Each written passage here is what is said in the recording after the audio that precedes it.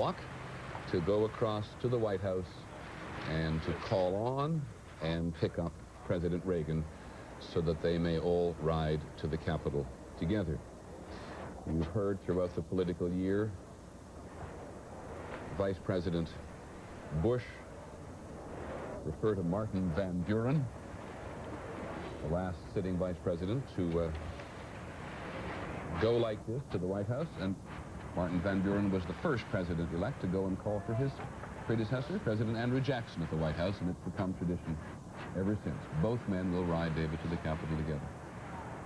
A little history. Harry Truman lived in Blair House while the White House was being restored, and every day he walked across the street. They stopped traffic for him, but he walked. With the security, the emphasis on security today, they will barely let the president stick his head out the front door. Lots to be talked about that throughout the day, because George Bush, as we understand it, wants to alter that to some extent. He thinks it's excessive. Yes. He may be right. A lot of people agree with him. Ann Compton has been in Blair House this morning and is now outside. And what happened inside? Well, Peter, I think the vice president simply wants a lot of people around him right now, because just moments ago, he tapped at the window for us. He was getting a national security briefing with Brent Scowcroft inside. I've never seen the vice president in a more playful mood. A moment later, an aide comes out, tugs on my sleeve, and says he wants to see you inside, off the record. And I don't think I'd be betraying any confidences if I didn't tell you that the vice president just kind of talked about, gee, how long we've known each other, how exciting a moment this is, talked about kids, and we got in an off-the-record bid to make sure that all those kids make it to Kennebunkport this summer. Mrs. Bush feeling very relaxed and says that she's rejecting this new nickname he is giving her, Gray Fox. She wants to be known as the Silver Fox. Okay, thank you very much, Ann Compton, outside Blair House. Sam Donaldson is over there on the north lawn. Sam? And here he is, President-elect Bush, coming up the north portico. President Reagan, Mrs. Reagan waiting for him. John Sununu, his chief of staff, the incoming chief of staff, was over here a few minutes ago looking over the digs. Vice President-elect Quayle, Mrs. Bush, in blue, as you pointed out. Nancy Reagan with a traditional red all these years, her trademark. But today, I can't tell the color of that from where I am. It is red, isn't it? It's sort of a rusty red, I think, Sam, at least looking at our monitors. President Reagan saw his White House staff, the personal staff, not the chief of staff and people like that, but the cooks at 10:15 this morning, a few minutes ago. There's the portrait, all the incoming and outgoing occupants of this house stand there for a moment at this time of Inauguration Day and take that family picture. They will all have that on their mantles. Exactly. Sam, how many people work at the White House? Have you any idea? I don't. Good question. If you talk about the executive, the executive offices, there are about 450 people, but I'm now including not just the mansion, not just the private staff, or the president's personal staff, people over in the EOB. And what becomes of the president's personal staff now? Do they all go to California with him? No, they fly. They look for jobs. A lucky few stay on, like Marlin Fitzwater, the press secretary who's going to be Mr. Bush's press secretary. But most of them, the political appointees, now are out of work, and their resumes will be in our shop and every place else. The household staff, the butlers and so on, all stay. That's right. I was thinking people like the presidential photographer changes, Sam, right? That's right. The photographers change. At least most of them have been told that they're going to change. The switchboard operators stay, as David Brinkley just pointed out. The cook will change because each president wants to bring in his cook. I mean, we're going to have chili, I suppose, in this White House from Texas, and fajitas, and we're going to have somebody who knows how to do it. But you've got to settle one piece of frivolous eating habits for us. During the campaign, George Bush was trying to advance the idea that he liked pork rinds with Tabasco sauce. Some of us tried it and thought it was not possible. Well, it's possible to like pork rinds. I mean, I'm from West Texas, southern New Mexico. I can tell you that you can stomach them. But that's not what Mrs. Reagan has been dining on these past few years. On this culinary question, I shouldn't say this, but I don't know what a pork rind is. What is it? I know about southern food, some of which is rather funny. Pork rinds, I don't know. What are they? Well, you know what bacon is? Yes. Well, you just use your imagination. Pork rinds are interesting. You don't want to say, all right. I think it's I really don't know what it is. Well, we'll investigate that. Somebody's already investigated, Sam, to find out that there are 93 members of the household staff, at least so somebody has told me in my ear. Gardeners and so on. Yeah. They are now inside the White House where they're going to meet with this Joint Congressional Inauguration Committee. There are all sorts of hosts for the inauguration, and the Joint Congressional Committees come down to the White House today to take them back up to the Capitol, where they will be hosted, in a sense, by a variety of senators and congressmen, all who play a role today. Let's us go back up there now and talk to ABC's Bill Greenwood, who is down there with all of the people who have begun to gather there to see this ceremony, which is about an hour and 25 minutes away. Bill? Peter, they started arriving here about 9 o'clock this morning, everyone going through a metal detector, very enormous security precautions in effect here at the Capitol. 140,000 people have been invited, and when the gates opened at 9 a.m. Eastern Time, it looked just like the California gold rush as these people swarmed all over the west front of the Capitol. There is seating for about 80,000 people. I'm in what you might call the cheap seat area. This is a standing room area. It is muddy. There are more high-heeled, mink-coated ladies who are sloshing through it than I could possibly count. You'll see an awful lot of different types of people here today. These very coveted tickets to view this inauguration are given to them by members of Congress, by members of the President and Vice President's staff, and, of course, the national committeemen, the state chairman. Everyone allocated a very small number of tickets, and they are indeed hard to come by. Okay, Bill, thanks very much. Perhaps you can have a chat with some of those people, see what they're thinking this morning. But while people are gathering, let us meet another member of our staff who's going to be with us throughout the day. ABC's Carol Simpson is on the parade route. Have people begun to gather there, Carol? Yes, they have. Hi, Peter. I'm at 13th in Pennsylvania, which Pennsylvania Avenue is called America's Main Street, and Washington hasn't seen an inaugural parade for 8 years, so people are pretty excited about seeing one. You'll recall in 1984, bitter cold weather forced cancellation of Reagan's second inaugural parade. But the crowds are beginning to form now, and we're looking forward to a good day. It was nice, bright, and sunshiny a little while ago, but clouds have started to move in, and it's starting to get a little cooler. Okay, Carol Simpson. And somewhere also there is Barry Serafin, who is outside the White House and will probably have the best vantage point today of the parade, which will come down Pennsylvania and pass right in front of that reviewing stand of the White House. Barry, good morning. Hi, Peter. Yes, we're down near the White House at the corner of Pennsylvania and Madison, right across the street from the Treasury Department. Not many crowds here yet. Bill Greenwood was talking about the cheap seat section. This is the high rent district down here. This is so-called preferred and premium seating, and it costs you anywhere from $75 to $100 a ticket to sit here. This is the home stretch of the parade. The presidential reviewing stand is just about a block down the street behind me. Okay, Barry, thanks very much. We'll be back to you and to Carol Simpson a number of times throughout the day. We'll be back with our full coverage of this inauguration day in just a couple of minutes. There is this most familiar of all American buildings for all of us. We've already referred this morning to the fact that it's been restored. It was quite a battle. It were forces which really wanted it not just restored but extended to make more room for members of the House and the Senate. There you see members of the House who are inside the chamber at the moment, and will shortly come out and join the other thousands of people on the west front of the Capitol. As we're talking about transition, we want to go back very briefly now to Sam Donaldson, because as David pointed out at the beginning, somebody is talking extensively in my ear, so we'll get that to stop for just a second. We were talking about Sam Donaldson leaving the White House. He has been almost everywhere that Ronald Reagan has been, I guess almost everywhere in the last 8 years, and he has put together for us this morning a piece of some of the moments which he remembers and which the country surely remembers as well. There were 1,000 pictures, 1,000 images at home and abroad that stick in the mind. Jack and Nell's son from Tampico, Illinois, turned Hollywood actor, turned president, knew how to carry himself, and us with him. And often the things that endeared him to people, made him a likable, regular guy, had nothing to do with majesty and power. For instance, there was Reagan the Klutz. Watch this. Pardon me. I'm sorry. I would pick one in uniform. He can lick me. That ability to laugh at himself was marvelous. Are you nervous about being upstaged by Gorbachev? He was asked before the Washington summit. I don't resent his popularity or anything else. And good Lord, I co-starred with Errol Flynn once. He wasn't afraid to clown a bit at Checkpoint Charlie between East and West Berlin.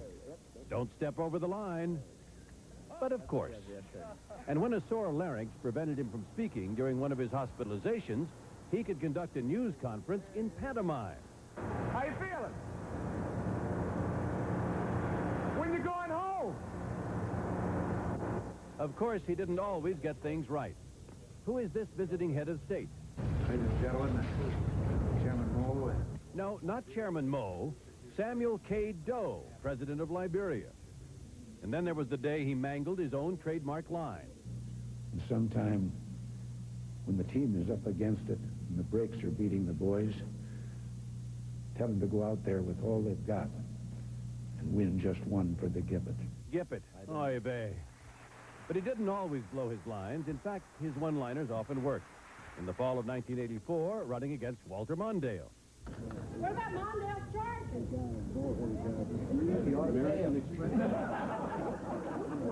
And when a reporter tried to pin him at a press conference and utterly failed.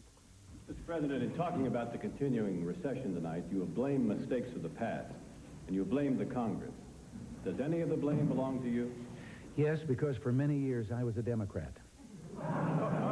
But the Reagan image that will stick the longest is that of the great communicator who stirred and moved and lifted a nation. Can anyone forget the day the Space Shuttle Challenger exploded? The crew of the Space Shuttle Challenger honored us for the manner in which they lived their lives. We will never forget them, nor the last time we saw them, this morning, as they prepared for their journey and waved goodbye, and slipped the surly bonds of earth to touch the face of God. Ronald Reagan was the voice of the nation, and to many has become a symbol of the country. People will argue for years about Reagan's policies, whether they were right or wrong, and people will decide, and history will decide ultimately. But I think the Ronald Reagan we've just seen, the man of wit, the man of charm, the man who could uplift the nation, is someone that political friends and political foes will remember fondly. Sam, I think a lot of people are going to want to have that video clip for their home library. Go back to a couple of things about it for us. The Mondale exchange wasn't altogether clear. Tell us again what was said. Well, in the Rose Garden in the fall of '84, as the president was leaving, a reporter shouted out, "What about Mondale's charges?" Well, said Reagan, he ought to pay them. And the other thing that caught my eye was the turkey. Somebody told me, maybe it was you, that of all the things the president did in public, the one thing he hated was Turkey Day. Well, he came out and the turkey always tried to beat him to death. I mean, the turkey would get loose, and as you saw there, the wings would flap, and the president couldn't run away, and he had to stand there and wonder whether he was going to have his arms broken. Wouldn't you hate it? Have you ever had a chance to talk to George Bush about the value of the actor in the office? The president has been so successful with it. Well, George Bush is not an actor by profession, as Ronald Reagan was. And he has often said that he is not going to, because he cannot, emulate Ronald Reagan's demeanor. He's a different man. He's his own man. But I think Bush understands, and I think he's displayed this in the last couple of months at least, that he's got to have a presence. And that presence is picked up on television. And so far, so good as far as I'm concerned for George Bush. Let's put that in a kind of historical context. One of the other people joining us throughout the day is the presidential historian Henry Graff from Columbia University in New York. Professor Graff, thank you very much, first of all, for coming down to Washington and joining us today. What do you think about this, the factor of the actor in the presidency today? Well, Professor Graff, if you just hang on 1/2 second, I apologize. We have a slight problem communicating back from you as we did with George Will. Let's just try it again. Do you mind? It doesn't quite work. I'll tell you what. We'll be right back after this message from your local station, and we'll get things fixed in the meantime.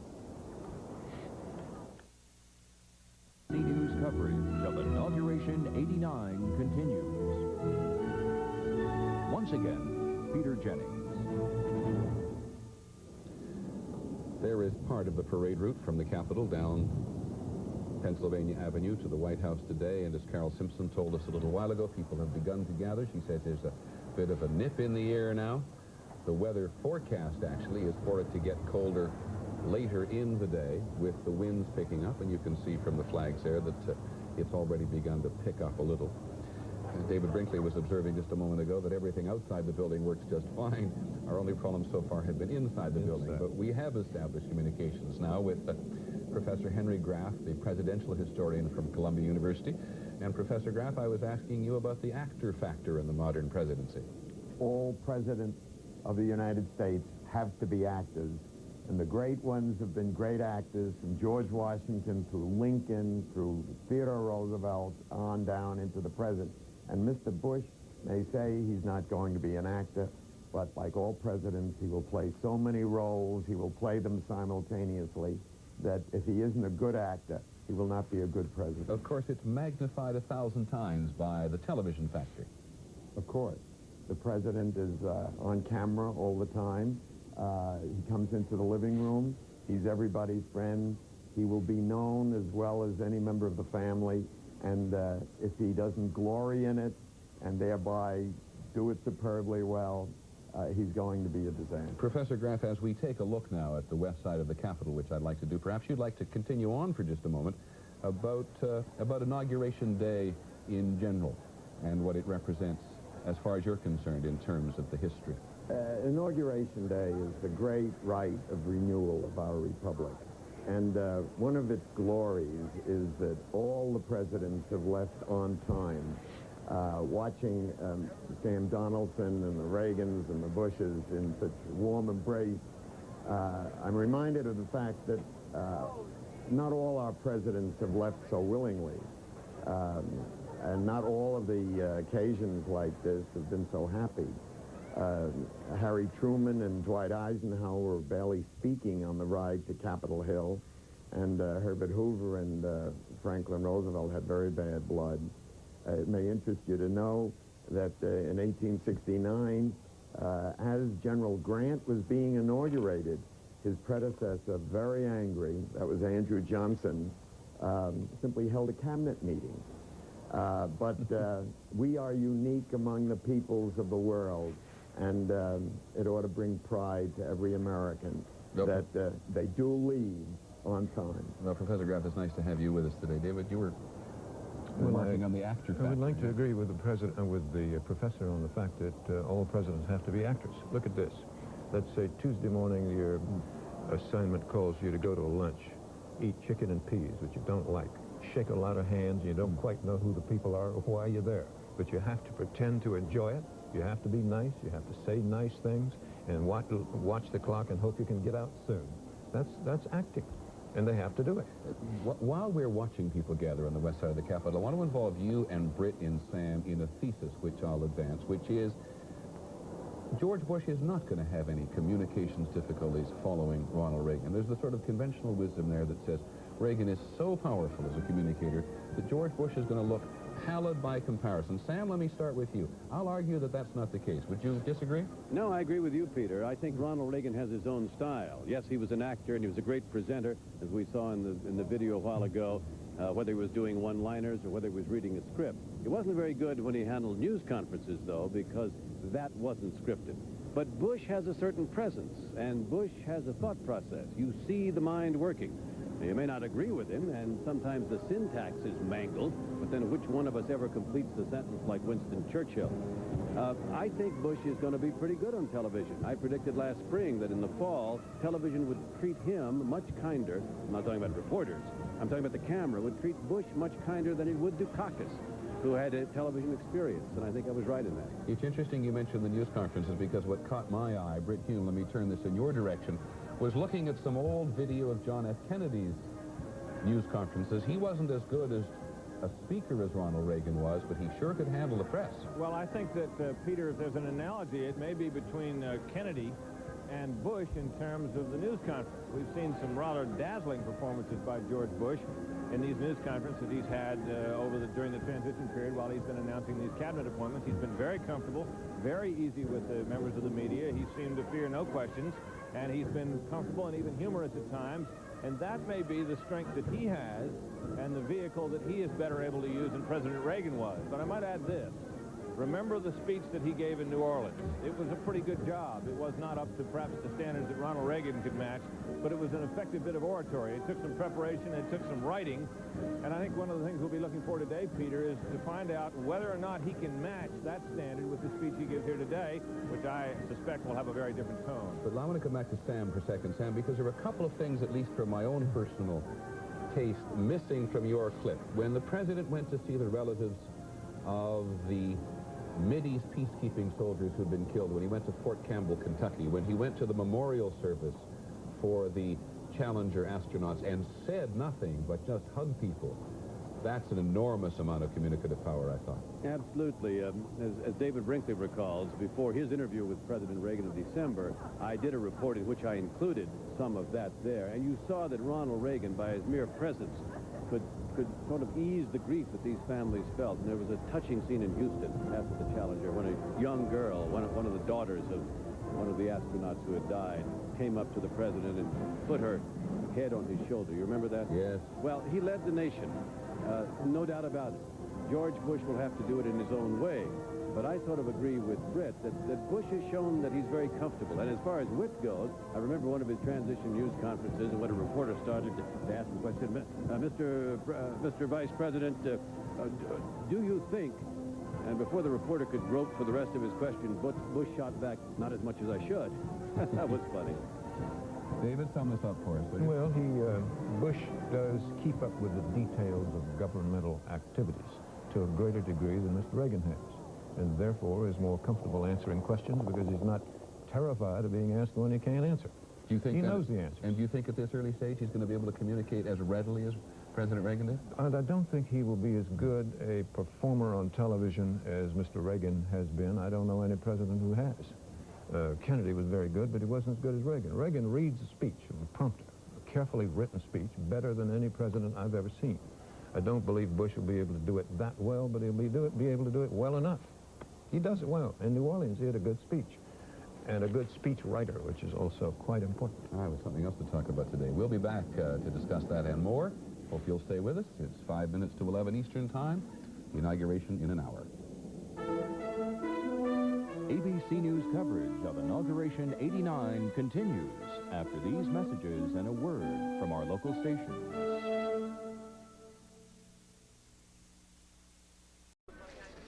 There is the familiar door of the White House, through which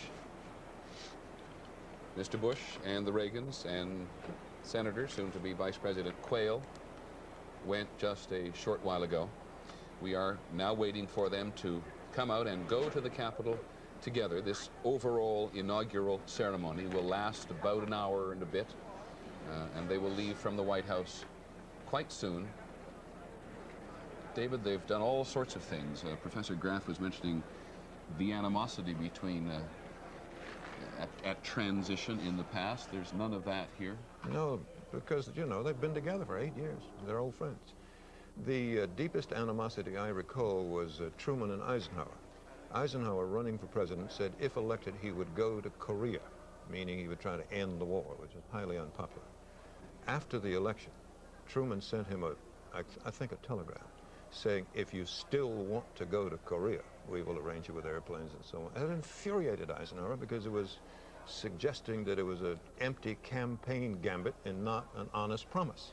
He did go to Korea, but he hated Truman for saying that.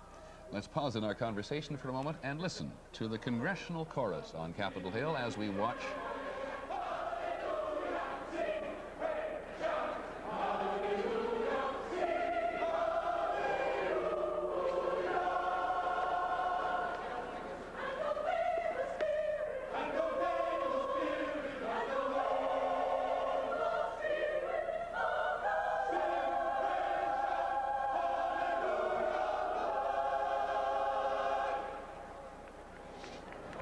that was a brief burst of the congressional chorus on the west front of Capitol Hill, made up of people who work on Capitol Hill, no elected politicians to the best of my knowledge, but legislative aides and people who work in various committee staffs up there. There's a whole extra social life for people. You have to be able to sing. It helps.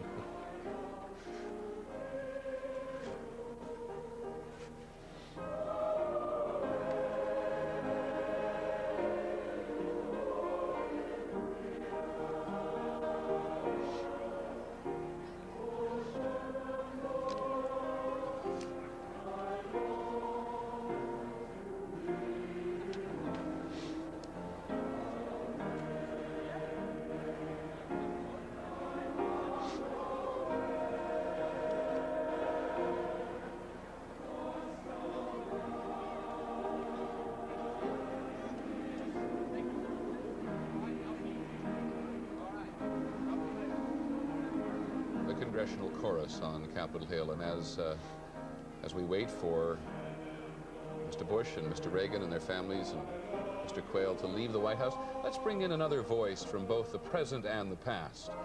ABC's chief foreign correspondent, Pierre Salinger, who many Americans already know was at one time the press secretary to President John F. Kennedy. Pierre, talk a little bit, if you will, about the past as we watch goings-on here. Pierre's in London today, about what it's like in the White House at a moment like this. Well, Peter, obviously today brings back many memories of 28 years ago, the day of the inauguration of John Kennedy. And I think a couple of things that have been said so far this morning are very important. First of all, the transition period is extremely important. You elect a president, but then people say, I mean, what kind of a president is he going to be? And you start to judge him during this period between the time he's elected and the time he becomes president. That has been a very, very major asset for George Bush, apparently not only in the United States, but here abroad. Here abroad, people are taking a new look at George Bush since the election after a very negative look during the campaign of 1988. Speaking the other thing sorry. Yes. No, I apologize. Go ahead. Well, the other thing I think that's interesting was the discussion about communications. I agree that Ronald Reagan is probably the greatest communicator that's ever been president, but certainly the best press conference president was John Kennedy, and he had an easy way that he did it. And I agree with Brit Hume saying that we're beginning to see a parallel between the way George Bush is handling the press and the way that John Kennedy did. And one thing more that George Bush has already said that John Kennedy wanted to do but never got away with was to have a private life while he was president, go out to dinner, go out and see his friends, go out to restaurants. Kennedy wanted to do that too, but got very fastly cut off by the press and said he couldn't do it. So we'll see if George Bush can get away with it. I'm not sure. Can we talk to Sam Donaldson at the moment? Because, Pierre, I want to go to Sam with a follow-up on there. You talk about President Kennedy and Vice President Bush being adroit with the press. I think the press appreciates that, but Sam, all this hollering that went on between you and President Reagan and others worked for you to some extent, but also worked to the president's advantage in many cases, didn't it? And there you involved the public more, Sam. Well, you know, I covered Jimmy Carter for 4 years, and I never yelled at Jimmy Carter. Why? Because Jimmy Carter came close, and he answered questions when he chose to. When he didn't, he didn't.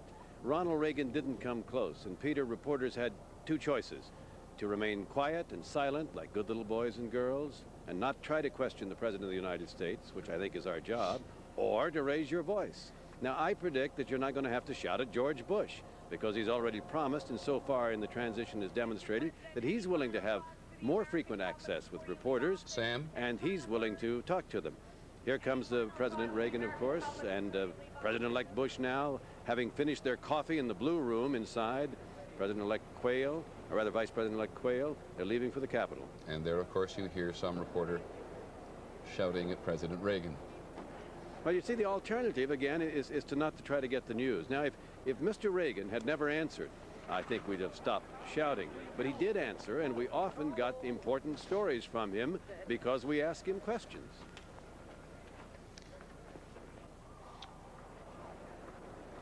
The congressional delegation has already gotten in the cars. There is Mrs. Reagan, Mrs. Bush. There's a long motorcade lined up here on the north driveway.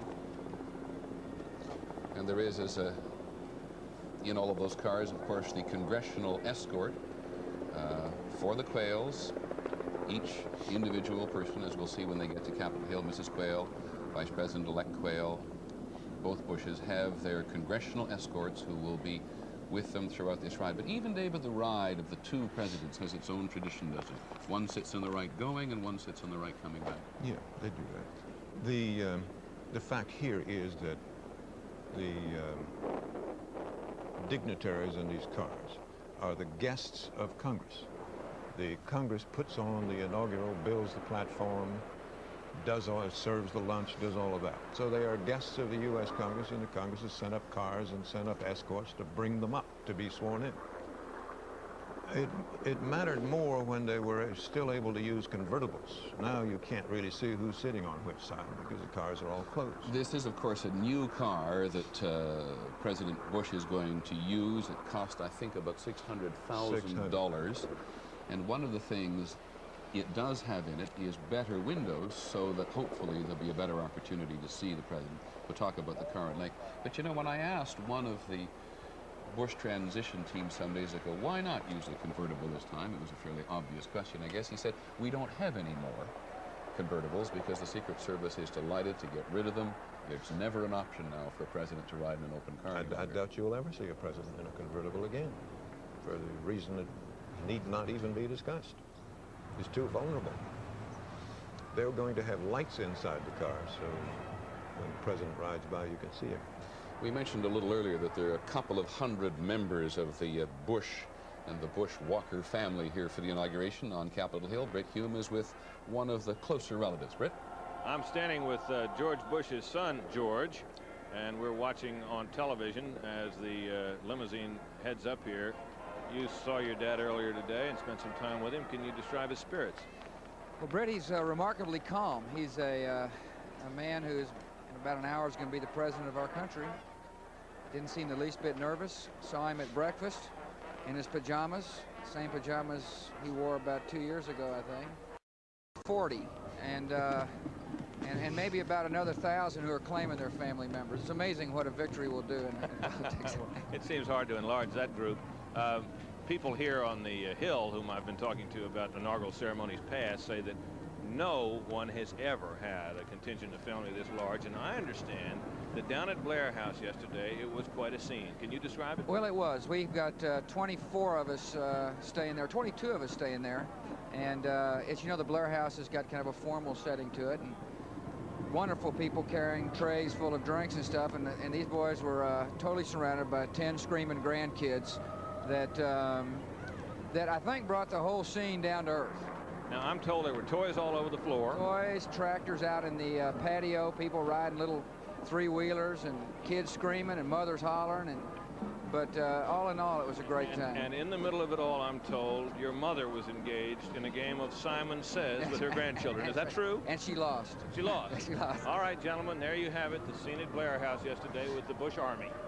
Hottest news of the day, Britt. Thanks very much. And we will go with that official count. 240 Bush relatives here, according to George Bush Jr., 22 of whom stayed at Blair House. Most of the others stayed at a small hotel here in Washington, and they are having a whale of a time traveling around town in a couple of buses. Back up on the Hill, Jeff Greenfield. Yes, I wanted to just add one point about the relative communication skills of Bush and Reagan. You remember in Reagan's farewell, he said, well, I wasn't a great communicator, but I communicated great things.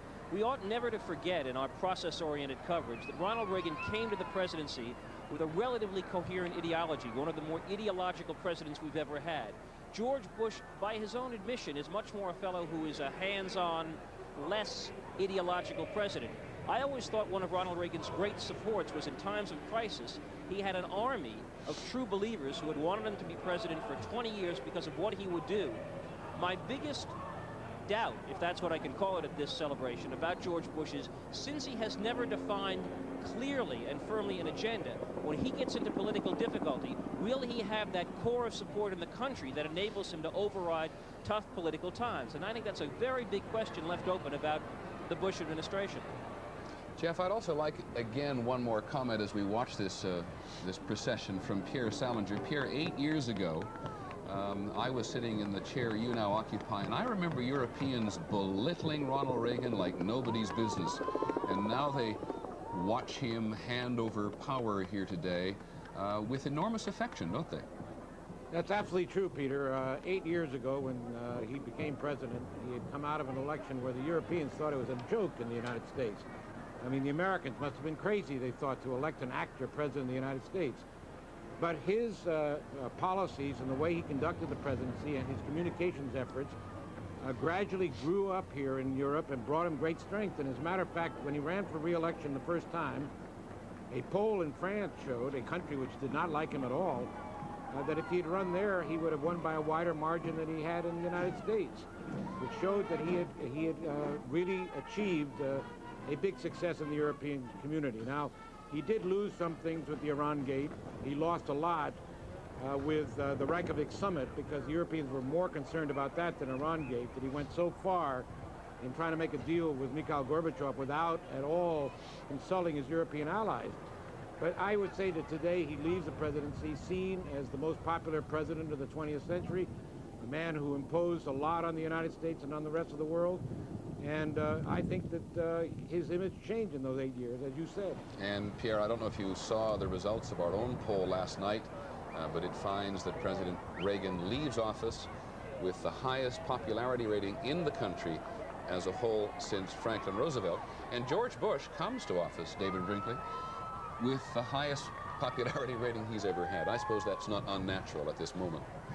Well, it's the beginning of an administration, a country, and for the most part, there are exceptions, for the most part, is prosperous. There's no war, there's no threat of war. In fact, there's a possibility of peace, and people generally feel pretty good. And when the president is in office at a time of general public happiness, they attribute some of it to him. That was a glimpse of the National Gallery, which tells us this motorcade is about 2/3 of its way towards Capitol Hill. And as we watch, let's listen again, or actually listen for the first time in this case, to our bureau chief in Moscow, Walter Rogers. Walt, give us a quick impression about how the Soviets feel about the transition. Peter, the most interesting thing was just on Soviet television a few minutes ago. The Soviets admitted that they have badly misjudged Ronald Reagan. They prefer to ignore his first term in office. They like his second term. But I find it fascinating that after calling him originally a Philistine and a mental midget, they now say they've misjudged him. They like him. Clearly that, Walt, has something to do with the fact that Ronald Reagan gives the appearance of having changed himself so much towards the Soviets. That's true, Peter, but remember, the Soviets have changed. During Mr. Reagan's first term in office, he had to deal with sick men, Brezhnev, Andropov, Chernyenko, and the Soviets weren't capable of conducting this kind of flexible foreign policy that they are under Mr. Gorbachev. In Mr. Reagan's second term, he got very lucky. He dealt with the Gorbachev. Now, Walt, the Soviet press is just so much more open than it was 8 years ago. We're, by the way, for your information, watching the presidential motorcade arrive at the moment on the north side of Capitol Hill itself and make its way through that security maze there. One of the things you're not going to see today is a military review on the east side of the Capitol there because the military can't make its way through that security there. But there's the presidential motorcade. Very briefly, Walt, as we watch the president go in, what do they expect from George Bush, or anything so far? They expect continuity, Peter. They want to build on the arms control progress that was made in Mr. Reagan's first administration. They very much want agreements on a 50% reduction in strategic nuclear weapons, an agreement on chemical weapons, and reductions in conventional weapons. Peter? Well, thanks very much. We'll come back to you. I want to go to Sheila Cast, who's standing right there outside the Law Library door on the east side of the Capitol. Sheila? Yes, Peter, the motorcade has just pulled up. We can see President-elect Bush sitting in the back seat smiling. As everyone has reported this morning, he looks very relaxed. As you noted a little while ago, this side of the Capitol used to be the center stage. Now it's kind of turned into the green room. That's Wendell Ford, the chairman, Senator Ford of Kentucky, the chairman of the Congressional Inaugural Committee. President Reagan getting out on the other side with Jim Wright, the Speaker of the House. They will now go into a holding room for a few minutes. Any words for us today? President Bush? That's Jim Wright, the Speaker of the House of Representatives. Apropos of the conversation earlier about shouting, there is a pool correspondent there who was shouting to President Reagan and did not get much of a response. President Reagan, any last thoughts for us today? Any last thoughts today? President-elect Bush, any last thoughts for us? You know, President Reagan's a bit hard of hearing, David, as I think everybody knows, but I often wonder on occasions like that when he gives you that broad smile, convinced he's heard everything clearly and just decides to respond or not respond. Well, what can you say to a question like that at a time like this? Nothing. Quite agree. Did you have any words of advice for Mr. Ford? Wendell Ford, Kentucky, is chairman of the Rules Committee, which is in charge of business about the Senate side of the Capitol, down to and including parking spaces, which may be his greatest source of power. They're all going to make their way in now to a room simply called EF 100. You caught me. And they're going to stay in a fairly nondescript room. EF stands simply for the east front of the Capitol. There's a bathroom there. There are a couple of old prints of Washington. And this is the holding room while other members of the government, the Supreme Court, the diplomatic corps, the church get themselves organized officially and formally on the west side of the Capitol. We're about 45 minutes away from that magic moment of noon when power passes from Ronald Reagan to George Bush, and we'll be back in just a moment. ABC News coverage of Inauguration 89 continues after this message.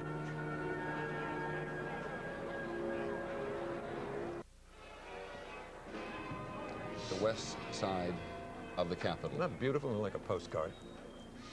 In fact, it is a postcard. No other building in the nation so linked with the nation. Out of so many comes one. And there, by the way, a semblance of this George to George, this bicentennial of the inauguration. If you look at the flags up there on the west side of the Capitol, there was a sort of evolutionary process from the flag that appeared 200 years ago, and there down below those flags you can see that red bunting under which the president will come. That's sort of a recollection of what it was like in New York City 200 years ago as George Washington's inauguration took place. The flags across the Capitol are, just take a quick look at them again, from 1776, 1877. 13 stars. That's right. 1877. And here is sort of how the flag has changed over time. Quite astonishing. I don't remember ever seeing that one.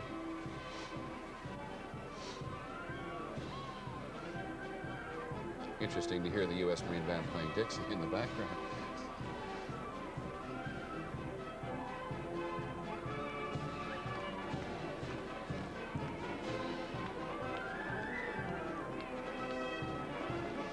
I think we had 48 states, have had 48 states longer than we have had any other number. Now, of course, 50. That's in the middle. It's pretty.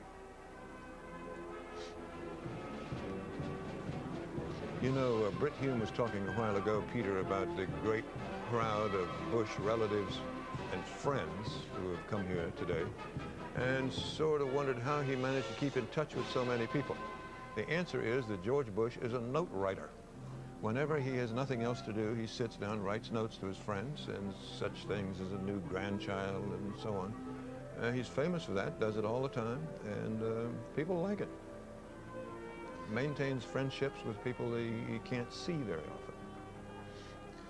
Colonel John Bourgeois, the present director of the Marine Band, the president's own. It played at Thomas Jefferson's inauguration in 1801, and there it is again today. Let's listen.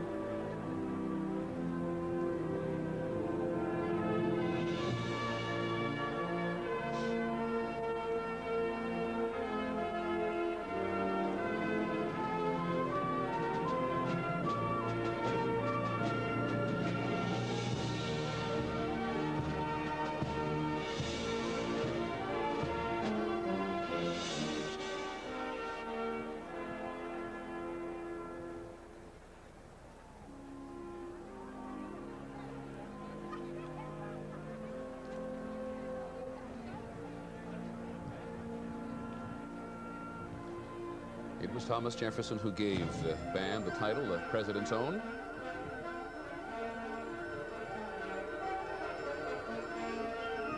There are those who think this should be our national anthem.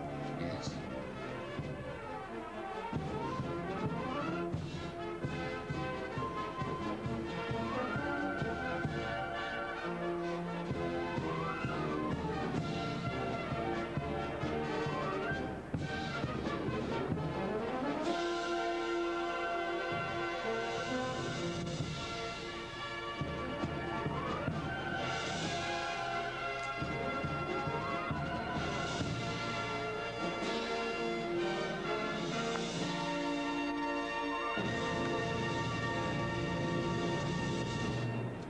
The United States Marine Band played for every president except George Washington. We'll be back in just a minute. ABC News coverage of Inauguration 89 continues after these messages and a word from our local stations.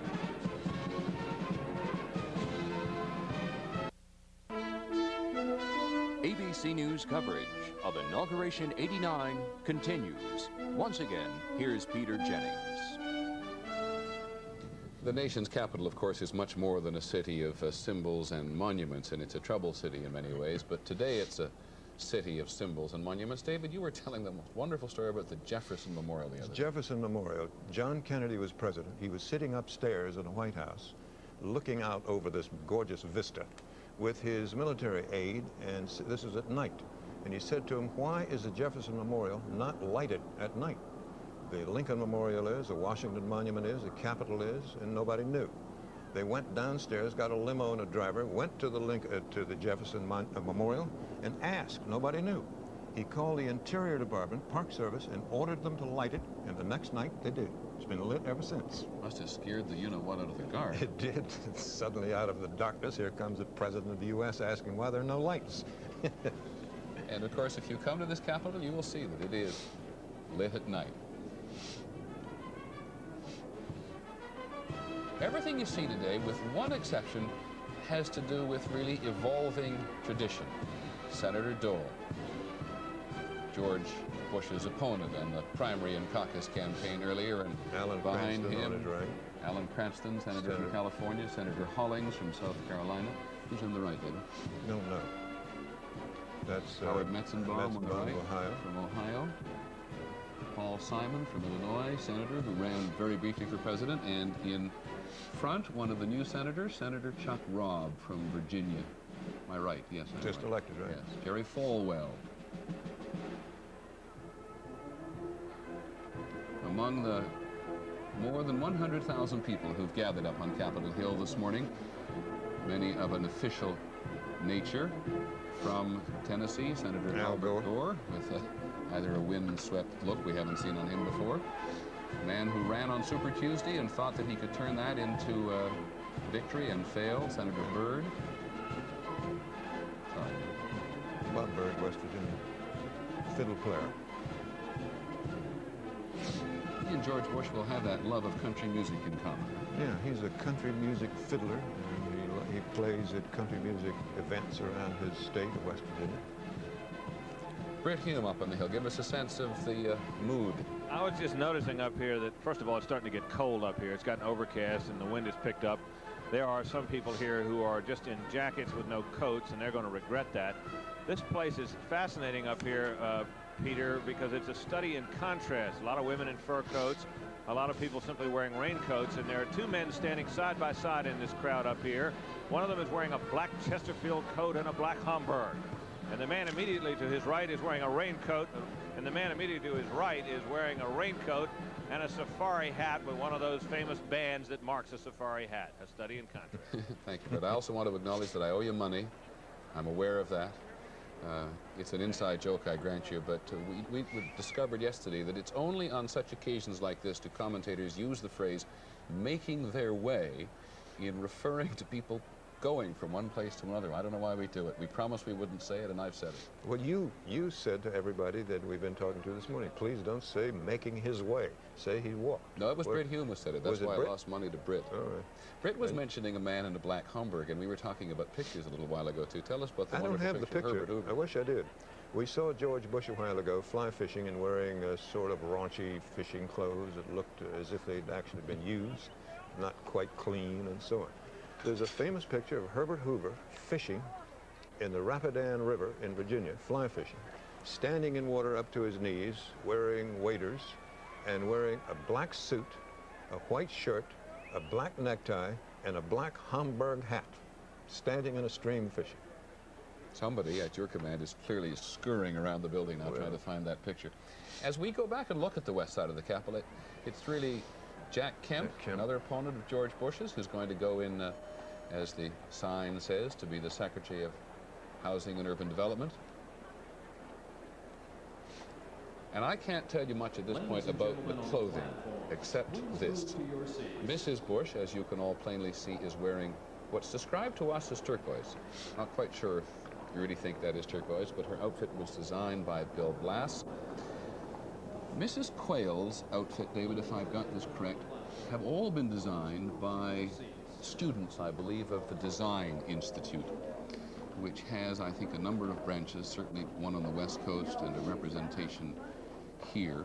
Mrs. Bush made this wonderful presentation of herself at one of these events yesterday, in which she said to a large crowd, and it was seen widely on television, "Take a look at me in my designer clothes and the makeup and everything. Look at me very closely all week," as of course we're going to do, because it may be the last time you'll see me. She wishes, apparently, to make a virtue out of, what's the word? Plainness. She's not a plain woman. Simplicity.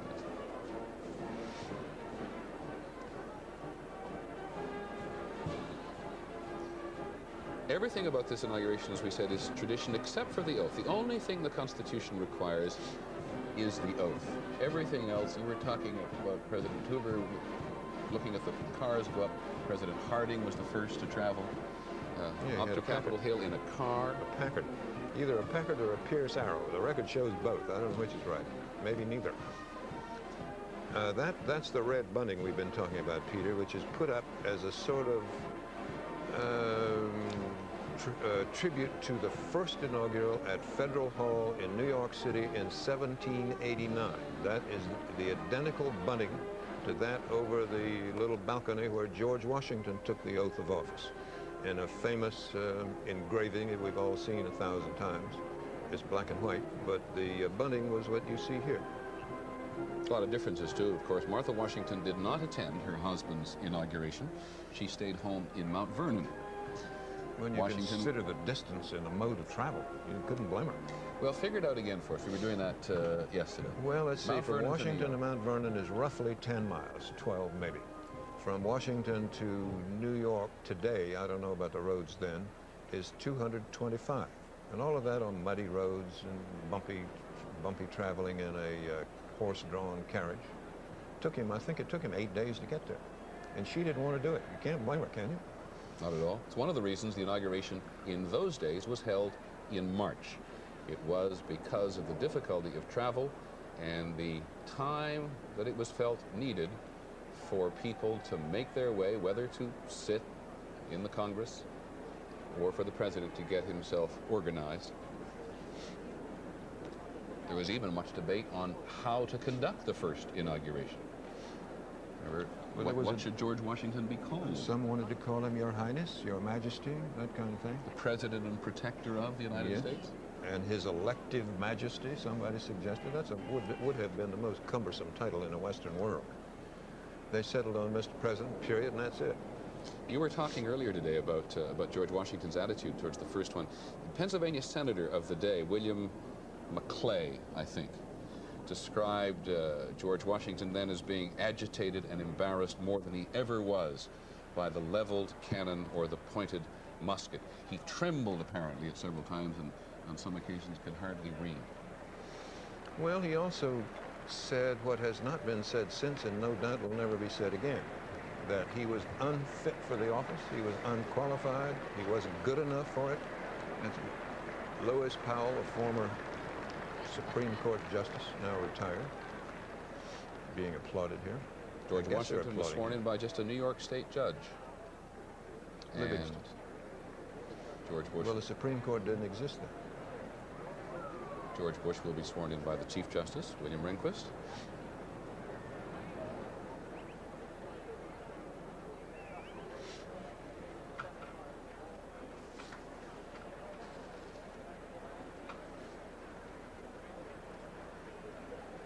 The Judiciary Act of 1789 set up the Supreme Court, and it called them judges only. That's all it called them. The title of Associate Justice, Chief Justice of the United States, which was introduced by Earl Warren. Prior to that, it was Chief Justice of the Supreme Court, have all come later. I think they think those are more resounding titles than judge. I keep taking a look at the herald trumpeters up on the balcony there. I think we're about to hear them for the first time.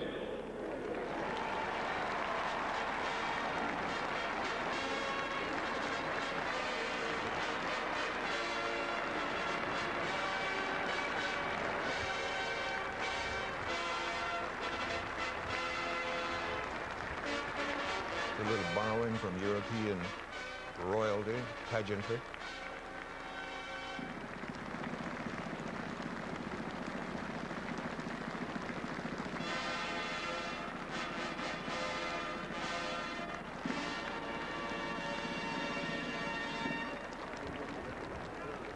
Barbara Bush, married to a president, related to one. Her father, Marvin Pierce, was a descendant of Franklin Pierce, the 14th president. George Bush's mother.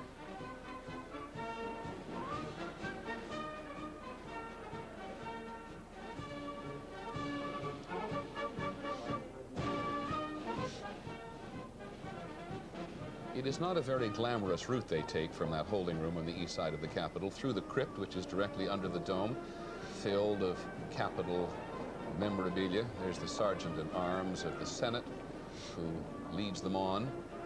They go down a flight of stairs, nondescript flight of stairs, and out through a revolving door. And then when they go back, because it is on the east front of the Capitol where Ronald Reagan will say his goodbyes to Washington and to George Bush, they'll go back through the rotunda, that glorious repository of so many things in history. Very few would ever walk this route unless on his way to become president, because there's no other reason to go there. It leads to a balcony outdoors, which ordinarily is hardly ever used. The parking lot and so on are on the other side of the Capitol. The subway to the Senate office buildings, to the House office building, parking garages, all of the essential factors of legislative life are on the east side. It was Professor Graff who said earlier that presidents leave on time. When President Reagan leaves the east front of the Capitol today, he will be on his way to retirement in California. And there is the helicopter with which we've all become so familiar, waiting there outside the east front. The president will make, I guess we call it a victory lap, David, in a sense. He'll do one tour over the ellipse for one last look down. Of course, it won't be his last, but his symbolic last tour over this Capitol, in which he has held sway for 8 years. It's one of the helicopters that for 8 years took him to Camp David on weekend. Marine Corps.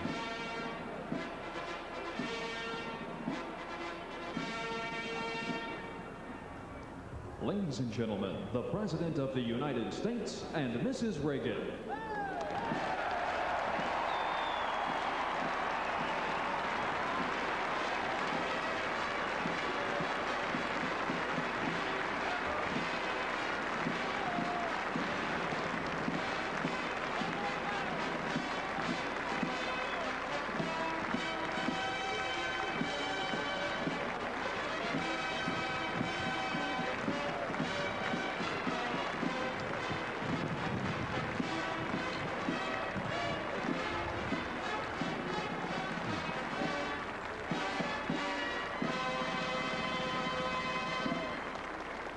Ruffles and flourishes and hail to the chief, another part of our tradition.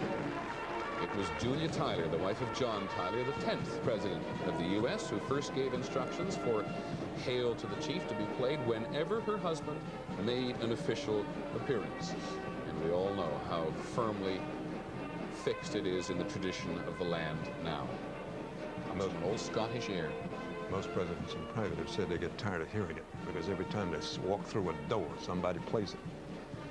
And it isn't, there are words to it, I think, from Sir Walter Scott, which hail the chief comes triumphant. Would you care to sing them, Peter? I don't know the words. I didn't know the word. I don't know, never heard of them. You could feel the warmth there for the president in that applause. People like him. We'll be back in just a couple of minutes. They're running a little behind time up there. I don't know how they're going to figure that out, because Mr. Bush has got to be sworn in at noon, 21 minutes from now. We'll be right back. ABC News coverage of Inauguration 89 continues after this message.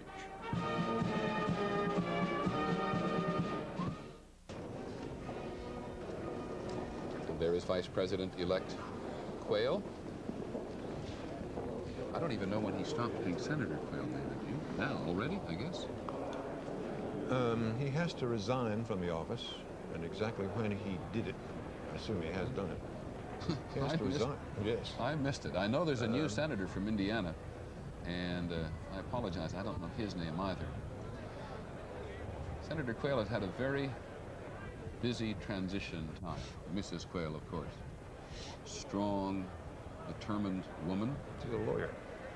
A lawyer who gave up her legal practice to devote her time to her husband and her children. Very active in the lives of her children. Excuse me, go ahead. No, I was just going to... No, you Ladies and gentlemen, the Vice President-elect of the United States. Settled. She may want a job in Washington. Some sort of, not government, some sort of private work.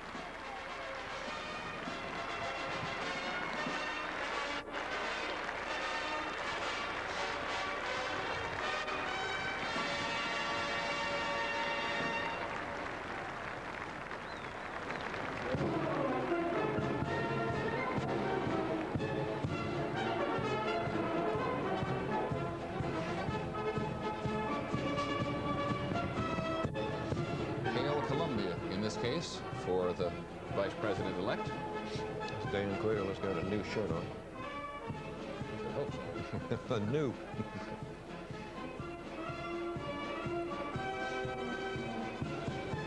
Mr. Quayle, let's call him Mr. Quayle for the moment, has had a very busy transition, consulting all sorts of people on the role of the Vice President as best we can tell, and it's hard to tell, so it's sometimes hard to look behind the curtain. In this city, as we all know, has been doing a lot of homework, consulted people like former Vice President Mondale, former President Nixon, and has said in recent days that he wants his own vice presidency to be modeled on the relationship that George Bush had with Ronald Reagan. That's one proud woman, isn't it? Yes, she is.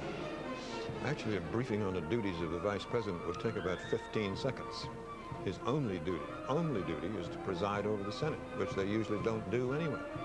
Beyond that, whatever the President wants him to do, asks him to do, that's all. Britt Hume is going to move from the Senate to the White House for us, as we've already said. Britt, what's the early read on Quayle from your perspective? Well, I've talked to Senator Quayle, Vice President-elect Quayle, about what kind of role he would like to play, Peter, and he told me that this idea, there you see the Vice President about to come out, he said that he was urged by Howard Baker to play a big role on the Hill. And then he sat down with former Vice President Mondale, who said that was a terrible idea. And I think he was more inclined to believe Mondale because, after all, Mondale had been vice president, and it more or less set the tone for the activist vice presidencies that we have seen since. There is still some confusion, Britt, isn't there, as to the precise motivation on George Bush's behalf in choosing Senator Quayle? I think there's some sense that it was done for the rawest kind of political reasons, and now, though, I think that you will see exhibited by President Bush a strong sense of loyalty toward Quayle. He feels quite protective toward him, and I think he'll do everything he can to try to allow this man to rehabilitate himself politically. Quayle does have one advantage, as surely Vice President, President-to-be Bush knows, and that is, for better or for worse, Dan Quayle is a huge celebrity. So Britt, from your point of view so far of covering about-to-be President Bush, how does he want to use Dan Quayle? Well, I'm not sure that he's too clear about that yet. He has spoken vaguely about important missions. I don't think he knows what they are yet, but I think he is very determined to see that Quayle is able to undertake tasks where he'll have an opportunity to show that he is, after all, an intelligent man, and not someone who simply has no idea about the affairs of state, which is what some people came away from the campaign feeling that he indeed is. Thanks, Britt. The first funeral, and it usually is a vice presidential trip, first funeral will be the Emperor of Japan, and President Bush will be going to the United States. Yeah, that's a big one, so I suspect that while Vice President Quayle may be there, he won't be the main player. The Vice President of the United States.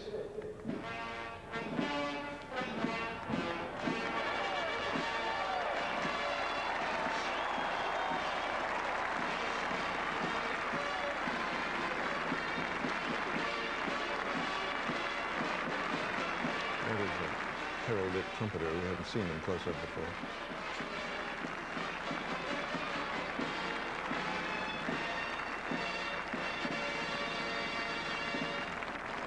Another small piece of tradition, saying hello to his mother.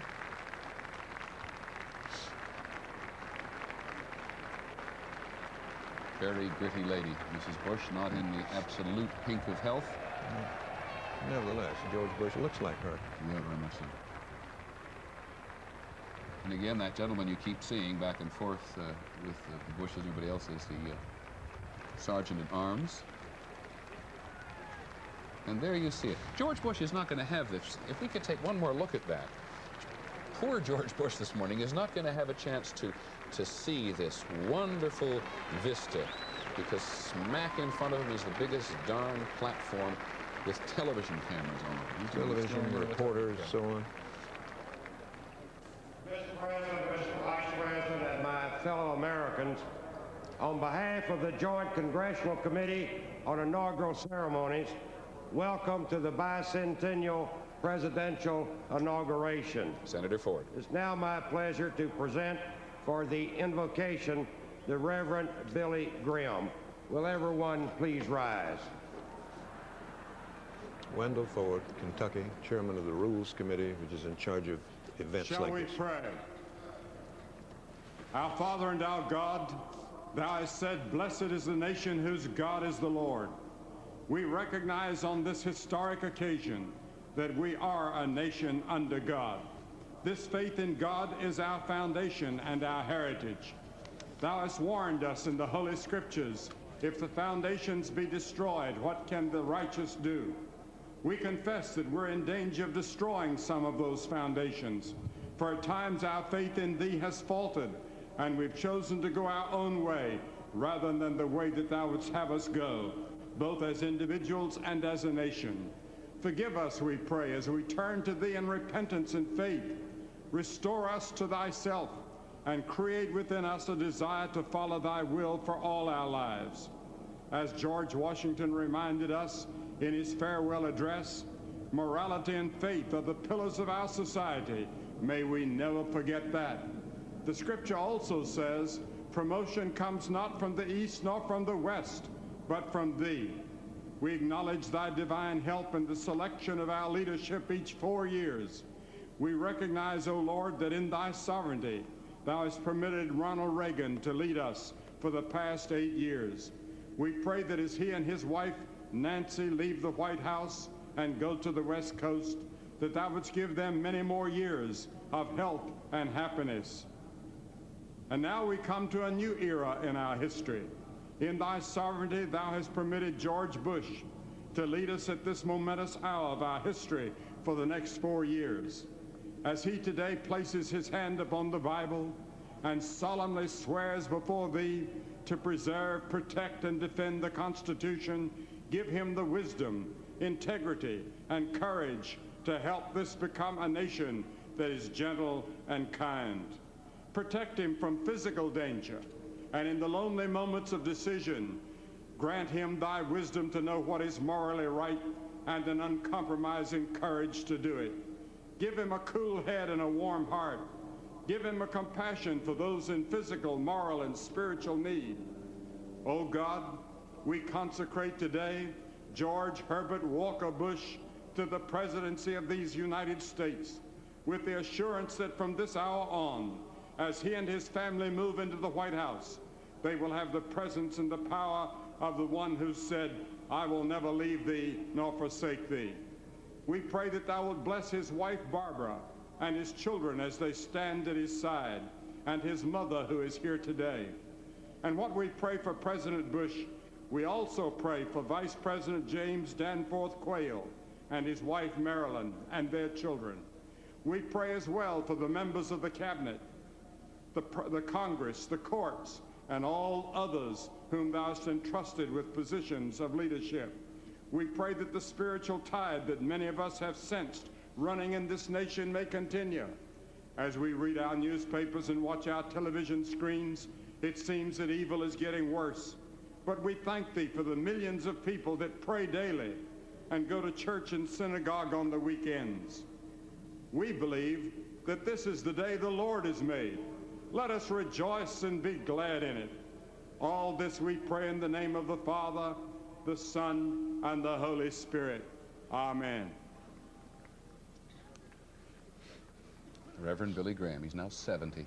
It's now my special pleasure to introduce the Harlan Boys Choir from Harlan, Kentucky, under the direction of Mr. David Davies.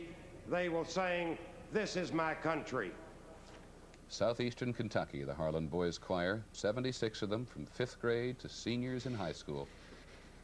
Little town where the choir represents the town's pride.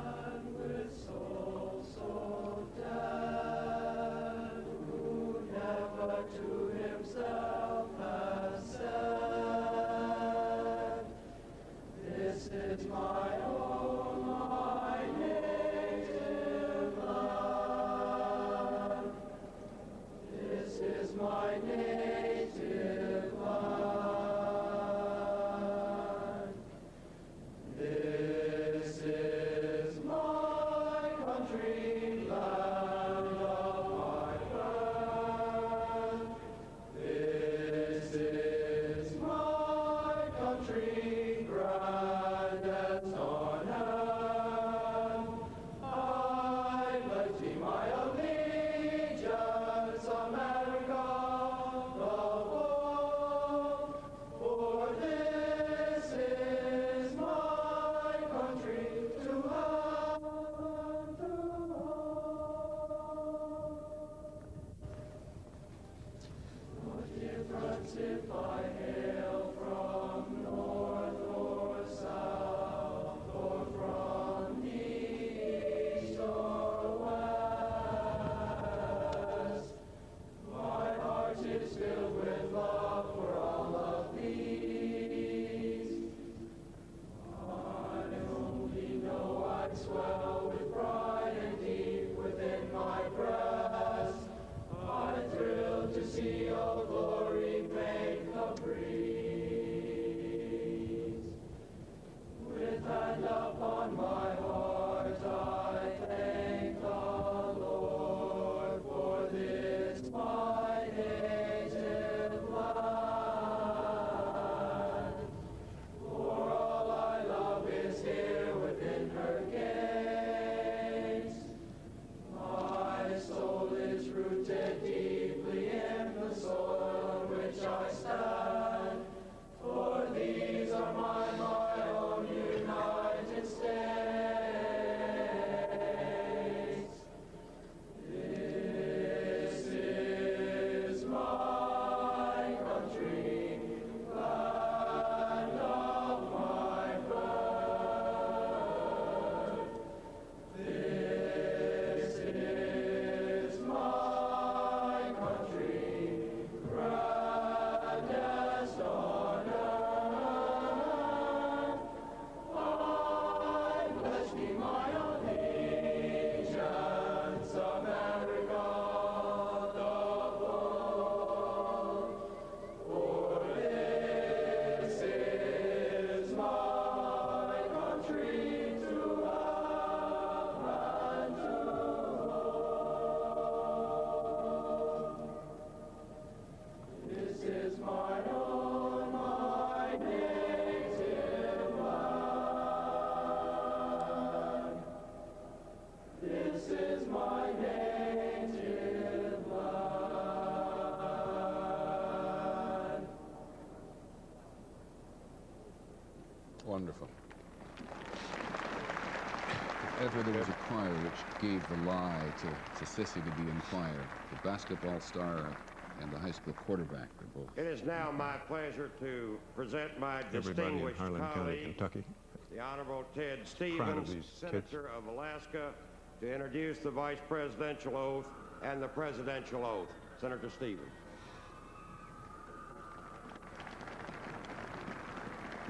Thank you, Chairman Ford, for your many courtesies. President Mrs. Reagan, Vice President Mrs. Bush, fellow citizens. The Vice President-elect will take his oath of office as his wife, Marilyn Tucker Quayle, holds the Quayle family Bible. Their children, Tucker, Benjamin, and Corinne, will join them. The Vice President-elect has asked a gracious lady, the first woman to sit on the highest court of our land, to administer his oath of office. It is my honor to present now the distinguished Associate Justice of the Supreme Court, the Honorable Sandra Day O'Connor, who will administer the oath of office to the Vice President-elect, James Danforth Quayle. Justice O'Connor is the first woman to swear in a vice president, and the oath is the same one that he took when he was sworn in as senator.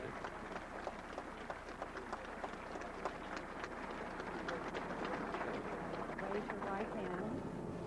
I, James Danforth Quayle, I, James Danforth Quayle, do solemnly swear that I will support and defend the Constitution of the United States, that I will bear true faith and allegiance to the same, that I take this obligation freely, without any mental reservation or purpose of evasion, that I will well and faithfully discharge the duties of the office on which I am about to enter. So help me God. Congratulations.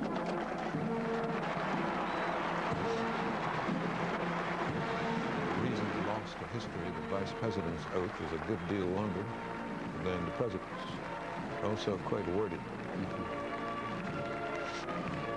Another little piece of tradition.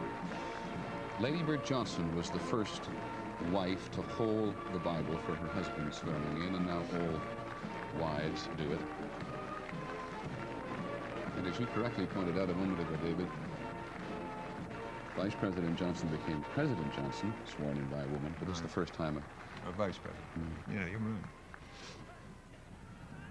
There's some, I don't know what Bible they're using. I've heard both, and I don't know which is Staff right. Sergeant Albie Powell of the United States Army Band will now sing God Bless America. There was the Bush Family Bible, or the Bible used by George Washington, which is owned by a New York Masonic temple. I don't know which one it is. Albie Powell, by the way, was specifically requested by Mrs. Bush to sing. She loves his voice. He's well known. He's 33. While the storm clouds gathered far across the sea, let us swear allegiance to a land that's free. Let us all be grateful for a land so fair as we raise our voices in a solemn prayer. God bless America, land that I love. Stand beside her and guide her through the night with a light from above. From the mountains to the prairies, to the oceans white with foam. God bless America, my home, sweet home. God bless America, my home, sweet home. From the mountains to the prairies, to the oceans white with foam. God bless America, my home, sweet home. bless America, my home, sweet home.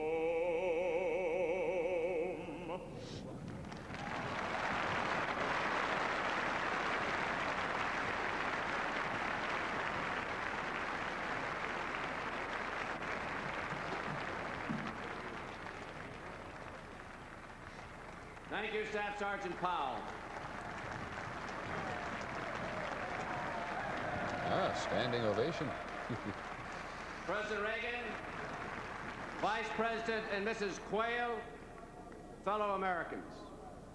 The wife of the President-elect, Barbara Bush, will hold the Bible first used at the inauguration of President George Washington, together with the Bush Bible.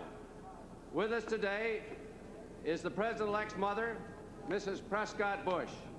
George, Jeb, Neil, Marvin, and Dorothy, with their families, join their father and mother on this platform. It is now my great privilege and high honor to present the Chief Justice of the United States, the Honorable William Hobbs Rehnquist, who will administer the oath of office to the President-elect of the United States, George Herbert Walker Bush.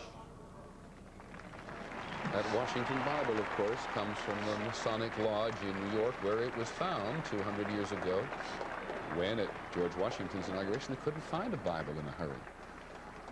The Chief Justice, William Rehnquist. Right hand and repeat after me. I, George Herbert Walker Bush, do solemnly swear. I, George Herbert Walker Bush, do solemnly swear. That I will faithfully execute the office of President of the United States. That I will faithfully execute the office of President of the United States. And will to the best of my ability. And will to the best of my ability. Preserve, protect, and defend the Constitution of the United States. Preserve, protect, and defend the Constitution of the United States. So help me God. So help me God. Congratulations.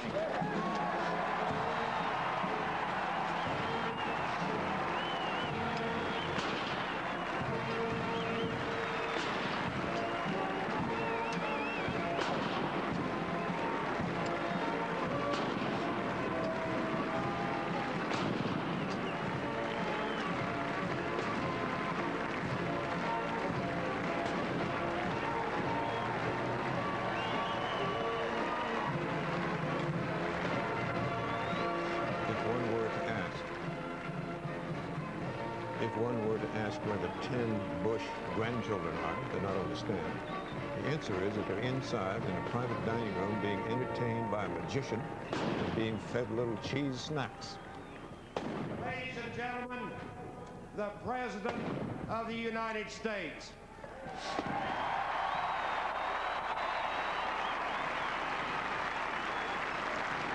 And so once again, 3 minutes after 12 Eastern Time, on yet another occasion, vast power, willingly bestowed, peacefully transferred.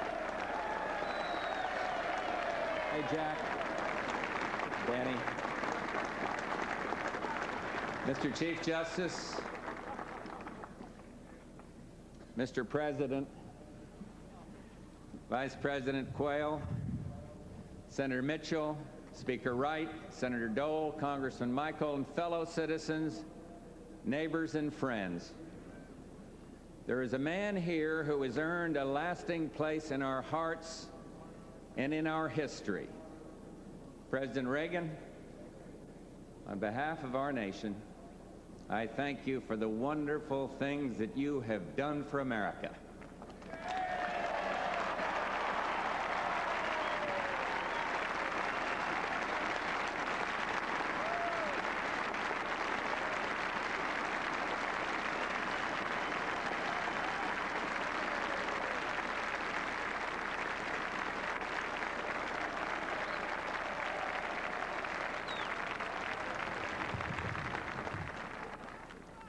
I've just repeated, word for word, the oath taken by George Washington 200 years ago. And the Bible on which I placed my hand is the Bible on which he placed his. It is right that the memory of Washington be with us today, not only because this is our bicentennial inauguration, but because Washington remains the father of our country. And he would, I think, be gladdened by this day, for today is the concrete expression of a stunning fact: our continuity these 200 years since our government began. We meet on democracy's front porch, a good place to talk as neighbors and as friends. For this is a day when our nation is made whole, when our differences for a moment are suspended. And my first act as president is a prayer, and I ask you to bow your heads. Heavenly Father, we bow our heads and thank you for your love. Accept our thanks for the peace that yields this day and the shared faith that makes its continuance likely. Make us strong to do your work, willing to heed and hear your will, and write on our hearts these words: use power to help people. For we are given power not to advance our own purposes, nor to make a great show in the world, nor a name. There is but one just use of power, and it is to serve people. Help us remember, Lord. Amen. I come before you and assume the presidency at a moment rich with promise. We live in a peaceful, prosperous time, but we can make it better. For a new breeze is blowing, and a world refreshed by freedom seems reborn. For in man's heart, if not in fact, the day of the dictator is over. The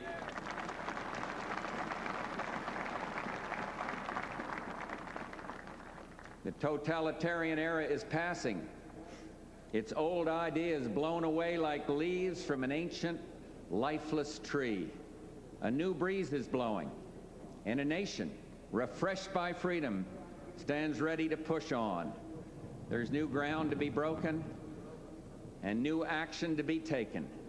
There are times when the future seems thick as a fog. You sit and wait, hoping the mist will lift and reveal the right path.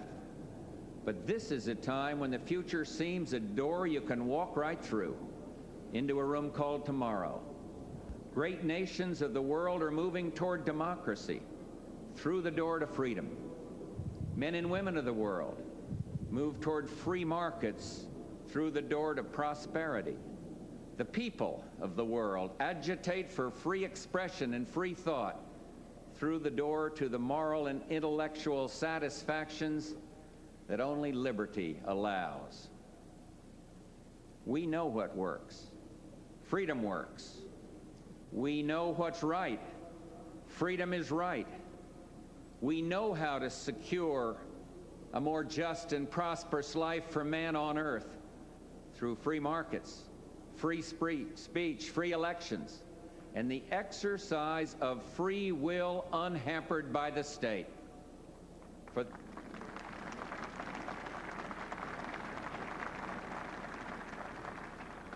For the first time in this century, for the first time in perhaps all history, man does not have to invent a system by which to live. We don't have to talk late into the night about which form of government is better. We don't have to wrest justice from the kings. We only have to summon it from within ourselves.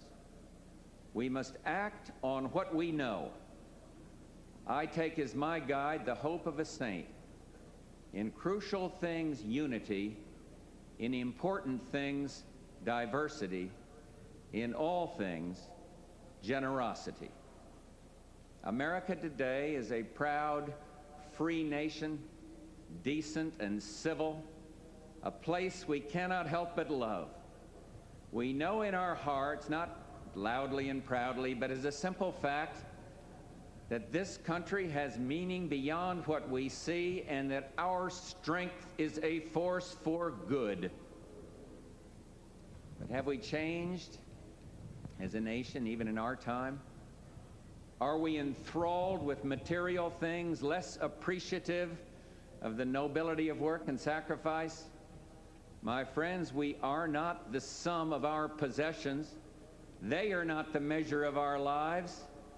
In our hearts, we know what matters. We cannot hope only to leave our children a bigger car, a bigger bank account. We must hope to give them a sense of what it means to be a loyal friend, a loving parent, a citizen who leaves his home, his neighborhood, and town better than he found it. And what do we want the men and women who work with us to say when we're no longer there? That we were more driven to succeed than anyone around us? Or that we stopped to ask if a sick child had gotten better and stayed a moment there to trade a word of friendship? No president, no government can teach us to remember what is best in what we are. But if the man you have chosen to lead this government can help make a difference, if he can celebrate the quieter, deeper successes that are made not of gold and silk, but of better hearts and finer souls, if he can do these things, then he must. America is never wholly herself unless she is engaged in high moral principle. We as a people have such a purpose today. It is to make kinder the face of the nation and gentler the face of the world. My friends, we have work to do.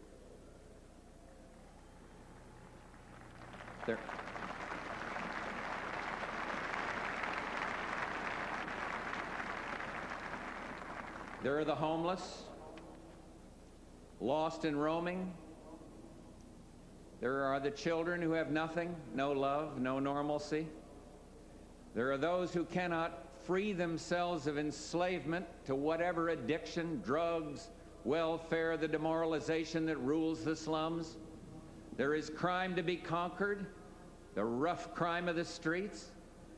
There are young women to be helped who are about to become mothers of children they can't care for and might not love. They need our care, our guidance, and our education, though we bless them for choosing life. The old solution, the old way, was to think that public money alone could end these problems. But we have learned that that is not so. And in any case, our funds are low. We have a deficit to bring down. We have more will than wallet, but will is what we need. We will make the hard choices, looking at what we have, perhaps allocating it differently, making our decisions based on honest need and prudent safety. And then we will do the wisest thing of all. We will turn to the only resource we have that in times of need always grows, the goodness and the courage of the American people.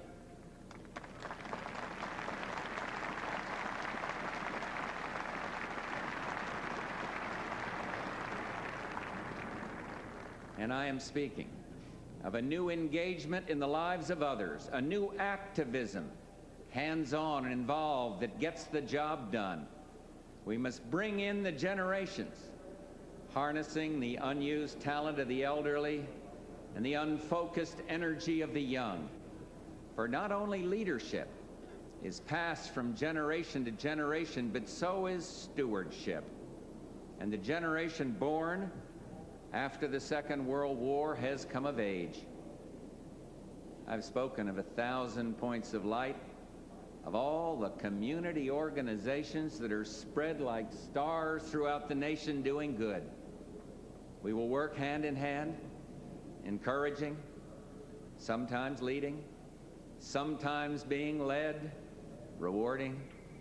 We will work on this in the White House, in the cabinet agencies. I will go to the people and the programs that are the brighter points of light, and I'll ask every member of my government to become involved. The old ideas are new again because they're not old. They are timeless. Duty, sacrifice, commitment, and a patriotism that finds its expression in taking part and pitching in.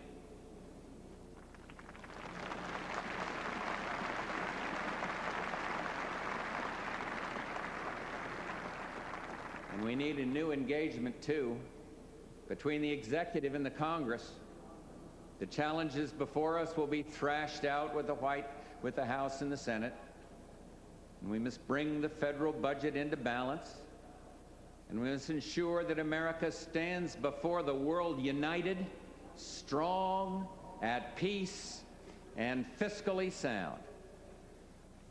But of course, things may be difficult. We need compromise. We've had dissension. We need harmony. We've had a chorus of discordant voices. For Congress, too, has changed in our time. There's grown a certain divisiveness. We've seen the hard looks and heard the statements in which not each other's ideas are challenged, but each other's motives. And our great parties have too often been far apart and untrusting of each other. It's been this way since Vietnam. That war cleaves us still. But friends, that war began in earnest a quarter of a century ago. And surely the statute of limitations has been reached. This is a fact. The final lesson of Vietnam is that no great nation can long afford to be sundered by a memory. A new breeze is blowing, and the old bipartisanship must be made new again.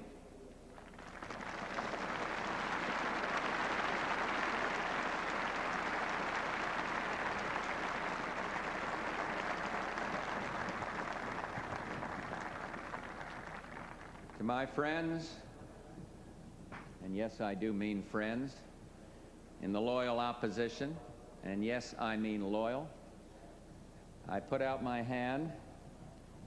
I'm putting out my hand to you, Mr. Speaker. I'm putting out my hand to you, Mr. Majority Leader. For this is the thing. This is the age of the offered hand, and we can't turn back clocks, and I don't want to. But when our fathers were young, Mr. Speaker, our differences ended at the water's edge. And we don't wish to turn back time. But when our mothers were young, Mr. Majority Leader, the Congress and the executive were capable of working together to produce a budget on which this nation could live. Let us negotiate soon and hard, but in the end, let us produce.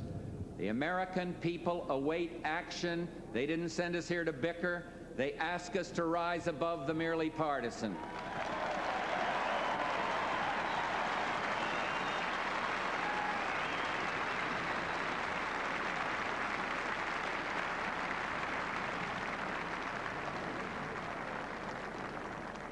In crucial things, unity.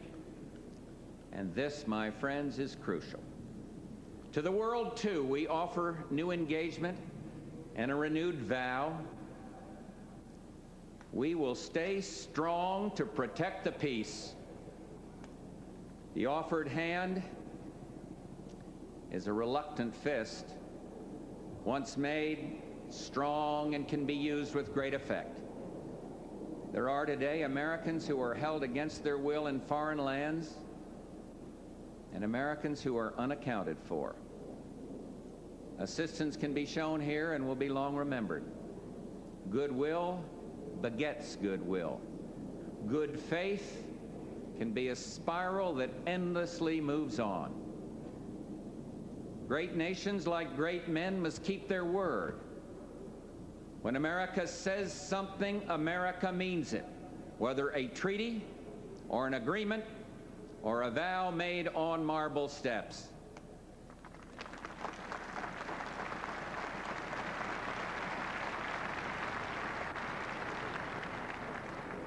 We will always try to speak clearly, for candor is a compliment, but subtlety too is good and has its place.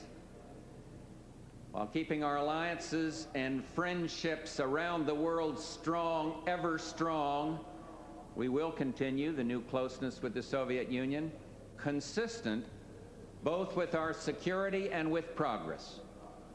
One might say that our new relationship in part reflects the triumph of hope and strength over experience. But hope is good, and so is strength. and vigilance. Here today are tens of thousands of our citizens who feel the understandable satisfaction of those who have taken part in democracy and seen their hopes fulfilled. But my thoughts have been turning the past few days to those who would be watching at home, to an older fellow who will throw a salute by himself when the flag goes by, and the woman who will tell her sons the words of the battle hymns. I don't mean this to be sentimental. I mean that on days like this, we remember that we are all part of a continuum, inescapably connected by the ties that bind. Our children are watching in schools throughout our great land, and to them I say, thank you for watching democracy's big day. For democracy belongs to us all, and freedom is like a beautiful kite that can go higher and higher with the breeze. And to all I say, no matter what your circumstances or where you are part of this day. You are part of the life of our great nation.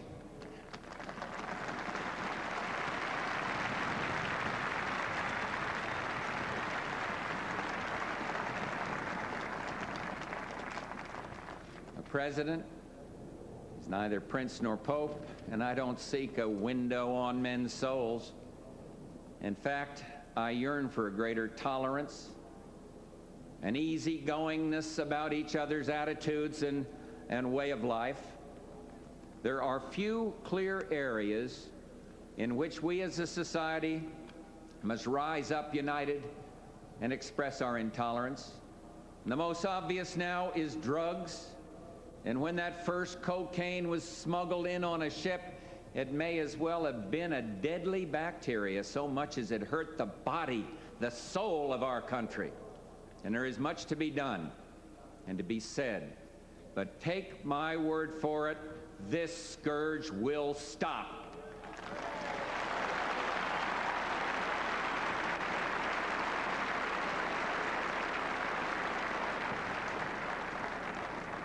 And so there is much to do. And tomorrow the work begins, and I do not mistrust the future. I do not fear what is ahead, for our problems are large, but our heart is larger.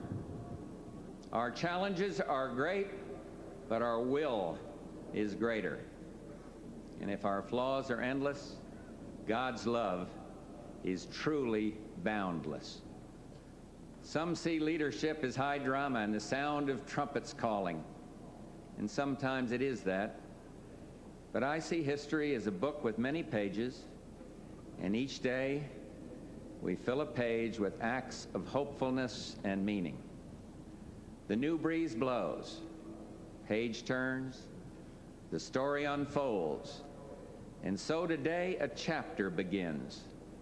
A small and stately story of unity, diversity, and generosity, shared and written together. Thank you, God bless you, and God bless the United States of America.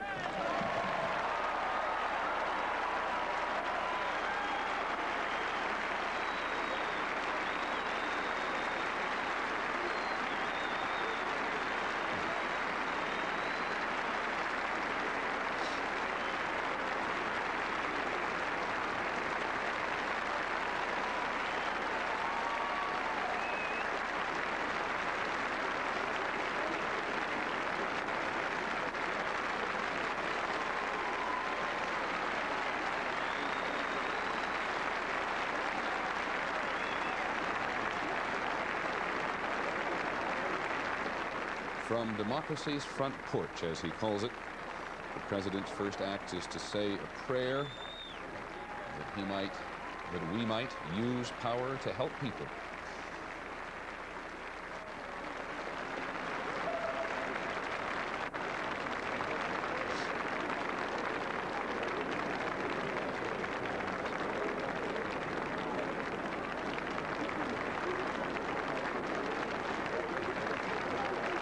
sense, David, it was the First Lady's prerogative.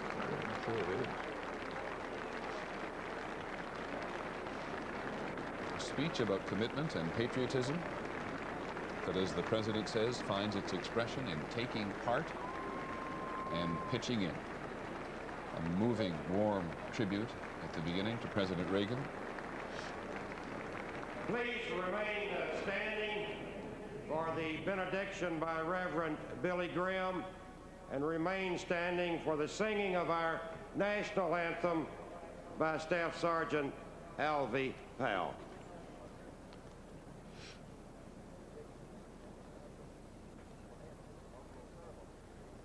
Shall we pray? Our Father, we thank Thee for this great day in the history of democracy. May it touch the whole world. And now may the Lord bless Thee and keep Thee. The Lord make His face to shine upon Thee and be gracious unto Thee. The Lord lift up His countenance upon Thee and give Thee peace. Amen.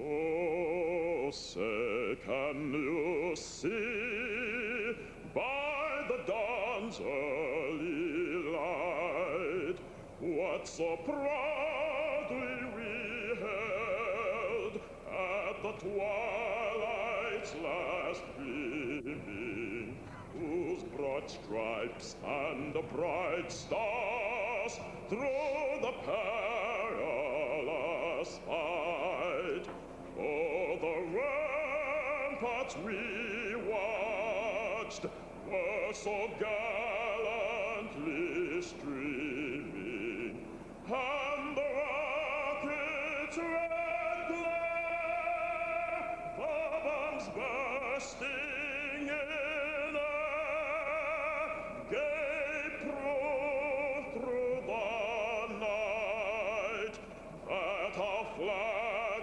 was still there. Oh, say, does that star-spangled banner yet wave? Oh, the land of the free and the home of the brave.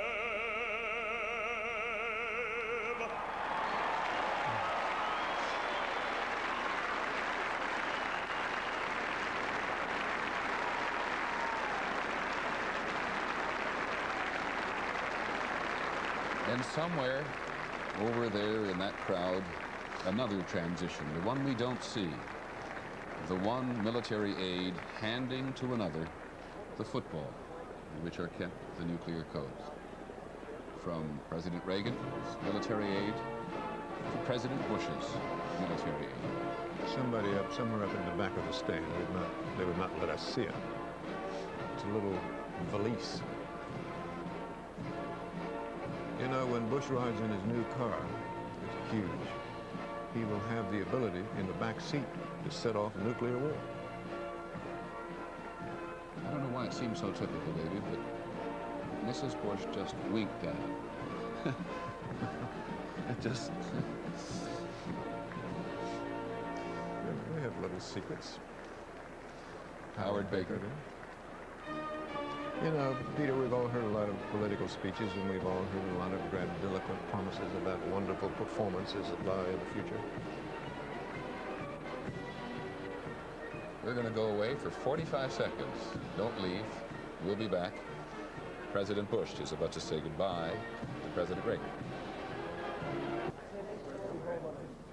President Bush will now escort. Well, thank you. Vice President, come on. Come on, Dan. First time you've ever used that title. We think we are. We are contested. Come on, Dan. It's a moving, I mean, moving on, David, for a second here from what we've seen happen to what we're about to see, what happened, the definitive end of the Reagan era in Washington. You were talking a few days ago, reminds me of how self-conscious John Adams felt about having George Washington even around 200 years ago, because the nation wept at losing Washington and was less enthusiastic about having John Adams. Well, he knew that the country worshipped George Washington and put up with him. That's really all it amounted to. And he didn't want Washington around to overshadow him. Obviously, there's been no president since then who had that kind of power, but still. You know, I started to say, we've heard all sorts of promises about returning to bipartisanship in foreign policy and so on. And in recent decades, it has not happened. I had the feeling today that George Bush really meant it and will try as hard as he can and as honestly as he can to bring it about. It used to exist. There's no mystery about it. It ended with Vietnam, when this country, half of the country turned against the other half of the country, and we've never really recovered from it. As he said, it certainly is time that we did. Were you surprised to hear him mention Vietnam and make a reference to this war that cleaves us still? I guess so. It would have been very easy for him not to mention it, because there's still hurt feelings and sore spots about it. But I think that's why I think he meant it, because he did bring it up. He did give the reason for the foreign policy conflict between the Congress and the White House. I think he truly means to try to stop it. I should wish him luck. I don't want to give people the impression that we're going to go away for a second, but I'd like to just get some first reactions, if I may, from some of our own people, and brief ones perhaps. Britt Hume, from what you heard. Well, Peter, my sense is that this is a speech that is likely to be appreciated by a nation that does not want at this time to hear a lot of partisan political bickering. It was a speech that was very short on programmatic detail and specifics, except for the one promise, the one clear promise, I think, that we heard, which was that he would eliminate the scourge of cocaine. His prescription for dealing with some of the nation's social ills appears to be a moral call to voluntarism, which is an old Republican idea into which I think President Bush hopes to breathe new life. He had a very nice line about it. We have more will than wallet, but will is what we need. Nice line. It'll be very interesting to see how far he can go with this proposition. It's something I think in which he really believes. That was the old 1,000 points of light idea. Well, he's gone some step further to explaining his 1,000 points of light in terms of referring to volunteer agencies around the country. Jeff Greenfield. This, I think, was a speech that was almost a perfect pitch speech for George Bush. As you know, it was drafted by Peggy Noonan, who wrote that magnificent acceptance speech. George Bush rehearsed it with Roger Ailes, his media advisor, Wednesday and Thursday. That was not publicly known. It was delivered very low key. And once again, Peter, you noticed the break with the Reagan style. He says some people see leadership with trumpets and drama. That's Ronald Reagan. This is a speech that's very much the Jimmy Stewart, Gary Cooper, George Bush. This is democracy's front porch. Let's have a chat. And stewardship, the Yankee as opposed to cowboy, who was Ronald Reagan. You know, we are not the sum of our possessions. Stewardship is the point of giving something back.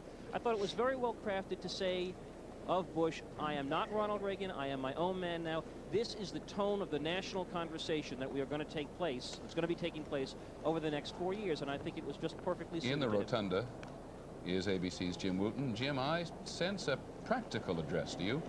Yes, I think so. The President and Mrs. Bush are just preceding President Reagan and Mrs. Reagan out the east entrance of the rotunda, where the President will leave on the helicopter. But getting back to the speech, I think it was a very, very practical speech.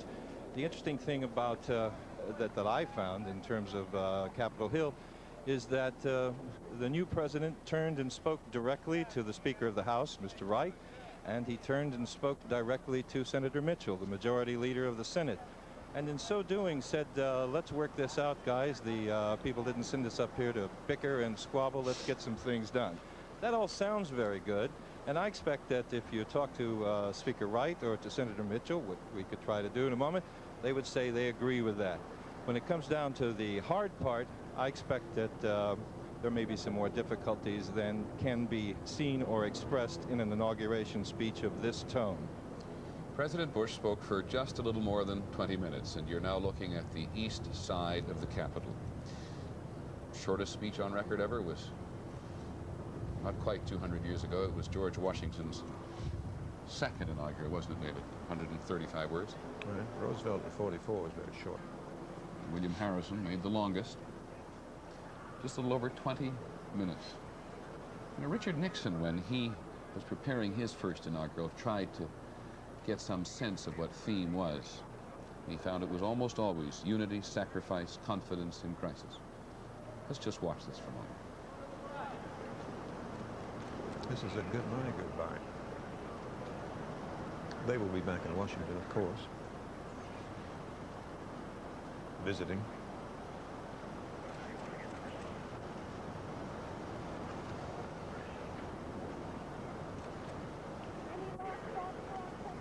Reagan, on your way out? Any last thoughts for us as you go out today? Carry on. What's next?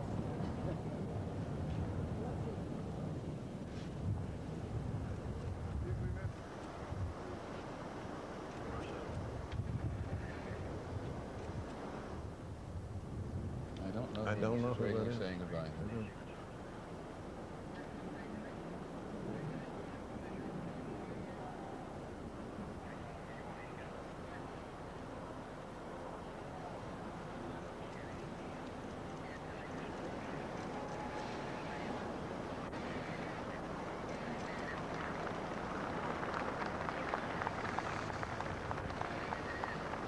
Very touching little scene, Peter. Claim. I just knew it had happened, that they'd salute one another. Salutes.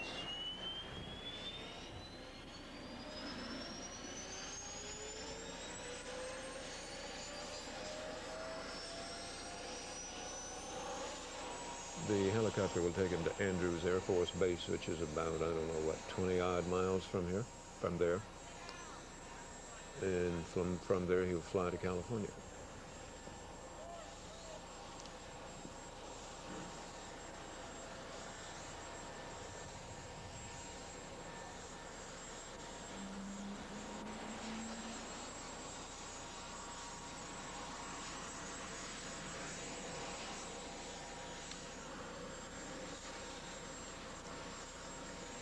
President Bush said it, but he really didn't need to say it, because all across the country today, and President Bush went out of his way to involve people in schools and at home watching this on television, to think back upon the Reagan years.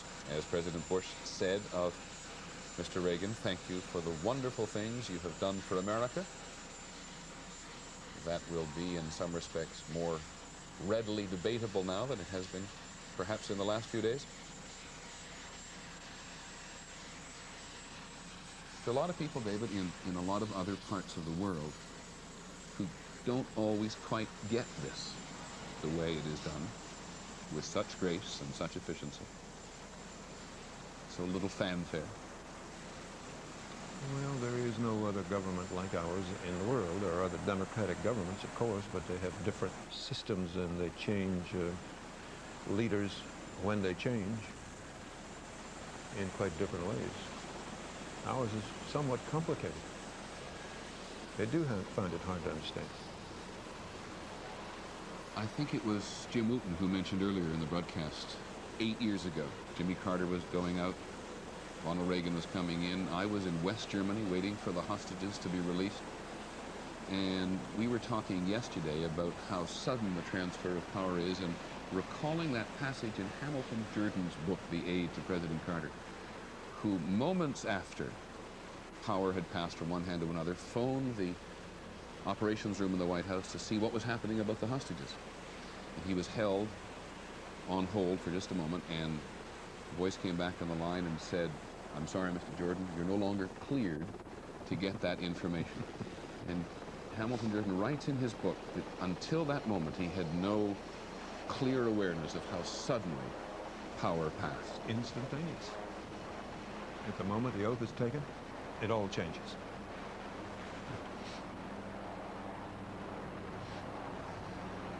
But as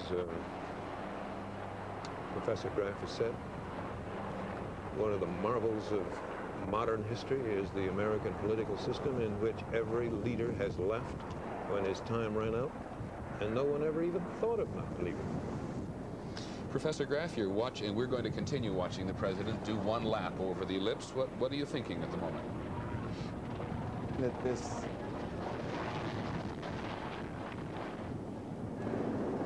Professor Graff? A call to duty, but a call to unity. It provided no program, but it was an appeal to the deepest and best instincts of the people by a very decent and civilized man who would like this country to shine in the world as a decent, civilized place. I was very moved. President Reagan is on his way to Andrews Air Force Base, and we shall be there when he arrives. We'll also be right back. ABC News coverage of Inauguration 89 continues after these messages and a word from our local stations.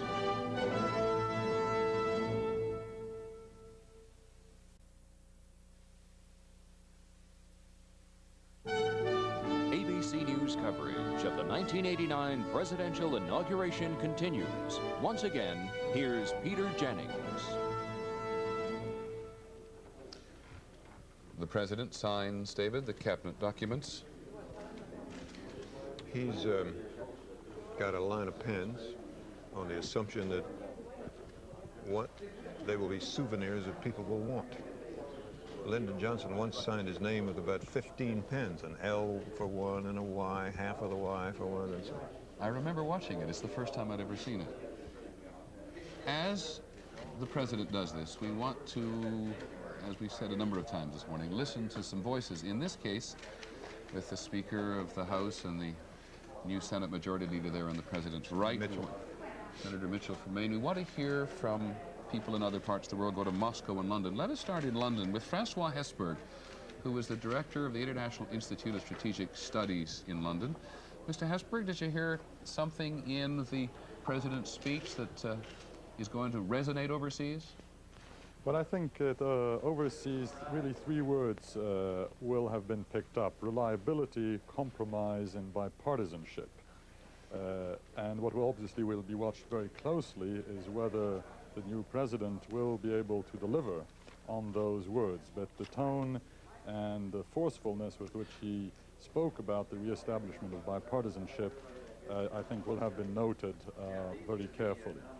There's another aspect which I've noted, and that is that he talked specifically at one stage about the relationship between the United States and the Soviet Union. Indeed, that is the only specific bilateral relationship he mentions. It is something which will probably have been picked up in Moscow. It is a recognition ab initio of the Soviet Union's specific superpower status. Well, Mr. Hesburgh, you make a very good point, because we have Moscow on the line. In fact, we have Gennady Gerasimov, who many Americans recognize as Mikhail Gorbachev's spokesman.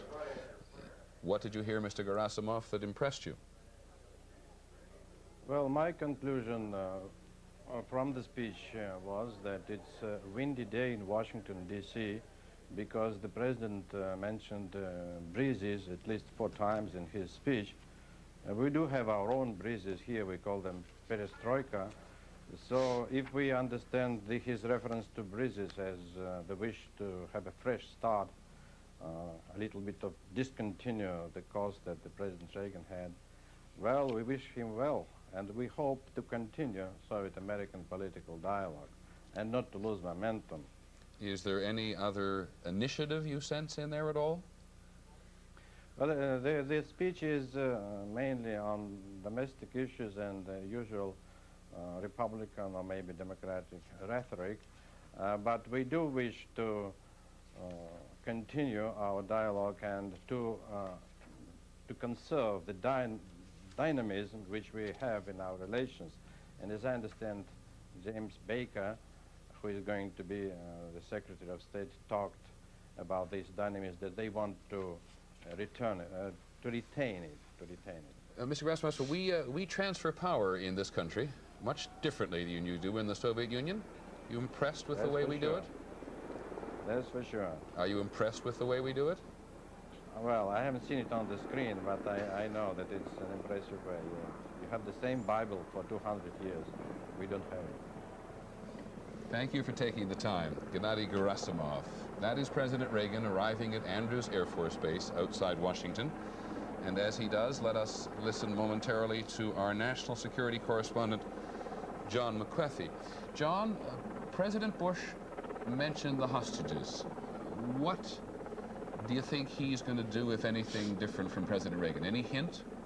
Well, it's somewhat surprising that he did mention the hostages, Peter. As you remember, 8 years ago, it was Jimmy Carter who had such a difficult time on this day of the turning over the power to the new administration, the Iran hostages then, of course.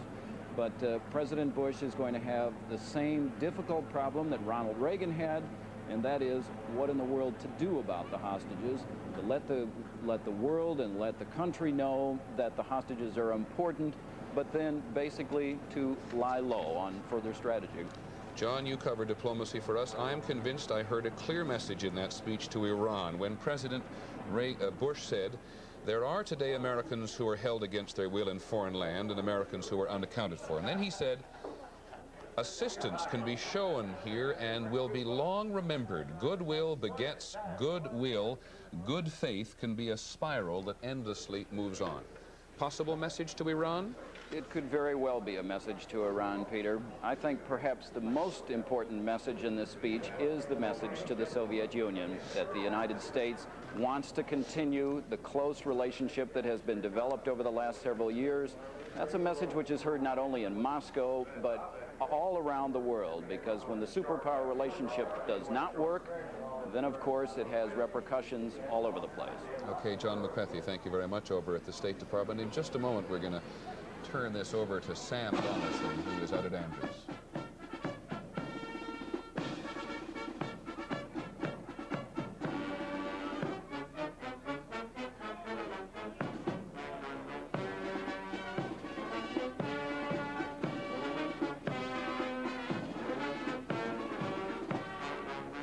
Sam, can you hear me? Tourist class passengers. All right, Sam Donaldson made his way from the north lawn of the White House out to Andrews Air Force Base now because, as he pointed out earlier, he's one of a small handful of reporters who, in his case, covered President Reagan for 8 years. The longest, I believe, is Lou Cannon of the Washington Post, who covered him as a governor in California and even before that. But they've been invited, a small handful of them, to go with the President and Mrs. Reagan back to California. And in case tried and true ABC News viewers joined us late today, we're making a change of our own. Sam is going to leave covering the White House, where we've all been very proud of him, and is going to be replaced by Britt Hume, who's going to move from Capitol Hill down to the other end of Pennsylvania Avenue. Sam, take it away. Well, yes, Peter, we're at Andrews Air Force Base on any given day, surely the coldest, if not the windiest place in the Washington area. President and Mrs. Reagan have just arrived by helicopter, and they're walking forward to a position where he can take the salutes of a combined all-service honor guard. The band intends to play 3 numbers for him, I believe. The president, former president, is not expected to speak, but of course, if he chooses to say something, everybody will listen. There's a large crowd of military dependents and military personnel gathered here to wish him well. You see signs in the crowd saying, "We still love you both," and congratulations. There they are, Nancy Reagan, former President Ronald Reagan, in front of the honor guard. Yesterday, our poll, Sam, showed that the president has the highest popularity rating upon leaving office than any president since Roosevelt. Yes, I think it's as high as it was when he came into office, which is an extraordinary thing. History will debate this man's presidency, but at the moment you can't debate the fact that he's extremely popular. Now ruffles and flourishes. For the last time here at Andrews for Ronald Reagan.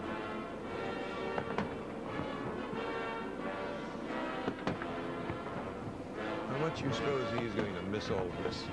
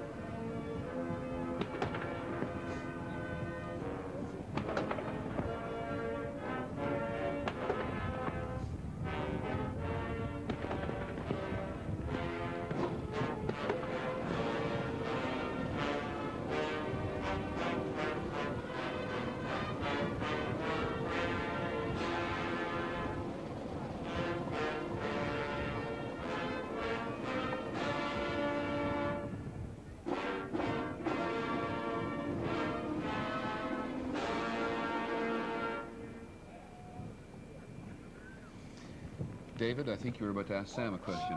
I was wondering how much, when he gets back to Los Angeles and Bel Air, all of this will, as if by magic, disappear, and I wonder how much he will miss it. All of the ceremony and the reviewing of troops and the firing of guns and the playing of brass. Well, David, Ronald Reagan loves ceremony more than anyone I know.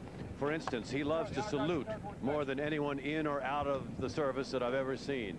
You're going to see him salute, I'll bet, when he gets to the steps of his plane, the military guard there. And I think he'll miss the ceremony. But you know, he's told us already he's going on the mashed potato circuit. He's going to speak up for causes that he believes in, and he is always going to be at Republican dinner. So it's not as if he's going to disappear from sight. Sam, while the President is reviewing this Honor Guard Forum at Andrews Air Force Base, we can perhaps have from you, George Will, some thoughts on transition. Because it's the first time in 60 years, and actually I guess 6 weeks, back in 1929, in a more leisurely American age. We didn't inaugurate presidents until early March, but the first time since then that a president has been succeeded by a president of his own party in a normal inauguration. And that, in a way, the transition to the Bush administration began before the election, when Nick Brady went in at Treasury and Thornburg went in at Justice, two people compatible both with President Reagan and his chosen successor, George Bush.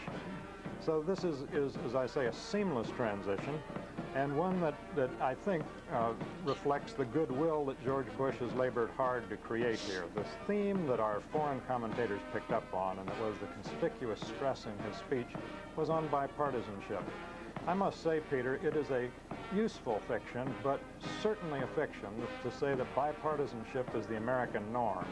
It may seem that way to people who, like George Bush, came of age during the great bipartisanship of World War II.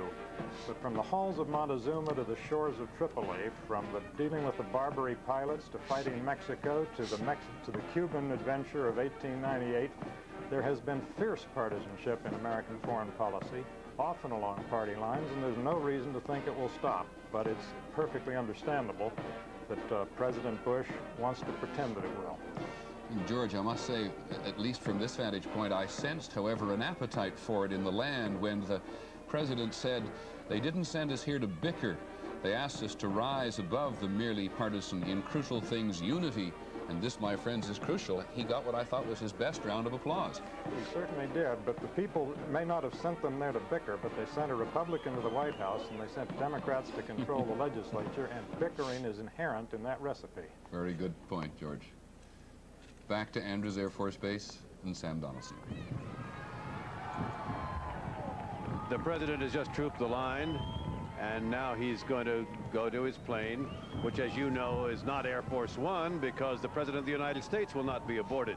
It is simply one of the planes that presidents use. It's 27,000, the second, the newest of the 707s that have been in service since the 60s. President and Mrs. Reagan waving at people. Maybe we can have a word with him, maybe not. I mean, what would be Ronald Reagan going someplace without one last shouted question? Go have a go, Embracing Sam. members of his staff. Have a go at him, Sam. And people here that he's, you know, they have their dog with him. Gets to go to California, I think, for the first time. How about a word, Mr. President? How about a word? Oh, no time, huh? Just tell us how you felt when the moment passed. Okay. It is kind of windy out here in the distance. I think Mrs. Reagan looks like she might want to say a word. But no, she goes with her husband. This is Colonel Talaferis, I believe, who's the vice commander of the military district of Washington, and his wife, who has been designated to say goodbye. Now let's see if I'm right or wrong. He saluted it at the bottom of the steps. When he gets on top, he'll turn around. If he follows true to form, he'll wave, and then he'll salute into the distance. And he's saluting the control tower. The people that you can't see, they're out of the picture. But he always says goodbye to them. He waves at them. And may I say, Peter and David, since you noted that we are changing in our own guard here, Britt Hume is going to take over the White House, and I'm in history, just like Ronald Reagan, that I've enjoyed my 12 years there. I've appreciated the opportunity to be there. I hope I haven't vexed too many of President Carter's or President Reagan's partisans. I've tried not to, and I wish Britt Hume well. He's a terrific reporter. He'll do a great job. Well, Sam, signing off from Andrews. Put down that microphone, Sam. Go get on the plane. After all these years, you misread the president. He didn't salute those people in the control tower. But thanks for all of your efforts. You've done great. Executive One, it is now called, no longer Air Force One, and it's almost as if the president had that innate sense that he was no longer commander-in-chief, and therefore was not required or didn't feel instinctively like he wanted to salute from the top of the steps. It's interesting the president, right down to today, has continued to use the 707, which was the first commercial jet airliner built in this country. It was a military jet before that. However, very soon they're going to have, I think it's 2 or maybe 3, forgotten. 2. Set 2, 747s outfitted for the president. Let us return at least to listen to Capitol Hill as we watch the president's Executive One prepare for takeoff, and listen again to our new White House correspondent, Britt Hume. Britt? Peter, I'd first like to thank Sam for his good wishes. I'll need them. I can't imagine having a more difficult performance to follow than the one that he put in. He is a legend, probably the most famous street correspondent in the history of broadcasting. As I look out here on this place where just a few minutes ago the Bush family and the Senate and all of these people were seated, and the president-elect and all these people, as you can see, the chairs are gone. The rug is being torn up. This ceremony may have been a celebration of the permanence of our government, but the trappings of the ceremony, as you can see, like so many things in Washington, are very impermanent indeed, and they will probably be out of here before nightfall. I don't know how long it will take them to tear this platform down, but it will be gone very soon indeed. Well, Britt, we look forward to seeing you on the north lawn of the White House next time. Let's have a quick look inside Statuary Hall, which is where the House met at an early period in our history, where the president is going to have lunch with senior members of Congress, and then make his way back to the White House, because in a little more than an hour from now, the inauguration parade is going to begin. That is probably the hardest room on all of Capitol Hill in which to have a conversation. One of the reasons, David, they moved out of that room. Because it resonates in the echoes. At the lunch today, the inaugural lunch 4 years ago, they served quail, Q-U-A-I-L. Today, it'll be chicken. Known today, David, as grilled poussin. But you're quite right. Chicken. It says grilled poussin on the menu. I want to get some final thoughts, also from Capitol Hill, from ABC's Jeff Greenfield. Jeff? Well, now that the transfer of power has happened, we can say what a lot of us have had on our minds. Ronald Reagan broke the jinx of the zero. Every president elected in a year ending in a zero since 1840 has died in office. Harrison, Lincoln, Garfield, McKinley, Harding, Roosevelt, Kennedy. Ronald Reagan has served 8 years of president, came narrowly close to dying only 6 weeks in, and I think every American of every partisan stripe feels a sigh of relief that that long historical jinx that's hung over our presidents has now been ended. And I think that's a nice way to begin a new administration, Peter. I've never heard you mention that before, Jeff, and I'm glad you never did mention it before. What did you think of the speech? As I said, the Bush speech, I thought, set exactly the right tone. I think that the gestures, the turning to the congressman, which did indeed, as someone else mentioned, get a big round of applause, was an attempt to claim the high ground. And we have a divided government as we've had most of the last 35 years. And it was Bush's way of saying, I'm claiming the ground of the nonpartisan or bipartisan worker, and therefore, if there is discord, it's your fault. That was a nice little way of putting a little edge on what was otherwise a very, you'll pardon this terrible cliche, a kind and gentle speech. I apologize. I can't remember the last time I asked you to talk twice about a speech. Well, that's okay. It's a speech worthy of comment more than once. Well, my mind was rushing ahead to this afternoon when the inaugural parade will be seen here on ABC in what, about an hour and plus Something from now? like that. When are we going to come back? Somebody tell us. 2 o'clock? 2 o'clock we're going to come back Eastern time, about 55 minutes from now, and we will be joined on that occasion by Barbara Walters, who has been talking to President Bush and Mrs. Bush. And we hope you'll see you then. For David Brinkley and everybody else who's worked on this morning, I'm Peter Jennings in Washington. We'll see you in about 55 minutes.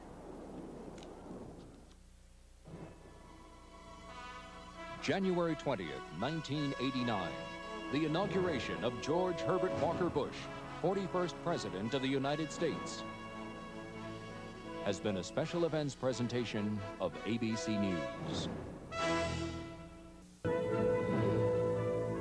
This is an ABC News special.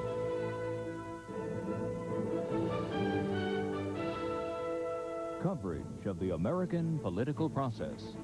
Inauguration 89. From ABC News headquarters in Washington, Peter Jennings, David Brinkley, and Barbara Walters. It's a really lovely day here in the nation's capital. A little cloudy, not too cold, getting a little colder. Maybe it'll blow by the time the afternoon is over.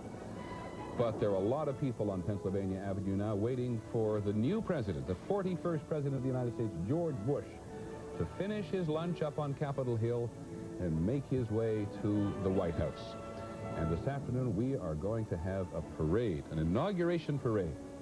200 years after George Washington was sworn in, we're going to have an inauguration parade that has all the earmarks of a fun afternoon. We're glad you could join us.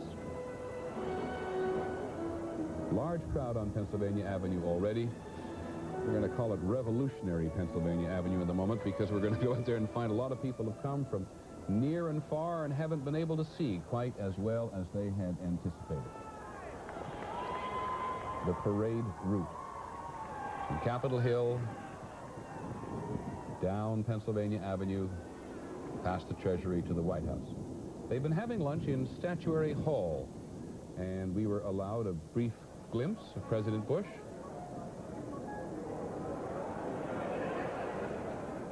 As he lunches with the leaders, David Brinkley of Congress. And puts it in his coffee in a little pink envelope. What's it? Sweet and Low. Sweet and Low, right. Ladies and gentlemen, now he was... have your attention for a moment, please. In just a moment now, there's going to be an exchange of toast between the president and the leadership of Congress. If you were with us earlier this morning, you know that the president reached out really quite significantly in the search for bipartisanship with the Congress.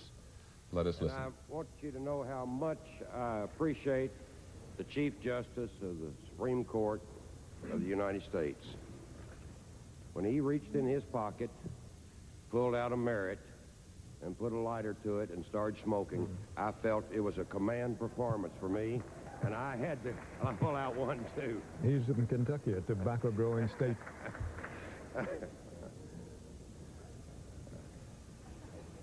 Wendell Ford, Senator Ford. Mr. President, Mr. Vice President, the greatest gift this country can give was given to you on last November the 8th. The people showed their confidence in and for you to be the leader of the greatest and strongest nation in the world. If we could have the box, we'll be glad to present a gift to the President.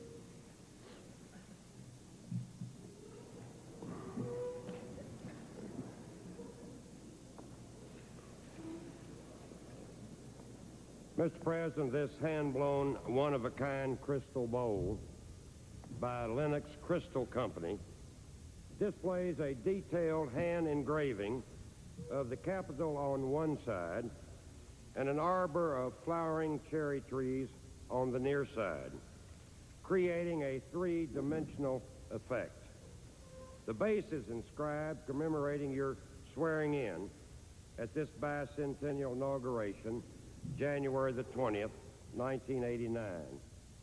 It is my privilege, Mr. President, and my honor to present this gift to you from the Congress and from the American people to show our love and affection to you and Barbara. I don't know how good a look you're going to get at this. See it. Well, I've seen it, David, and it's absolutely glorious. And I don't want to sound too much like a promotional announcement. If people watch World News tonight, they'll get an unusual view of this bowl, and they'll learn more about a lot about its history. And Mr. Vice President, we, the Congress, also have a similar gift for you in Maryland.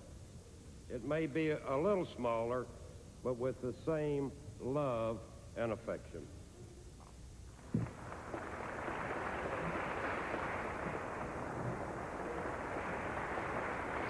The Vice President. First time we have a look at him since swearing in. Thank you, man. You did well. Thank you. And what would we use that for? Peanuts? Well, jelly beans no longer. Flowers. Flowers.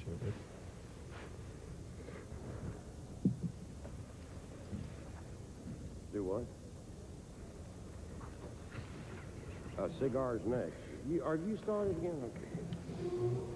Come on, Senator Ford. Mr. President, today we celebrate the bicentennial inaugural of the President of the United States of America.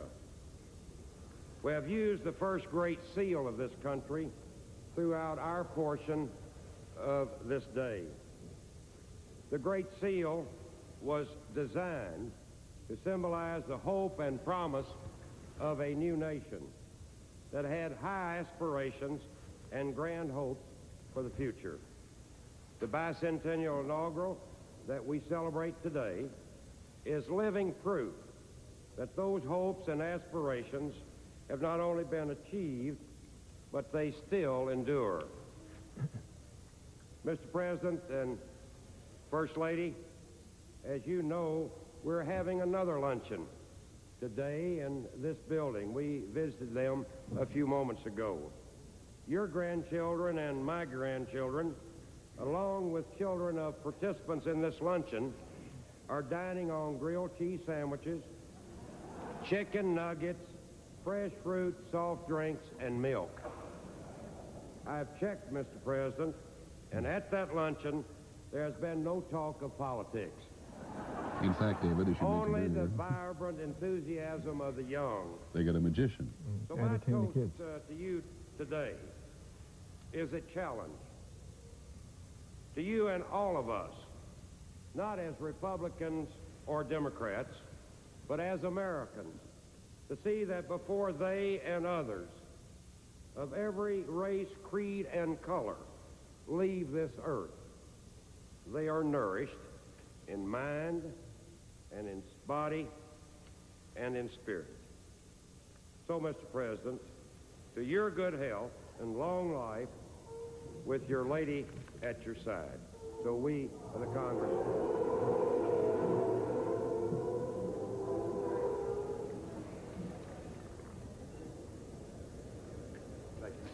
give you some sense of the acoustics in that hall, which are terrible. You could hear those chairs sliding back. thank you very much. We'll now hear from the President. The House of Representatives used to meet there, but they couldn't hear one another. Thank you, Senator Ford. So they moved out. And the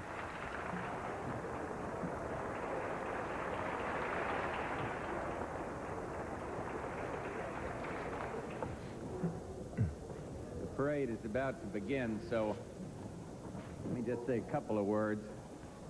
I look around this room and I see many friends with whom I served in the Congress and many friends with whom I worked for the last 8 years. When I was President of the Senate, I first want to thank Senator Ford and his committee, Ted, others, who have done just an outstanding job on making this People's Day so spectacularly successful. And I'm grateful to all of you. Wendell just said, Mr. President, as we walked out of the platform there, coming up some steps and then down some steps to say goodbye to President Reagan, the Sergeant-at-Arms of the House said, Mr. President, and I'm standing there waiting for President Reagan. And I feel something that was between an affectionate hug and a kidney punch. The silver fox telling me to get going. And, but I just want to say thank you to all of you. The parade is going to be a good one. No politics today. This is going to be a very special day for the country, as it has been for the last 200 years. And Bar and I are just delighted to have this significant part in it. But we really came here at the conclusion of this lunch to say thanks to the members of the House, thanks to the members of the Senate for this wonderful way to start off this presidency. We're grateful to you, sir. Well done. And may I propose a toast to the members of the Congress, to the institution, the House of Representatives, the Senate of the United States. May they flourish and may they prosper. Prosper.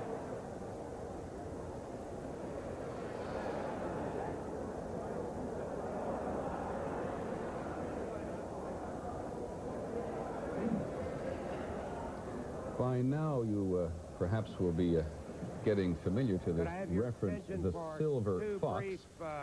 President Bush is, of course, talking about the woman who he also refers to as Barbara Bush, the First Lady. And he had the experience this morning that other presidents have had. All of a sudden, they're being called Mr. President. And that cross between a kidney punch and an affectionate hug was Mrs. Bush, in fact, saying, get with it. That's what they call you now. We are very pleased to welcome to our coverage this afternoon a colleague, Barbara Walters. Haven't seen you in person in quite some time. And you blessed us with your presence today. What did you think of this morning? I must say, as a viewer watching it, I was very weepy. When they sang the national anthem, I was weepy. When the president made his speech, I'm trying to be a little more objective right now, but I found it very moving. It's interesting to hear what President Bush said about suddenly realizing he was president, because as you know, we talked to him on Monday, and we said, has it sunk in? And he said, yes. It doesn't seem as dramatic as I thought it was going to be, but yes, I already do feel, you know, it's not a shock to me. But I guess there's something about actually being there when you are called Mr. President that's different. Nothing can prepare you. I don't know if David got the same impression, but there was a moment, even before Vice President Quayle was sworn in up on the Hill today, when George Bush looked more solemn, more of the moment than I can ever recall before. It must be a crushing experience. Suddenly I'm the president. Suddenly I'm responsible for everything. But he's been very relaxed. But he's relaxed, been very good. Easy, funny. I mean, a very different man than the man we were seeing in the campaign. But again, as he's been saying, that's history. This is the real George Bush. Barbara, you've known them for a long time, but tell us a little more about the interview just before they leave Capitol Hill to come down to the White House. Well, let me just say little bits and pieces. This silver fox expression is kind of new this week. President Bush was calling her for a few moments this week the gray fox. She didn't like that at all. She preferred what the Secret Service called her, which was tranquility. I think that sounds a little more august. What I felt most in this interview, and you'll see it tonight on 2020, is the interchange between the two of them. They are funny, they are relaxed, they are a happy couple of 44 years of marriage. It isn't the kind of romantic, almost honeymoon feeling that you felt between the Reagans. It's two people who aren't afraid to kind of tease each other, and a wife who isn't afraid of giving her husband But this is new too, Barbara. You know, this is something that really only emerged during the campaign, when they felt early on in the campaign that they were sort of being outperformed in this regard by the DeCaucuses. They weren't being romantic enough. They were. I mean, they're not handholders. They tease each other. They scrap with each other a little bit. Punch each other in the kidneys. You know, and she is very cautious. And he'll say to her, "Come on, honey. You know, you can say that. You can." It's easy and it's real. We keep hearing that word "real," and it is when you see them together. Well, as I said, I'm very glad you're with us this afternoon. We can actually answer the question for us. We were wondering what they could put in those crystal bowls, and she said pork rinds. That's right. I wrote that down. And you had never eaten a pork rind. I have a feeling you're going to eat more than you ever wanted to eat. They're already coming, Barbara. Although Mrs. Bush has said she is so sorry he ever said that, because she's gotten so many pork rinds, she's got no place to put them. So I guess it was like the jelly beans. Jelly beans. Enough with the pork rinds, huh? Do you know what they are? Yes, aren't they the skin? I mean, Sam, it's the skin. What are you certainly so knowledgeable? You didn't know this morning. Because my desk is piled up with them, and I just read the label on one of the bags. It's skin. Fried pigs that do not turn into footballs turn into pork rinds. Let us digress for a second and listen to just a little bit of the interview that Barbara did with President and Mrs. Bush this week. So many people's view of you has changed. It's as if Clark Kent became Superman. I mean, you're very articulate. That'll change too. Wait till the budget goes up. But do you think you've changed, or do you think that maybe the campaign or the election or something gave you a different feeling about yourself? You don't think he has? No. No. I really don't. Well, I do think in fairness to the critics that when you are not the number 2 on a team, but are really heading a team as a president must do, it's different. I hope that I demonstrated during 8 years as vice president a certain sensitivity to the White House staff, the president's staff, and certainly to the president, for whom I have lasting respect as he heads out to the West. I mean, I've learned so much from this man, and it never occurred to me to go out then and say something, even though I might have a nuance of difference about what he had decided. So you're as a team player, some of your own passions are properly sublimated. So there is that difference, Barbara, that's realistic, I think. Mr. Bush, you don't like to dance. You've got all these inaugural balls coming up. Oh, he's a very good dancer, Now, everything I've read says that you're not a good dancer. He says he's not a good dancer because he doesn't really love it. You're going to have to dance at all these White Houses. No, but that's show business. You get up, sweetie, you know, get up there for about 2 minutes on the thing, and that's it. That's all I'm good for. I read that somebody else, who was it? Some famous guy said, felt the same way about it. Who was it? One of these stars recently. George came from a family where many of them were very good dancers, also singers. Somehow they made him feel he wasn't either a good dancer or a good singer. And he isn't. That's not true. Nobody likes to do anything you do badly. I don't like in life to do something that I know I'm really bad at. We'll never ask you to sing. Please. Okay. There's a lot to talk about. The new president this afternoon, his relationship with Mrs. Bush, his dancing. I like the reference there to some famous guy, as if he were not. We're going to go up and down the parade route, talk about George Bush, watch the parade. We'll be back in just a moment.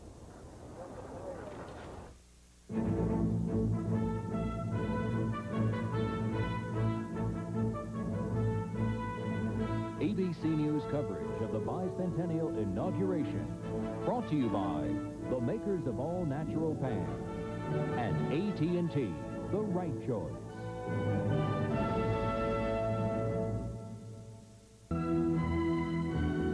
ABC News coverage of the 1989 presidential inauguration continues. Once again, Peter Jennings. Well, you heard President Bush himself say it a short while ago to the leadership of the Senate and the House. The parade is about to begin. There's Pennsylvania Avenue. The crowd is gathering. Here's the route. It's probably the most familiar walking route in the country. It's really pretty easy. You leave the Capitol, you go out the door, you turn left, you head down Pennsylvania Avenue. It's about 1.5 miles, 1.6 miles. Go up 15th Street, turn left at the Treasury, down past what they call the Court of Honor, right in front of the White House. And all along the route there, ABC correspondents are waiting to report on this, what Mr. Bush called the People's Day. Let's listen first to Carol Simpson, who's out there. What is this revolution on your hands I hear about, Carol? Peter, I'm at 13th and Pennsylvania, which is called Freedom Square, and there are bleachers here for about 2,000 people, and some very important people, including Congressional Medal of Honor winners and members of the Quayle family, and the crew members of the USS Finback that fished George Bush out of the ocean when he was shot down during World War II. But I've got some people here from Connecticut who are very upset about what's happening. What's wrong? Well, basically, we paid $100 apiece for the tickets. We were assured a premium seat on the parade route, and our view was completely obstructed by these good folks who are standing in front of us, apparently on some sort of a step up here, and I don't think the committee's done a good job. The people are 10 to 12 deep. 10 to 12 deep. We can't even see the road from where we're sitting, which is the fourth row. And at $100 a seat, and all you see is people's back. It's a little disappointing at this point. So what are you going to do? Well, at this point, we're not sure what we can do. Try to get a hold of somebody from the parade committee and hope that they'll be able to correct the problem for us. But until then, we don't see any of the parade until this police or somebody will get out there and move some of these people out of our way. Well, maybe you'll see the tops of the floats. That's it from 13th in Pennsylvania. Back to you, Peter. David, go ahead. The taller floats. The taller floats. Yeah, I don't think you'll get anybody from the parade committee today, gentlemen, but we can give you a glimpse of the floats now because Bill Greenwood is over in the staging area where many of these floats have already gathered. We have more bands, more horses. Do you know how many of what, Bill? Well, actually, Peter, there'll be 214 units in the parade. I can't tell you exactly how many bands, but they are as far as the eye can see. Behind me here is the Needham Broughton High School Band from Raleigh, North Carolina. I'm in a staging area halfway between the Capitol and the Washington Monument. And there are literally wall-to-wall bands from here to the Capitol to the White House. We have band lock, you might call it. No one can move until the parade starts. The bands, which have now formed at the foot of the Capitol, will make a U-turn, go down Pennsylvania Avenue to the White House, and they'll start moving along behind me until this parade ends, perhaps an hour and a half or 2 hours from now. Well, Bill, I must tell you, the Republican National Committee says it's going to be 2 hours on the nose. We've all got a lot of money riding on that one. And I'm not... Which way? One way. We are not going to overwhelm you either with facts and figures this afternoon, but we'll tell you this much. There are 53 high school and college marching units alone, not to mention the military bands, at the other end of Pennsylvania Avenue, right before the presidential reviewing stand. ABC's Barry Serafin. What's it like down there, Barry? Well, Peter, it's been filling up down here in the past hour or so, and these are some of the best seats in the House. They are right, as you can see, adjacent to the presidential reviewing stand, which is about a block away. And these are expensive seats. They run $75 to $100 a piece. But people are in a good mood. It is clearly not going to rain on George Bush's parade. About an hour ago, it was quite gray and cold out here. Now the sun is skipping in and out, and everybody's in a pretty good mood. A lot of people who are filling these seats are people who worked for Mr. Bush during his campaign, and they have extra reason to celebrate out here today. Okay, Barry, thanks very much. Jeff Greenfield did such a good job analyzing the president's inaugural address this morning. We gave him the best seat for the parade. Jeff, you are right opposite where the president's going to sit. That's right. Actually, the best seats in the House are over my shoulder where the president and the vice president will view. I have to tell you, Peter, I was offered huge bribes by longtime liberal colleagues of mine to describe things in the parade like the ballooning federal deficit balloon and other problems for George Bush. I just want you to know I'm not going to do that because I am a real journalist. But this is the... How much do they offer you, Jeff? We'll find out how much of a real journalist you really are. Not enough, obviously, Peter. But this is the place, this is one of the great rewards, you know, in any inaugural is the right to sit in the reviewing stand and watch with the president. And in fact, what the problems that Carol was talking about is symptomatic of one thing that's gone on this week. This is the time when hundreds, if not thousands, of people come from all over America, pay huge sums of money to go to inaugural balls and galas and discover just how insulted you can be by spending several thousands of dollars. The principal statement at every ball tonight will be, how long does it take to get a drink around this place? I'm not sure you know the answer to this, but who is going to sit over there with the president and the vice president and their families besides the Bush grandchildren? No, it's going to be Bush families. It's going to be top, you know, the cabinet, top White House staff people, and I assume those who have a special familial relationship with the Bush family. Okay, we shall hopefully recognize them as the afternoon goes by. There are grand marshals for this parade. Bob Hope and Chuck Yeager are the inaugural parade's honorary grand marshals. I assume they will ride. They will ride up front in a convertible at the head of the parade and probably never say a word, even Bob Hope. I'm sure he'll never say a word. Is this the biggest parade in the country? I don't know the ansher to that one either, said he. I don't know. It's the most expensive. Rose Bowl? I mean, this whole inauguration has been the most expensive of $30 million is the figure we put on it. Well, that's for the whole thing, the dances and all of that, isn't it? Mm-hmm. You say the parade itself, Barbara, is the most expensive? I don't know if the parade is. I was speaking about the whole inauguration. People may wonder what they missed 4 years ago. It seems like a long time since we've seen a parade, and it is, because remember 4 years ago it was so cold the parade was canceled. And it's been 8 years since we have had the fun of watching an inauguration parade. What, in fact, I think actually does happen in terms of people participating in the parade is that they raise the money themselves to come. I think there was, or is, I'm not sure, only one state in the Union which was not represented because it couldn't raise money, which is what, North Dakota? North Dakota. They finally did. They finally did raise some money.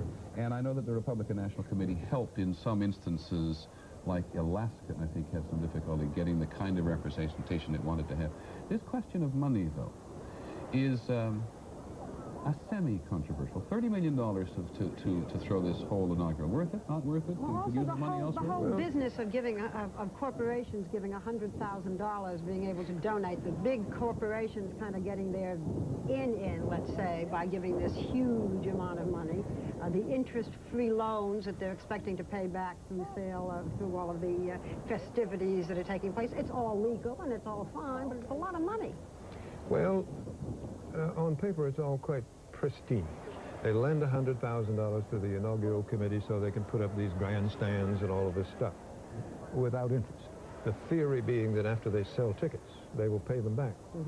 Somehow, they usually don't get paid back. Sometimes they get a part of it. Sometimes they get nothing. Depending on how it turns out.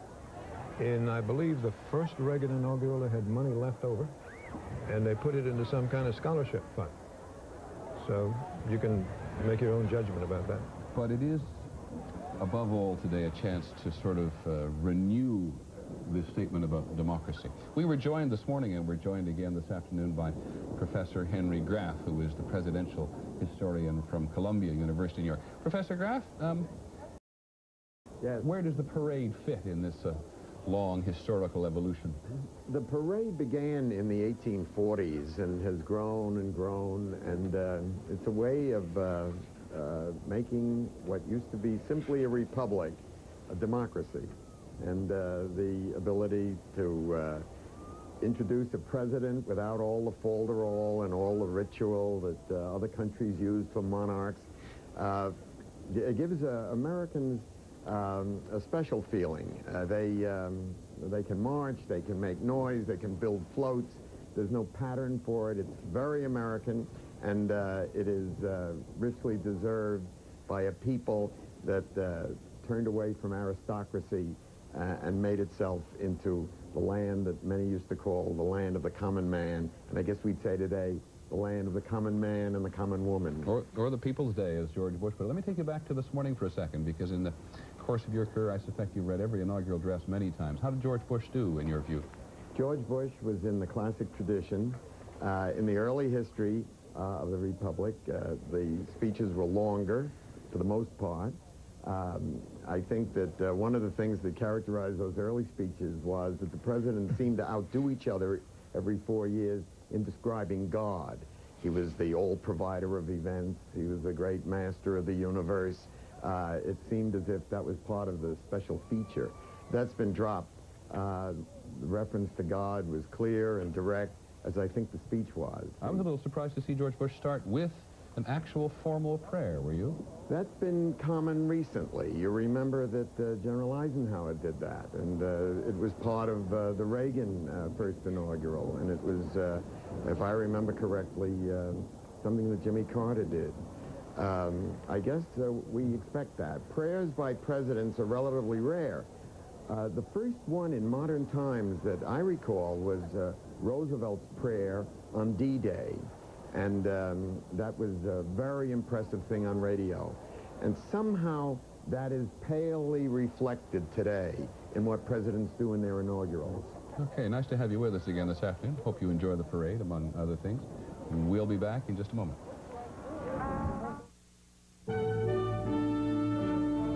ABC News coverage of Inauguration 89 continues after these messages and a word from our local stations.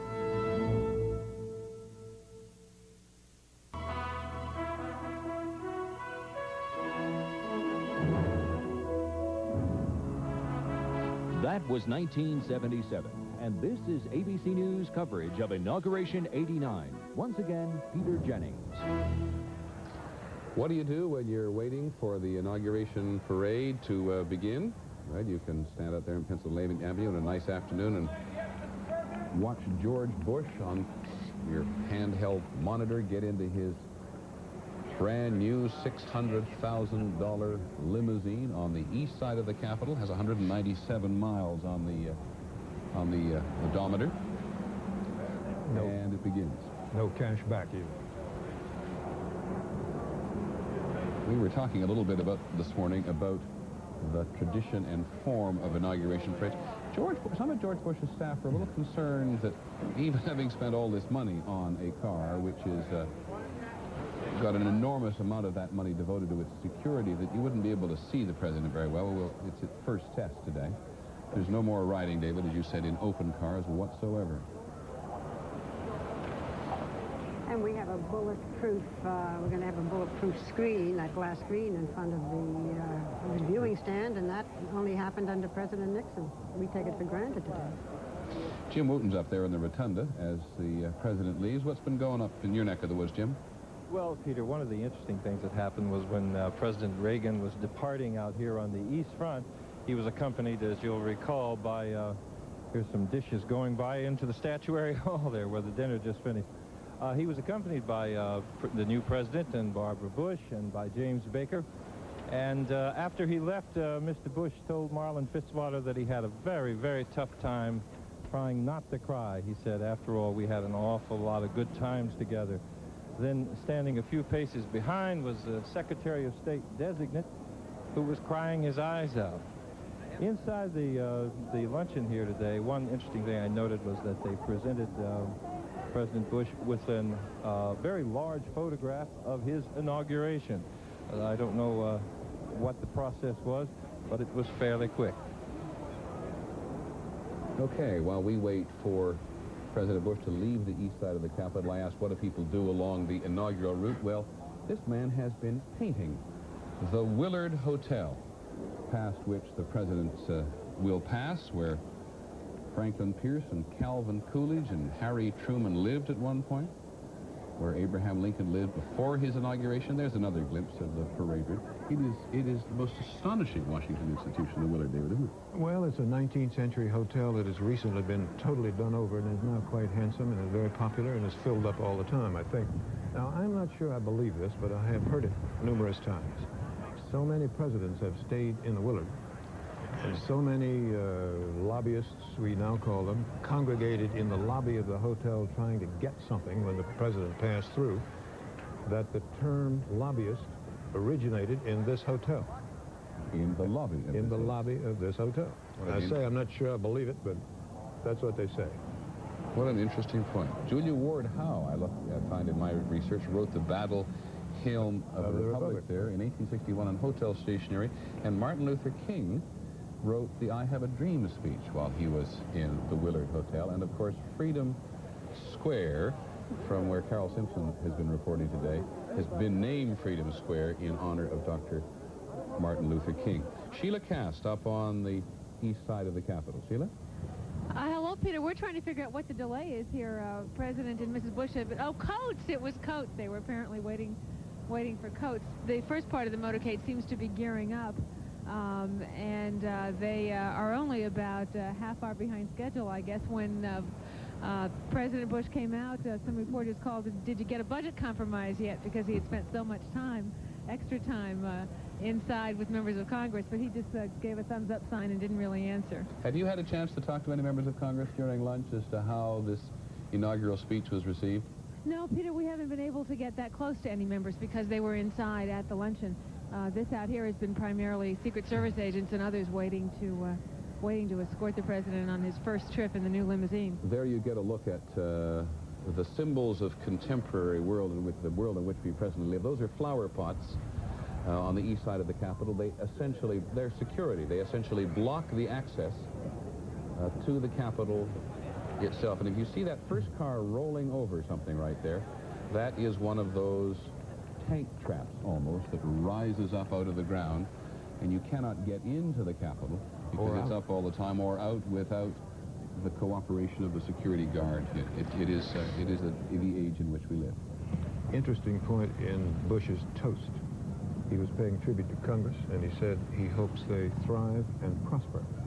Well, at a time when they're trying to raise their wages, I halfway expected them to stand up and say, we're trying. You know, we were talking about the $100 place ticket on this parade route. We should point out that the people you see standing on flagpoles or fire hydrants or so forth, they don't have to pay. I mean, if you just want to stand, it's free, and the tickets go from, I think, what, about $12 or $12.50 up to the $100. There aren't that many $100 seats. Also, Washington is at its most beautiful, isn't it, David? When you look at it now, everything's so clean and fresh, and I think sorry, David, because it really impressed us, and I know impressed David this morning, was the whole refurbished west side of the Capitol. Yes, it's been shabby looking forever. And the White House has been repainted recently. It's whiter than it's been for a long time. It had 35 coats of white paint. George Will is with us again. Our ABC commentator, syndicated columnist. George, how do you sense Washington is at this moment? Well, I think Washington's fairly tranquil. There are hats and horns, and there's every limousine in the East Coast. And clearly tonight we're going to have the one infallible sign of an American celebration, which is a horrendous traffic jam. But in fact, it is a remarkable continuity established here on the part of the Republican Party transferring power from one member to another. The big difference, Peter, that I detected in the rhetoric of the speech this morning was the stress by Mr. Bush that comes straight from his father and from his family on service and stewardship. Traditionally, Republicans have come to Washington sort of under duress, thinking they'd come here, get it out of the way like jury duty, and go home. In George Bush, you have a man who has made a lifelong career out of government. And so when he said in the New Orleans convention that he didn't hate government, he was telling something, I think something useful to the Republican Party. Anything in George Bush's speech this morning, George, which you didn't expect to hear? Well, I was a little surprised. It's not a big point. A little surprised for him to say that he was going to cleanse the country of cocaine, because we can tell him right now he's failed and will fail, because that's a problem simply beyond the scope of the federal government at this point. But no, I thought it was a workmanlike speech. Standing there in front of Ronald Reagan, he did not make the mistake of trying to match the previous act. It was his own tone of voice, which is again a sign of what is, I think, interested and pleased a lot of people in Washington, which is the new self-confidence of George Bush. In a way, Peter, it took an act of real self-confidence for him to put together an administration of so many people who were brought here by Ronald Reagan, who were conspicuously insiders. He didn't go for the flamboyant fresh faces routine. He said, this is a complicated business. We need a professional governing class. They're here at hand, and I'm not going to have novelty for its own sake. George, in your role as a columnist, you've not always been kindly disposed to President Bush. In fact, you've been rather harsh on him at times. So are you are you more impressed by George Bush during this transition than you anticipated being? I think there's no question of the fact that actually, Peter, it began before the transition. It began the moment Ronald Reagan walked off the tarmac to leave the New Orleans convention. George Bush stopped being so much a derivative person. After he lost his race for the Senate in 1970, he was always in a position in government where his fortunes depended on pleasing others. And that's a very awkward and in some ways debilitating position to be in. Since he has been his own man, he has been showing a kind of confidence and forthrightness and serenity that is quite welcome. I'm a little surprised that so many of you in Washington appear to have missed this. David, you said it yesterday about the opportunities George Bush had to upstage the president. He passed up all of them. He never once did it. I tried to get him on television one Sunday when he was in Rome. He had an afternoon free. He was doing something that made him look good. And I asked him to be on the air and tell us about it, and he declined because he was afraid Ronald Reagan would think he was trying to upstage him. One of the results of this is that so many newspapers, editorialists have said that he comes in without the vision that Ronald Reagan had, without the strategic plan that President Reagan had. And we asked him about that. We said, what about a vision? Everybody says you don't have one. And he said, I do have one, and I'm quoting now, it is a world at peace. He said, there are a lot of people who don't have it the way they should, and I want an America whose people are better off. If that's a vision, it's at least a hope. And then he also said that the difference is that I'm not starting anything new the way President Reagan did 8 years ago. I am building on what the president has. But he does, I mean, there are places now that you hear where he will disagree with what the president said and even criticize a bit. Well, I don't think we're necessarily put this argument to bed at this point. But, George, will let me get one more comment from you on this. Well, David, so many people appear to have been surprised that George Bush is his own man. Well, he has been in positions, particularly in this last position, where self-effacement was the first and, as vice president, almost the only duty you have. But I'd like to pick up, Peter, on something David said when he said that he was so reluctant during the transition to perhaps upstage the president. Remember when the president was shot in March 1981? George, let me interrupt you for a second so that we don't have any sense of alarm. There's a hot dog truck on fire somewhere along the parade route. Pork rinds, Peter, pork rinds. Pork rinds have gone up in flames. Is it a hot dog wagon? Well, that's what I'm told in my ear. At any rate, it is nothing. There is nothing untoward. Nobody's going to get hurt. Exactly. George, please continue. Well, what I was saying is that when the president was shot, the vice president was out of town on an airplane. He landed at Andrews Air Force Base, and they wanted to rush him to the White House, and they wanted to do that by helicopter and land him on the White House lawn. Without hesitating, Vice President Bush said, no, only the president lands on the White House lawn in a helicopter, and he came by car. So he does have, again, through long service in government, an acute sensitivity to some of the nuances of power. Okay, nice to have you, George Will, with us this afternoon. Please don't go away. This may be one of the reasons the parade is being delayed, and it is considerably delayed at the moment. It may be just a simple question of everybody on the communications security net wanting to be exactly sure what's going on. But as you can see, the policemen walking between the van on fire and the others seem not to be in any great hurry nor alarmed. It's right beside the Treasury there on the 15th Street. But it would be tough right now, I would think, to get a fire engine there or something. You'd have to get through that whole parade route and security. Nothing but a fire engine could get there, I think.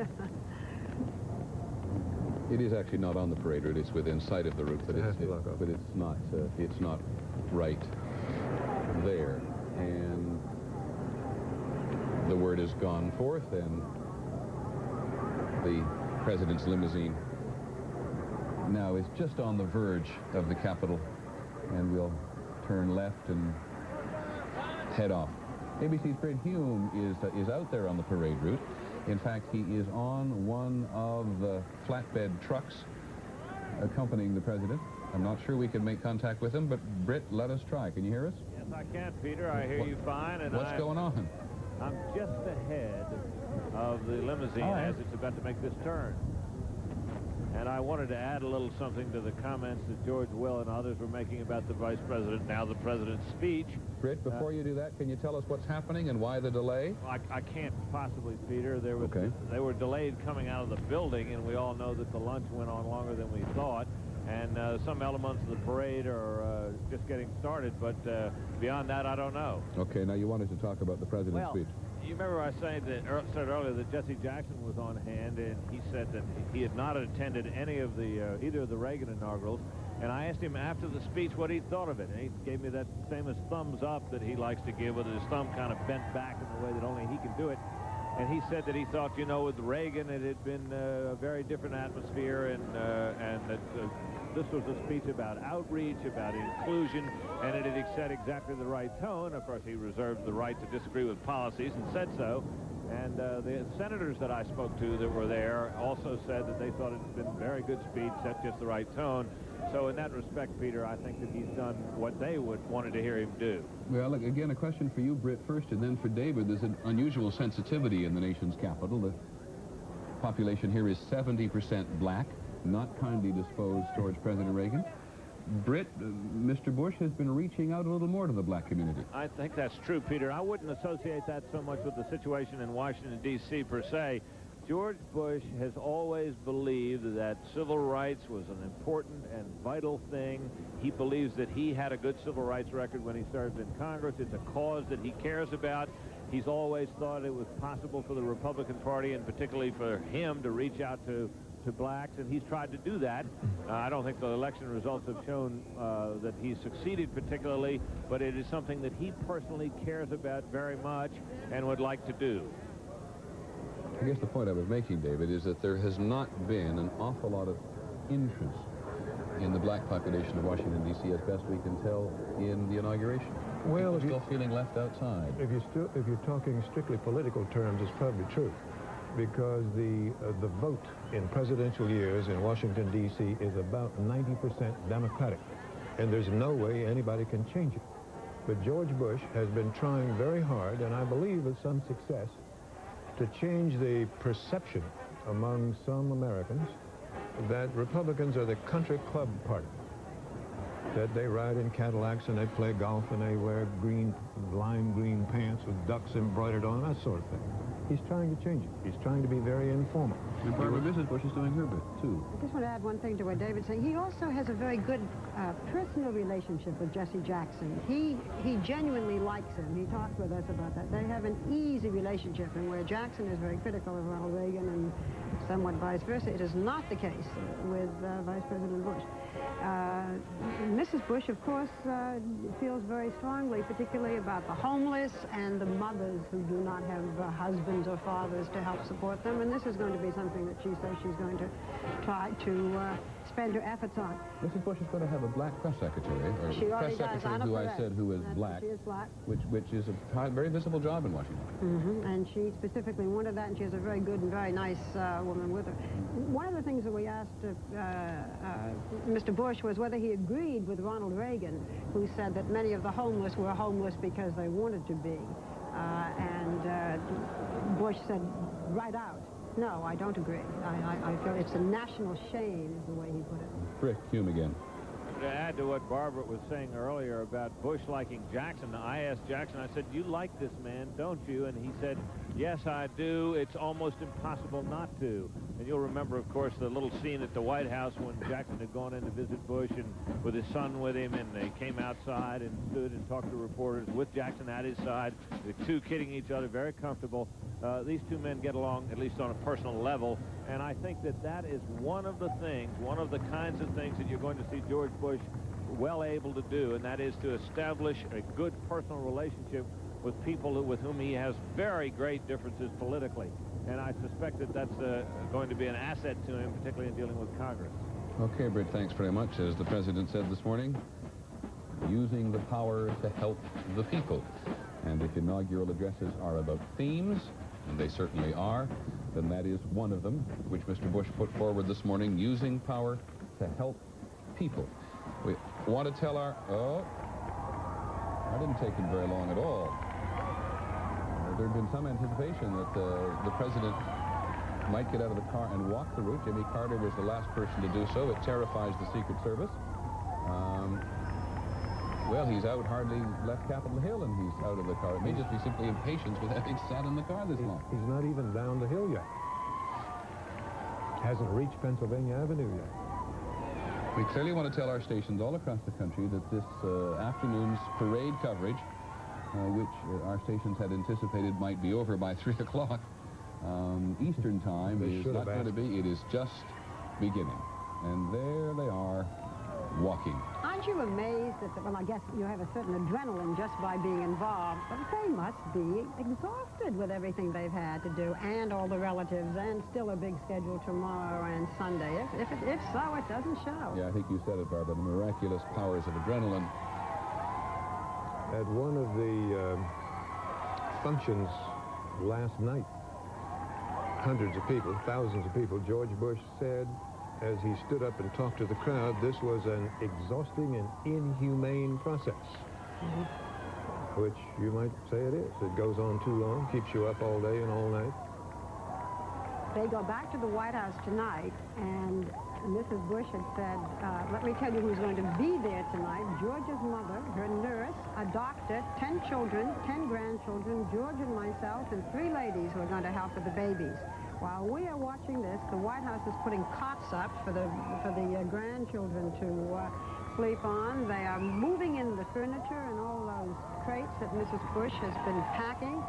And it must be busy, busy, busy in there for everyone, because when they walk back into that White House, it is theirs and their apartment and their things there. 28 members of the Bush family will sleep in the White House tonight. I think that's great. I'm going to... Britt Hume, I hope you can still hear us, because I'm going to risk something you shouldn't say in Washington, which is that we've just seen a truly spontaneous gesture from the Bushes. I think we all knew they were going to get out of the car, but we all thought it was going to be about a mile further along Pennsylvania Avenue. What do you think?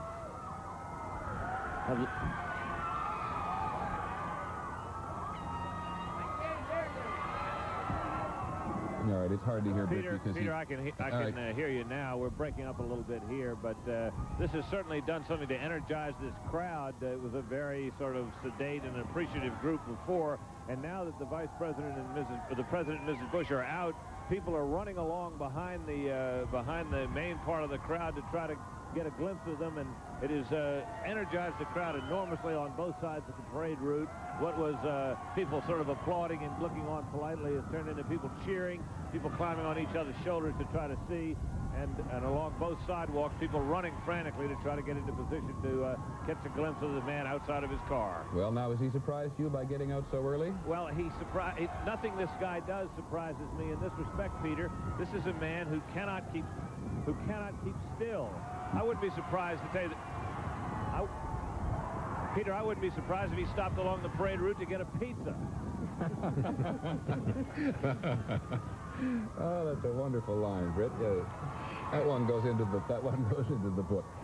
The reason I emphasize this spontaneity or lack thereof is because the Bush staff was very candid before the inauguration, said it's impossible to do anything spontaneous anymore, because if you tell one person you want to do something, the news spreads all over town. He talked about being in Iowa. Getting back into the car. He talked about being in Iowa and telling one person that maybe about 14 miles down the road they'd stop, and they stopped, and there were a dozen sheriffs there. But Peter, one of the things that he's talked about is wanting to get out of the White House, unlike President Reagan. He says he's going to go to the grocery store if he feels like it and buy bagels. They went out last week. The Bushes went out last week to a restaurant just before he went off fishing. Mrs. Bush says she's going to go out jogging, and she can probably go to the vice president's mansion because there's a place there to jog. I wonder, how much is he going to be able to get out? Well, this is a very serious conversation about freedom and about democracy, on which I know David has some very strong views. So as soon as we come back, let's talk about it some more as we get a brief glimpse of the ERA signs along Pennsylvania Avenue. We'll be right back. From our nation's capital, ABC News coverage of Inauguration 89 continues. Once again, Peter Jennings. Pennsylvania Avenue, 3 o'clock Eastern Time, lovely sunny day. President Bush and Mrs. Bush are on their way home.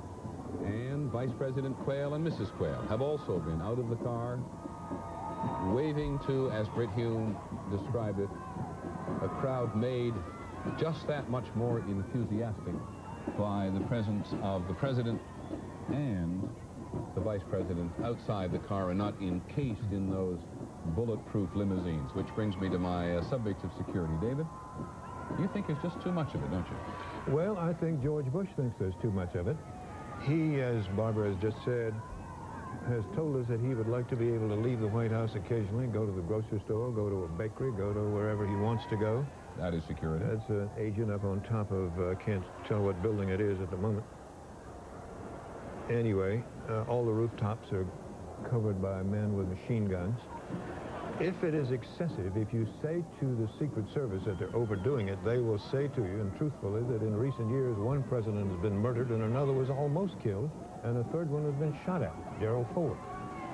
I think it is also true, however, that in no case were they able to protect them. So I don't know how much security is too much. I don't know that there can ever be enough to protect a president in public when somebody really is out to shoot him. But there is a feeling among some in Washington, some in the country, isn't there, that the bureaucracy of security has become so enormous as to be almost oppressive. Well, it has, and very often the public can't see the president for the security people around him, depending on where he is, what they think the risk is.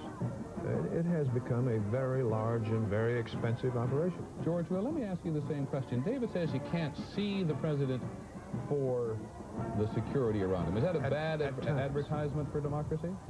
I don't think so. I mean, when you have a country of 250 million people, you're going to have 6 or 7 nuts in them, and you don't know where they are at any given time. There's no sense that the country itself is full of menace and division and passion these days. The point is that's irrelevant. The general climate of the country is irrelevant. The Secret Service is an enormous apparatus, by and large there to protect the president from a tiny, trivial minority that is utterly unpredictable. Henry Graff, what is your response to this? The sort of wall of security between the president and the people? The wall of security, of course, is breached by television. And although presidents now rarely can be in public and they can't wander around the city of Washington as, let's say, William Henry Harrison did doing the White House shopping, caught pneumonia and died, but they can't do that any longer. Nevertheless, we know our presidents better than ever before. They come into our living rooms.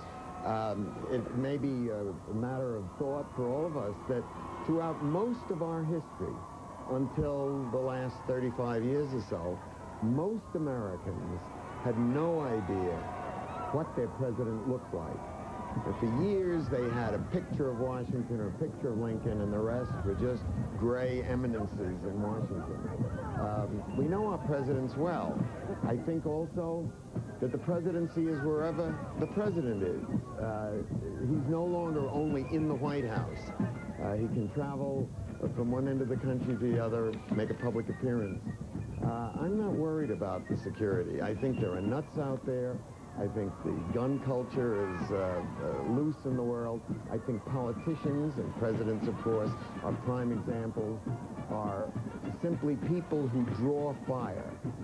Professional athletes don't draw fire.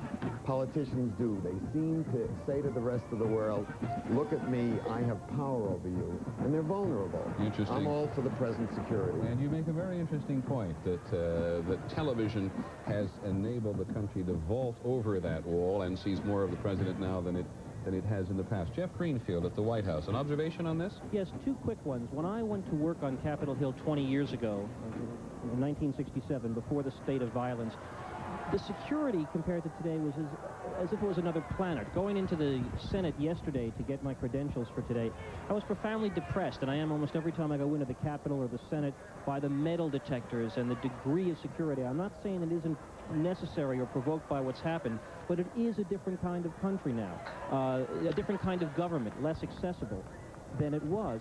And I think the second thing is I remember vividly a picture of John Kennedy the summer of 1963 where he was swimming in an ocean. He had come out on a public beach and there was a crowd of ordinary Americans thrilled and stunned to see this man, their president, standing there with a big grin on his face saying, see, here I am. If George Bush is able to reassert the prerogative of a president to go out and be an ordinary person, I devoutly hope the press does not take it as a personal affront. It seems to me that is something that would not only be good for George Bush, but good for the country, to remind us that a president has ordinary impulses and should not be treated as an imperial, constantly threatened individual. Interesting point, Jeff. Barbara. Two things. One, tomorrow, President and Mrs. Bush are having an open house. Anybody can line up and come into the White House, I think, from 8 a.m. to 11 until the line is closed off just for lack of time. That's something that has not been done. The other thing is that it isn't... Can I just interject there for a second? It was the last time it was done by a president. The place was invaded by rowdies, and they had to put free booze out in the lawn to get the rowdies out of the White House. not in modern times. It has, well, let's hope Andrew it's a little less Andrew rough. Jackson. But the other thing is that it's not just security, it's how much the president is insulated. And we have now a president who has a great variety of friends, everything from motion picture producers to his buddies from Yale, his friends from Maine. He has a huge family of divergent opinions, so that even if he can't go out as much, he does have much more, many more people coming into him than we had under President Reagan or even President Carter. And some of them are already there on the north lawn of the White House. Ann Compton. Annie? Yes, Peter. You've got family with you. We have family. We have Neil Bush and son Pierce. Now, Pierce doesn't want to be interviewed. He wants to get back down and watch that parade. Neil, did you know that the president was going to get out of the motorcade and walk? I really didn't, but it's not surprising to me. They're fairly spontaneous people, a little bit like Pierce. You do that to your grandfather. Maybe of what this White House is going to be like. The whole family is supposed to be somewhat spontaneous. Is that what we're going to see in this administration? I think so. I think you're going to see some pretty interesting things out of my mother as First Lady, traveling around the country, trying to help make things better for other people. And hopefully you'll see a bunch of these little kids running around in the backyard and the front yard of this White House. It's going to be exciting. Let him talk. When you left the House this morning, you all told me that you hadn't seen a copy of the inaugural address. I had not, and it was great. It was just perfect. It set the right tone. And it's great the way he's calling on all of America to pitch in and try to make this country better. Pierce, where do you want to go right now? I want to go to the parade. I'm going to let him go. Peter? I should hope so. I was just hoping, Annie, that Pierce's attitude towards you is not a reflection of how the president's going to feel about the press. Well, one of the things we talked about the president with off the record this morning was to make sure that we have daycare facilities at Kennebunkport this summer. Spoken by a correspondent with how many children? 4? 4, 8, 7, 5, and 3. Thanks very much for joining us. Thank you, Mr. Bush. Let them go to the parade, please. Of course. Peter, one of the reasons that Mrs. Bush is so interested in literacy is because of this son, Neil, who has dyslexia. And it is said that it was he who inspired her to try to make everyone able to read, not only those with learning disabilities like her son, but a country in which so many members can't read. We will be back in just a minute for the continuation of this presidential escort on Pennsylvania Avenue, and then the parade. The parade hasn't even begun. But first, a word from your local stations. ABC News coverage of Inauguration 89 continues after this message from our local stations. In a phrase, he's out again. Not even exactly sure where they are on Pennsylvania Avenue at the moment, but President and Mrs. Bush are out of the car again. And while you at home have been watching a commercial perhaps or someone on your local station, I've been fascinated to sit here listening to Barbara Walters and David Brinkley enthuse about having children in the White House again. I'd be delighted. When was the last time we saw anything as engaging as that little kid squirming, grabbing the microphone, saying, I want to go see the parade? John Kennedy, climbing under his father's desk. Exactly, 20-odd years ago. I think it'll add a great quality to it. Happy to see it. What do you think it will add, really? Interest. Everyone loves to see children. I do. I've got 4, and I wish I had more. The White House generally and the presidency generally are thought of as, shall I say, senior citizenry. So it's a pleasure to see these kids. Take us back a bit in history, David. Did presidents in the last century at all, or at the turn of the century, get as much mileage, pleasure out of their children? Don't give us your personal experience. We realize that we're not suggesting that you saw it yourself. I don't know, Peter.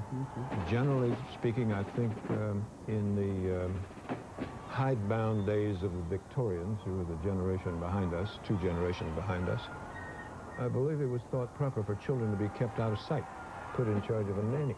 Well, we had teenagers when Lyndon Johnson was there. You know, we all watched what was going to happen to Lucy and Linda. We had a wedding there under Richard Nixon. We had Tricia Nixon getting married there. At least we had Margaret Truman? Margaret Truman, that's right. But we had a little, you know, will they have boyfriends, won't they have boyfriends? It's just been in the last 8 years that we have not only seen no children, no grandchildren, with the exception of Maureen at the White House, we haven't really seen children at all. We haven't seen young people, young faces, and the kind of fun and nonsense that brings. Amy Carter. Amy, well, yes. Is another. How soon I forget, yeah. Amy Carter walked in the parade, remember? Exactly, and I think was one of those children, Tricia Nixon perhaps another, who went on very much to regret the kind of attention that they got. Amy Carter was at, what, Brown University in Rhode Island, and had protested against the recruiting, I think, by the CIA or someone on campus. Right. And we covered her trial like nobody's business. We didn't give her a moment's peace. Didn't Amy get kicked out of school? I think she left. Or did she leave? Yeah. And by the way, when was the last time you saw a picture of Tricia Nixon? And if you do, you won't recognize her. She looks so different. Let's listen to our presidential historian again. Professor Graff, what do you think of all this? Well, presidents' children have been very important in the history of the White House. General Grant took his own son into battle, and so he was very up front. Frederick Dent Grant, the son of Ulysses Grant. Theodore Roosevelt's children brought a pony into the Blue Room of the White House. Remember that one of Woodrow Wilson's daughters married a Secretary of the Treasury. So it's an old story. Actually, the Roosevelt children lit up the world the way apparently the Bush children and grandchildren are going to, because they came upon the scene after the McKinleys. The McKinleys had had one child, died in infancy, and it was a very lonely, grim, ailing White House. And the Theodore Roosevelt children were luminous, not least of whom was Alice Roosevelt, who was a news center herself. Theodore Roosevelt wrote very interesting letters to his children and illustrated them with marvelous pen and ink sketches. They've been published. I don't know that Mr. Bush has that capacity, but the business of presidents and their children is very old. President Tyler had 13 children, and that must have been a busy White House, too. Professor Graff, thank you very much. I knew we invited you here for a reason today. Thank you, kind sir. Carol Simpson. Hello. In Freedom Square, Carol. I can't see anything. And she didn't even pay $100 not to see anything. Carol Simpson is down there right about where the president's limousine is at the moment. Carol? Well, I wish I had a television set, Peter, because I can't see a thing. I'm sure you're seeing more than I am. I'm about 12 deep behind the crowd here. They are passing right by. A lot of excitement, a lot of cheering. Is that where people were complaining that they bought seats and couldn't see anything? That's right. This is the place. Well, now you can see why. There's a wall of people in front of them. And they paid nothing. Paid nothing. We see standing there. In fact, Carol, I gather you're standing right beside someone who came a long way to see this parade and is also slightly miffed. Peter, I'm not standing near him. I'm making my way to him. If you can hang on and come back to me, I'll get to him. Okie dokie. We'll hang on for a second while Carol makes her way through. David, again, I defer here. This is your town. Big crowd, though, it looks like. Well, those are grandstands built there. That's 13th Street, crossing 13th Street. And coming up to the two big hotels at 14th, one of them being the Willard, which we talked about a minute ago. Somewhere in that crowd is Carol. You see the grandstand that goes up? If you sit at the bottom of it, you can't see anything. This whole inaugural escort, this whole presidential escort, of course, goes back to George Washington. Jefferson, you were talking, I guess, yesterday about, to match security and escort, about Abraham Lincoln coming back from the Capitol? Had to be surrounded by soldiers? That must have been somebody else, Peter. Really? I thought everything I heard interesting. Well, it is true that it was during the Civil War, second inaugural, and he was escorted by troops wherever he went. The Grand Army of the Republic, or part of it, guarded him coming up Pennsylvania. You've seen there, we had photographs of that. While we were talking about the children, I was thinking one of the things that we're going to relate to with the Bush family is that they have really gone through so much of the good and bad that so many people do if they have a lot of children and have been married for many years. Look at those sweet little sleepy faces. They had a child who died, Robin, when she was 4 years old. I talked about the one son, Neil, who has a learning disability, who has dyslexia. Their son, Marvin, a year or so ago, had an operation, a young man, had an operation for, I think it's called ileotis, is that it? Where he has to wear a bag for waste materials. Got in and out of the hospital, is feeling wonderfully well, but they have had their share of ups and downs and illnesses and joys, and we can relate to that. George Will, what do you think about this business of presidential children and their impact on the nation? Well, I think it's good. It certainly gives the country at least the illusion that the president, the people making public policy, is subject to the kind of pressures and anxieties that they feel, because most of the things that Americans feel most strongly about are their children. Peter, I'd like to go back just a minute to something David said. But hold it, George. Before you get off that, you use the word illusion. Well, look, let's face it, a president does not lead a life of normal pressures, expectations, and uncertainties, and there's no sense pretending because you go out to the corner drugstore for an aspirin that you are living life with the same pressures and uncertainties that other Americans are. But as I say, the illusion, the impression it matters in democracy. But it is all important in terms of the presentation of the presidency, isn't it? That is quite right. Now, you wanted to say on another subject. Well, back to David was talking about Lincoln in the second inaugural. We have pictures. There's a very famous photograph of Lincoln delivering the second inaugural, I believe the greatest speech in American history. And in the picture, clearly visible, in the crowd, sort of hanging on the Capitol where Lincoln was speaking, was John Wilkes Booth. Really, I haven't seen that.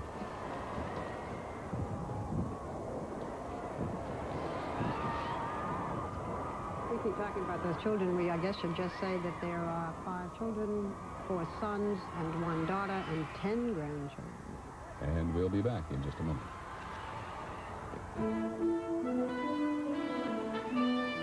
ABC News coverage of Inauguration 89 continues after this message.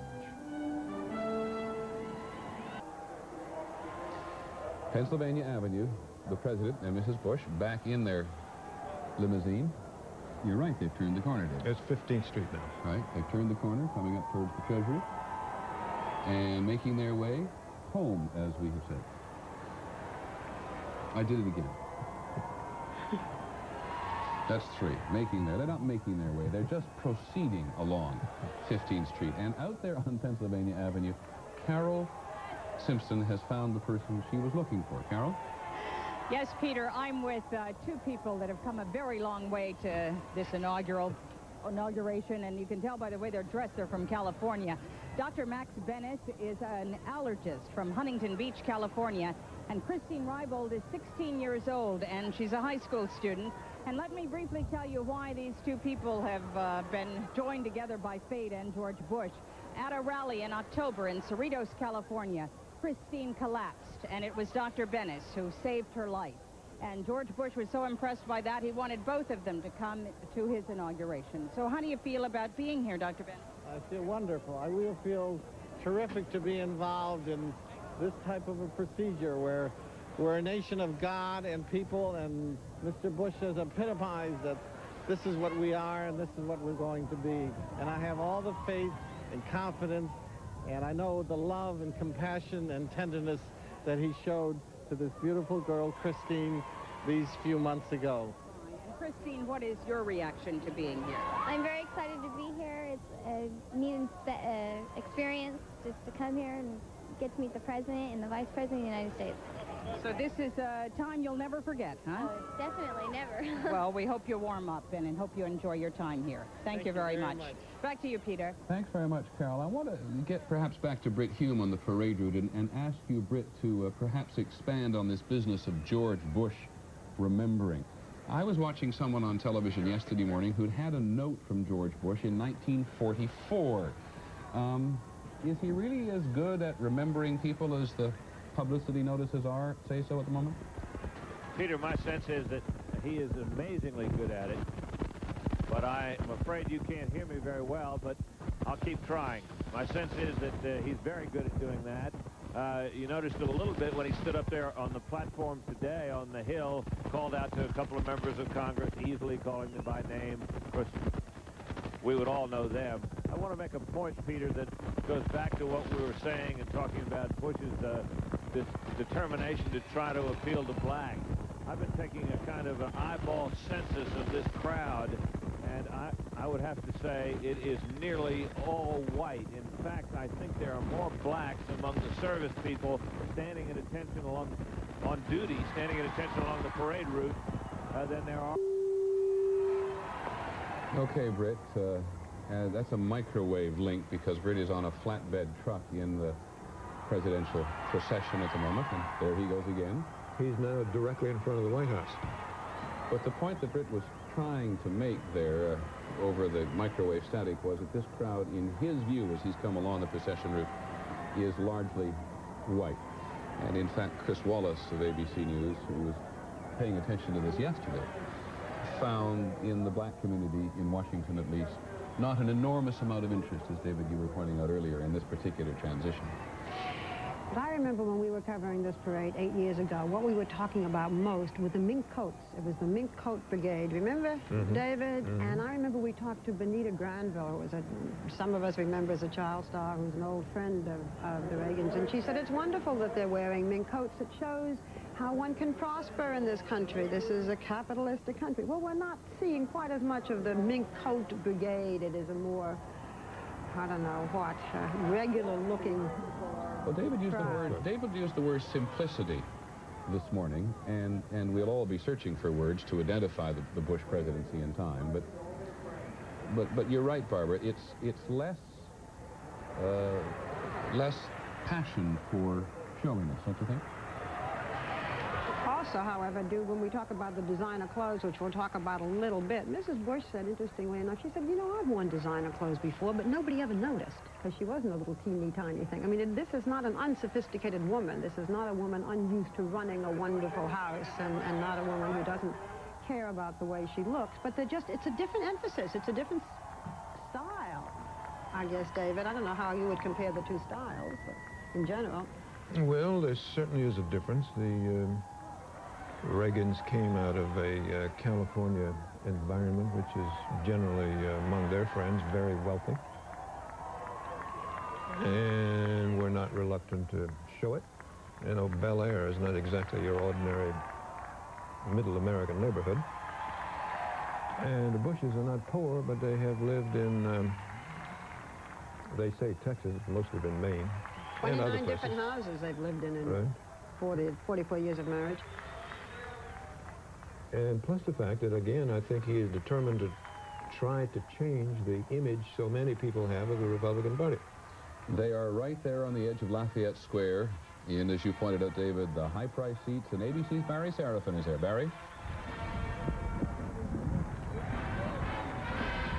Well, that's the presidential reviewing box.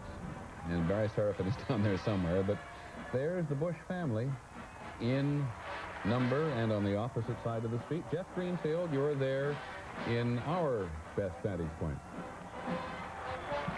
Yes, Peter, can you hear me? Absolutely. Okay, well, we had a temporary interruption by, I guess, some Democrats. George and Barbara Bush held hands as they left Pennsylvania Avenue on their way up to the reviewing stand. To say that George... I didn't hear him try. To say that George Bush is a happy camper at this moment is an understatement. The weather has turned balmy. It was very, very cold this morning, but now that he's walking out, if you believe in divine intervention, and given the record of Republicans in recent elections, you might well, the weather has turned absolutely perfect for the new president. Peter? Well, there's Frank Fahrenkopf, chairman of the Republican National Committee, former chairman of the Republican National Committee. It is now Lee Atwater, who will undoubtedly be there as well, and you are now inside the presidential reviewing stand. Lee Atwater brought his 8-year-old daughter down to one of their inaugural offices and had her stuffing envelopes, and she did a very good job of it. One of the more touching aspects there's another grandchild. One of the more touching aspects today is the appearance of George Bush's mother. He said last week that he just hoped and prayed that she could make it. She has not been well. She is here with a nurse and a doctor, and he said she was living for this day to come and see her son inaugurated. We're going to see an awful lot of Mrs. Bush with various grandchildren in her arms, and I think that looks delightful. Well, two of those there, I think, are George and Noel, who were Jeb Bush's children. Let's listen to Senator Quayle, Vice President Quayle, if we can.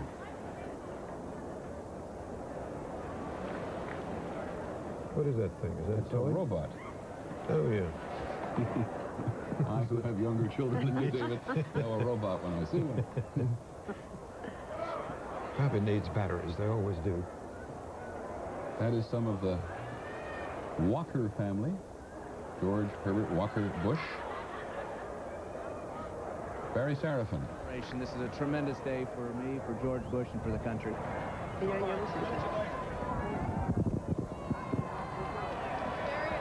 That booth is heated, so they can take those coats off pretty soon, I would think. He heard you. He just heard what you said, well, David. And he said, whatever David Brinkley says, I'm about to do. Well, that's not a bad idea. That's some of Jeb's children is right behind the president, Peter. Barry Serafin has just had a word with Vice President Quayle as he went. Barry, what did he say? He just said, Peter, that he feels great. This is a great day for the country, and kind of Indiana weather, he said. Cool and beautiful day.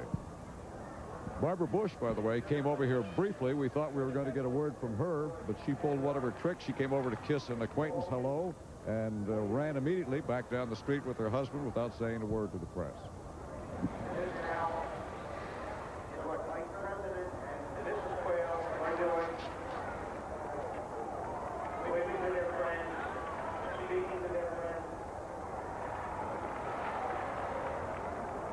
Well, it's clearly going to take this mob of Bushes and Walkers a moment to get settled down here.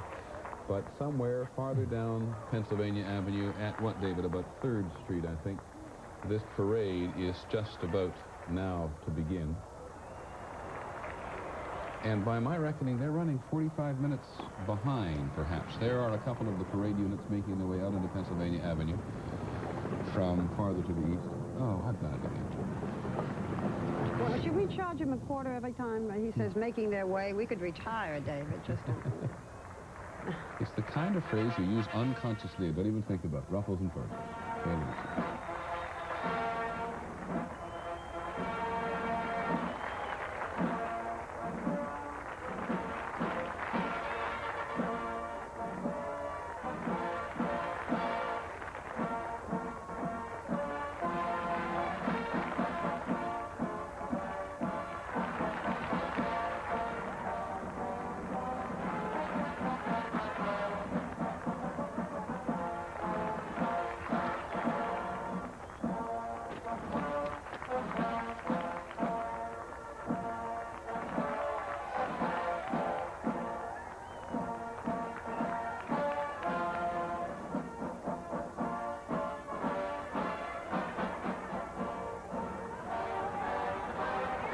That child have any shoes on?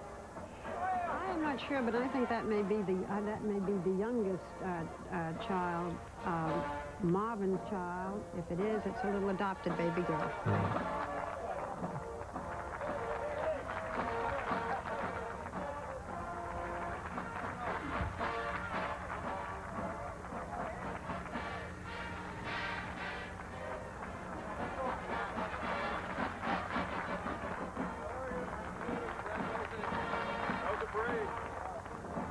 There's a level of informality and not even studied informality. Greater than I've ever seen here.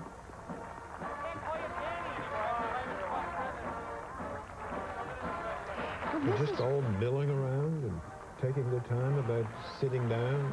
This was the whole theme. I mean, it's happened, I guess, accidentally. Maybe it hasn't, but the whole theme of this inauguration, which was openness. You remember, Ron? Ease.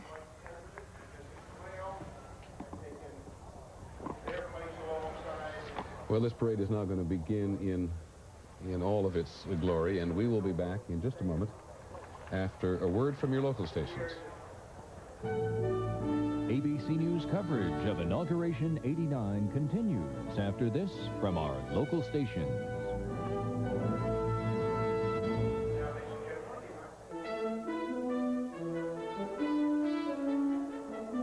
From our nation's capital, ABC News coverage of Inauguration 89 continues. There is the parade route as seen from the Texas float with an ABC camera on board. It's got a 10,000-gallon hat and a size 40E boot, and it's large, as you would expect.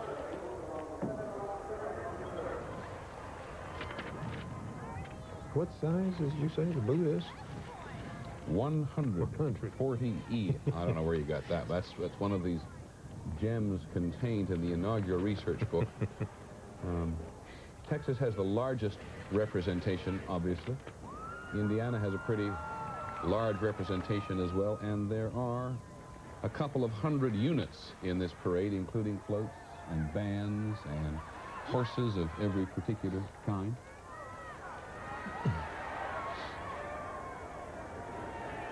There's a long gap between the president arriving at the reviewing stand and the beginning of the actual parade, so there will be a little stage wait here for him. This is the first float taking the turn from 15th Street onto Pennsylvania Avenue. They call it Old Glory. It's 80 feet long, and it's built to give the impression, they tell us, and probably does, that it is blowing in the wind. Fascinating earlier today, David, I don't know if we still have it around in our visual library here, but to see how the flag has evolved in these 200 years since George Washington's inauguration.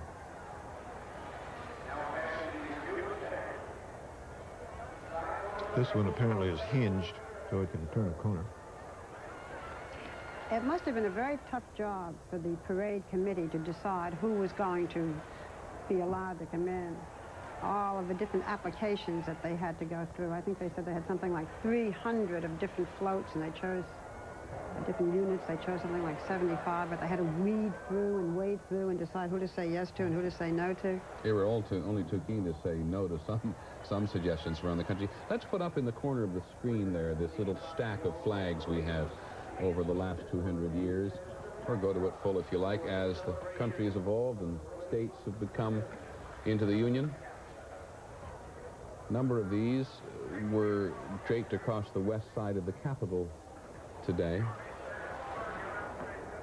But we were figuring, David, this morning that we didn't quite know where we'd ever seen this before. I've never seen those with those funny, I've never seen that before. Even a picture of it. I don't...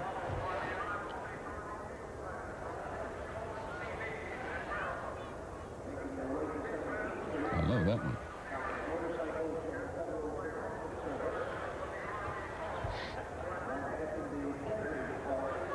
Not that anybody needs reminding, but we are celebrating the bicentennial of the inauguration 200 years ago. Not in January, but in March. George Washington's inauguration in New York. And Chuck Yeager, the honorary grand marshals of this parade. Ann Compton is over on the north lawn of the White House with a man who told me a week or so ago, Annie, that this parade was going to run with computer-like precision. I'd like you to remind him of that. Stephen Studdard, executive director of this inauguration, has it been computer-like? Or tell me honestly, hasn't there been some just nightmare glitch somewhere along the line? Not yet, Ann. We haven't seen a thing go wrong yet. The only thing is we started a little bit late. Once we started, we're right on time. When you look out at this parade, and how does it compare, match up to past parades, did you try to make it particularly different? We tried to make it reflect the values of George and Barbara Bush. We tried to have it be one that had wide and broad representation, one that was very open, and one that had kind of a fun spirit to it. And we think it does. Look, would you mind giving us that again? Since the parade started late, it is right on time. Let's have that again. Well, the parade's going to run an hour and 15 minutes, and all we did is shift the beginning time a little bit. We're about 35 minutes off in starting, but if you add 35 minutes to the original schedule, we'll be all right. Mr. Studdard, what was all the delay up in Capitol Hill? Well, the luncheon hosted by the leadership of Congress for the new president and the new vice president took a little longer than planned, and it just took longer to get started. Is George Bush surprised you by getting out of this vehicle as often as he has? No, it hasn't surprised me at all. That's, you know, he's full of surprises, and that's the kind of thing you'd expect from George Bush, and he did it right on cue, evidently. He did not indicate to us ahead of time he was going to do it, but he jumped right out. He saw those people out there, and he went after them. Annie? Well, Peter, we had gotten word this morning that indeed during the Secret Service walkthrough, they had practiced him getting out of the car 3 times. Little did the Secret Service know he would use all 3 of them. And I'll tell you something you may not have known about Stephen Studdard. He goes back to the Ford days, one of the best advance men in America, and it's just like him to stage something like this. Guilty? Not guilty. At least not that I'll admit. Annie, I have one more question for Mr. Studdard. Mr. Studdard came to Washington 8 years ago with Ronald Reagan, and I was under the impression that part of you wanted to leave with Ronald Reagan. Peter, I had always told President Reagan that I came to town on the same plane with him and I would leave on the same plane with him. And today, as that helicopter lifted off the Capitol grounds, I had a tear or two in my eye as I stood there and waved goodbye to him. Good. Well, thank you very much for taking a moment to join us. Thank you. This is a man I suspect we shall see a lot of, if not necessarily in person in results, throughout the Bush presidency. The president gets his first look at the first float in what they call the Court of Honor. I'm not quite sure exactly where they call it that, David, but that's that little portion of Pennsylvania Avenue right in front of the White House reviewing stand there. I don't know, Peter. I've never really heard that until this week. Ordinarily, it's just a Washington street that's full of taxi cabs and buses and so on, like every other street. We stopped to let Bob Hope and Chuck Yeager off so they can go to the reviewing stand, one presumes, and watch the rest of the parade. Bob Hope was quite funny last night at the gala, and he said that he was sitting so far away from President-elect Bush that he couldn't read his lips. And President Bush has said he's not going to say that anymore. That's an expression he wishes he hadn't said. It was a good gala, I gather, Barbara. It was a lot of country music, and that's supposed to be the president's favorite. If so, we're going to hear a lot of country music, but that's okay with me. How old is Bob Hope now?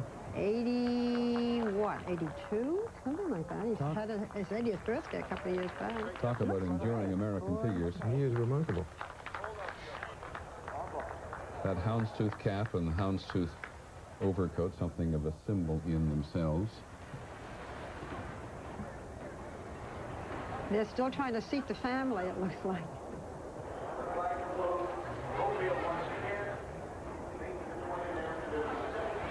Jeff Greenfield, down there, opposite the White House.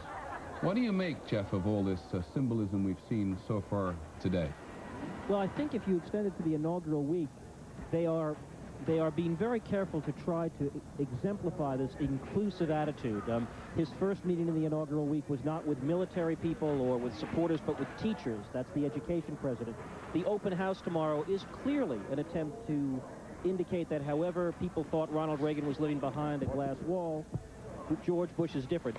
As they used to say in the Marxist world, you know, it is no accident that any of these things are staged this way. And I think, as you'll point out as we get on in this parade, assuming it ever starts, just about every float has some symbolic purpose. And it's the correct way to begin an administration, because you don't begin an administration with a State of the Union message with 50 points of your legislative and budget proposals. This is the sense of a man trying to project who he is in the best way television can be used to do it, by gestures. They made a very strong point, the whole inaugural planning staff, of bringing teachers here from every state in the Union. Some teachers delegation from every country. And as to that observation, Jeff, about the open house, I think it was the president who said it was distinctly to reaffirm that it was the people's house. In fact, if I may, Peter, there's one event tomorrow night. It's the hottest ticket in town, that relates back to what was being discussed about the nature of the white audience. Lee Atwater, the Republican national chairman and former backup guitar player to Percy Sledge, is throwing his fantasy dream rhythm and blues night, in which he's actually going to play guitar behind some of the great acts of rhythm and blues. And if it's a little churlish to say it, there are probably more blacks on stage tomorrow night than there are in the entire reviewing stand, and maybe along the line of march. But that, too, is a kind of symbol to say Republicans are not white bread, up with people, Wayne Newton types alone. We like harder, harder rock music, and I think that, too, is a symbolic act. On the subject of music, the United States Army Field Band from Fort Meade, Maryland.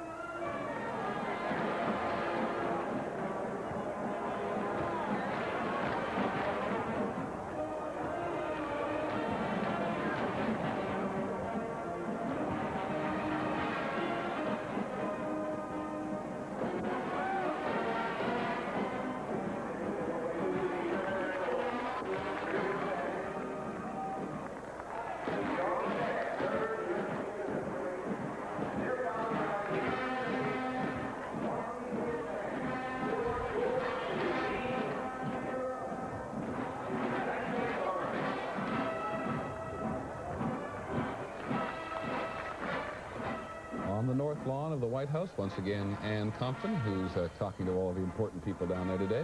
Go ahead, Annie. Peter, this is John Sununu. Get to know the name and the spelling, because as chief of staff here at the White House, he abandoned his chief executive role as former governor of New Hampshire and takes over now as the gatekeeper of the Oval Office. And Governor, you've been riding in the fun part, the parade.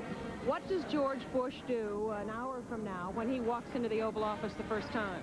Well, I think he takes a deep breath and takes a look around and enjoys it for a few minutes, and then gets down to work a bit. And there are a few things that have to be done, some documents that have to be signed, some commissions that have to be signed, some nominating papers that have to be signed, and that'll all be done. When you have White House staff coming on, you have now, they signed the papers for the cabinet. Is there honest work that he has to do in terms of policy today, or can he have all the way until Monday for that? Well, he has to make official some documents. We'll do a little bit of talking about some initiatives he wants to take, and on Monday, though, it's a full day. Mr. Sununu, I have a couple of questions, if I may. The President said that he would begin to negotiate with Congress about the budget deficit on the first day in office. What constitutes the first day from that point of view? Well, he's actually been talking to them before the first day, so he's gotten a big head start on that already. I think you'll hear a little bit more tomorrow in terms of some of the formal steps that he might be proposing, but today is a day of pomp and circumstance, and we're not going to talk about specifics that might take place following this, but there has been a lot of talk up until now in terms of meetings, in terms of phone calls, and in terms of his going up to the Hill to talk to them already. And let me ask you, if I may, a question about one paragraph in the inaugural speech. The President was referring to Americans held hostage in the Middle East, and he said, assistance can be shown here and will be long remembered. Goodwill begets goodwill. You talking or attempting to talk directly to the Iranians? I think what that paragraph was addressing was the fact that when you have countries that are willing to extend actions one-on-one in terms of showing goodwill, whether it happens to be the particular countries you mentioned, Iran, or any of the other countries around the world, good friends begin to be developed by extending positive gestures. And I think he was saying, as part of his presidency, he wants to extend both his hand, as he did to Congress, but a hand out to the rest of the world, and saying we offer to be as friendly as we can to those who are willing to be friendly with us. And tomorrow, a full day in the Oval Office. The President will take around some tours, but then will he actually begin making initiatives in the Oval Office? Which ones? Can you tell us? There'll be another couple of hours of work in the office. He'll be meeting with some of the staff and, again, doing some of the homework that's necessary to get these activities dealing with the budget in place. And his version of a kind of State of the Union address to the Congress February 9th? February 9th, I believe that's been agreed to by the House and the Senate, and that's where really the specifics of George Bush's agenda will be laid out by the President. Governor Sununu, thank you. Peter? Thanks very much, Ann. Thank you, Mrs. Sununu, for joining us this afternoon. Put it on your calendars. February the 9th, the President will go back to Capitol Hill. And he also, in February, isn't that when he goes to Japan for the memorial for Emperor Hirohito? For the funeral for Hirohito. And as David was making the point this morning, it's ironic that Vice President Quayle, who as Vice President goes to funerals in the main, will not go to the first funeral. Well, George Bush, as Vice President, went to, I believe he was 70-something. What was it? They used to sort of tease about it, and he said he had a slogan, or somebody said he had a slogan, which was, you die, I fly.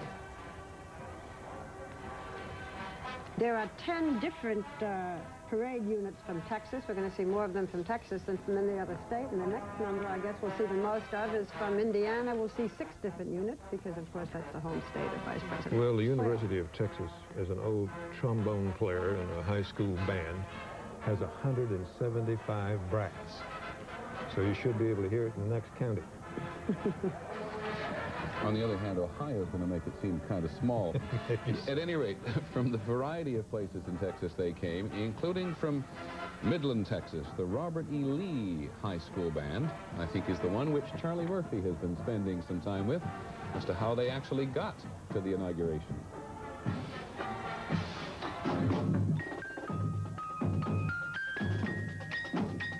From way down yonder in the land of cacti and oil wells comes the 205-member Midland Lee High School Band. It's good. One reason, Randy Story, the director who makes them all march to the same drummers. Why is it that we still have one person who looks better than everybody else? Come on, heads up. Everybody needs to march like Kevin Carmody. Hop, hop, hop. If you're wondering about the Confederate flag, they point out it's one of 6 flags that have flown over Texas at one time or another. But why was this band invited? We feel like we're his special band. We've played for him several times over the past 8 to 10 years. Midland's where Bush started in the oil business. The band played for him when he campaigned here last fall, and he singled them out. It went to Washington to march in the last inaugural parade, but the parade was canceled because of bad weather. So band members went door to door again to raise $150,000 for a return trip. They got some help from merchants. Elmore Chrysler Dodge Jeep is donating $100 to the Lee High School Band when you buy a new car or truck from Elmore. Members are pretty excited. Well, let's hear it from them in Kid Talk. It's just a really neat thing to do. And that's just like, wow, I don't know what can top that. 4 years ago, the Southern kids and their instruments froze up.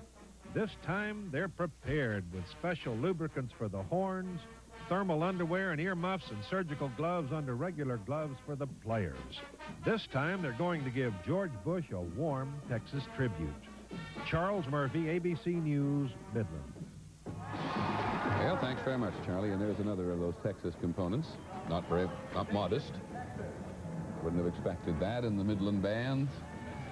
We'll be along to play for George Bush in weather that does not require thermal underwear in just a minute. It's also where George Bush started in the Republican Party business, too, Midland, Texas. He helped to organize Midland's first party primary. 3 people voted. George, Barbara, 1 Democrat. Really?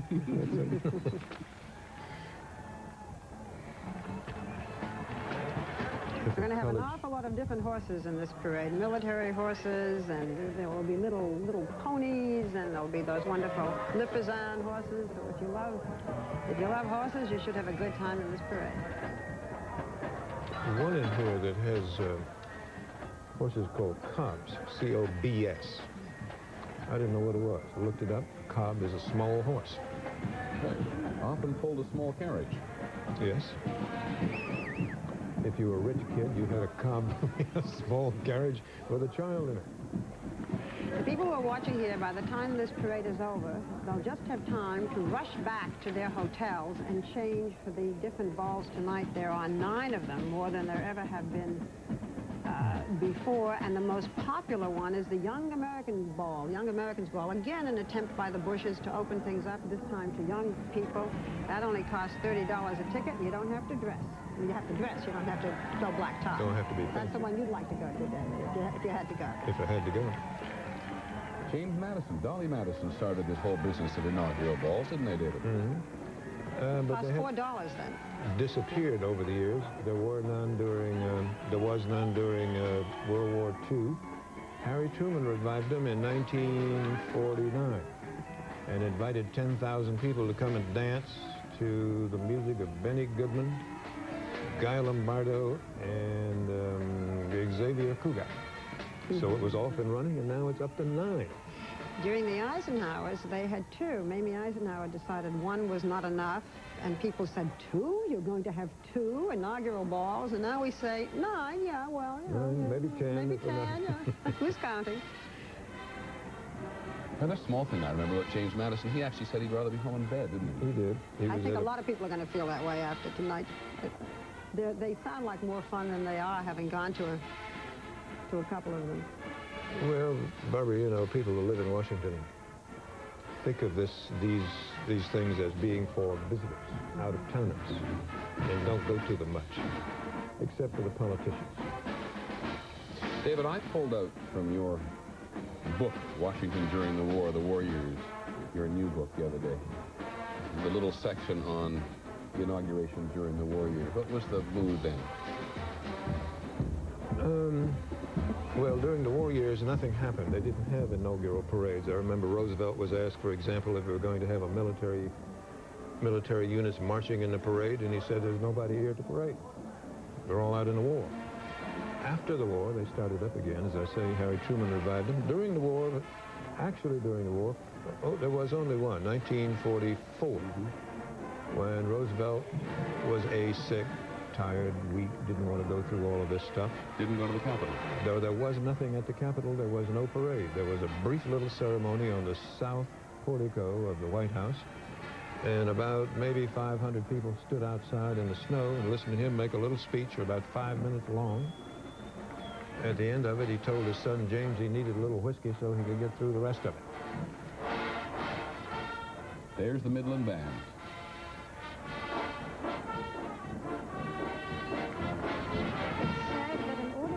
Up, you have to take footsteps 28 inches, and that you have to go 112 steps a minute. I would like to know how these people know what 28 inches is.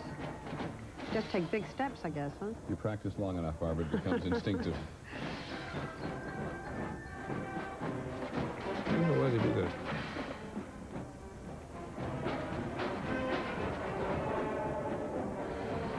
from Midland, where George Bush went to go into the oil business, and he hoped to make lots of money. The Indiana delegation, the Black Horse Troop from the Culver Military Academy and the Culver Girls Academy.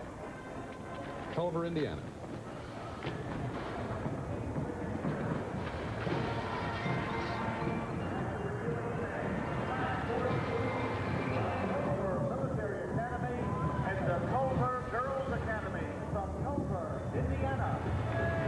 Barbara, you were talking about George Bush going to Japan. The Black Horse Troop from the Culver Military Academy has escorted, among other people, Emperor Hirohito, the King and Queen of Denmark, Queen Elizabeth. I wonder when it began to have a Culver Girls Academy. Fairly recently. I would think so. There Fairly recently. Yes. Because I Culver remember... Military Academy, you wouldn't ordinarily send your daughter there. I'm sorry, David, what do you remember? I don't know exactly when, but in earlier inaugurals, I remember this Black Horse Troop was here, but there certainly were no girls there, no women. Should have added them long ago. They look great. And the Huntington North High School Band from Huntington, Indiana. Vice President Quayle graduated from the high school in 1965. Here's the band.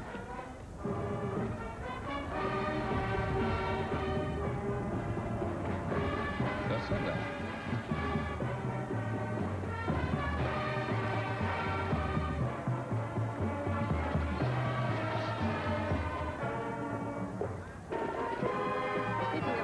Until 1913 that wives were invited to participate in the inaugural.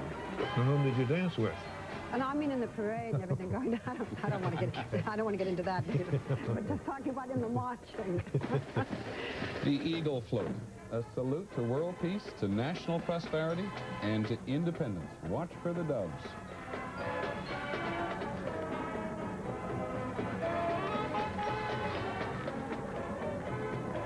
If you watch the Rose Bowl parade, yes, same float.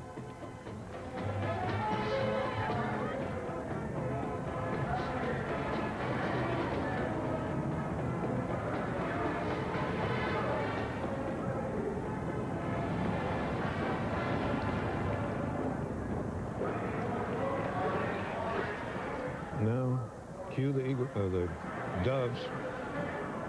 Come on. Handsome float, at least from this angle.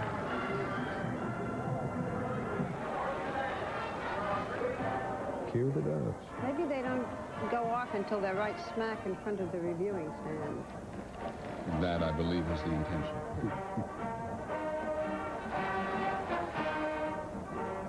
One thing about television coverage of anything, you can never exactly be sure where you are. It looks like it is one place, very often turns out to be another. I think that's the DePaul University Marching Band from Greencastle, Indiana. Dan Quayle's alma mater. There are the doves. Yeah, the doves.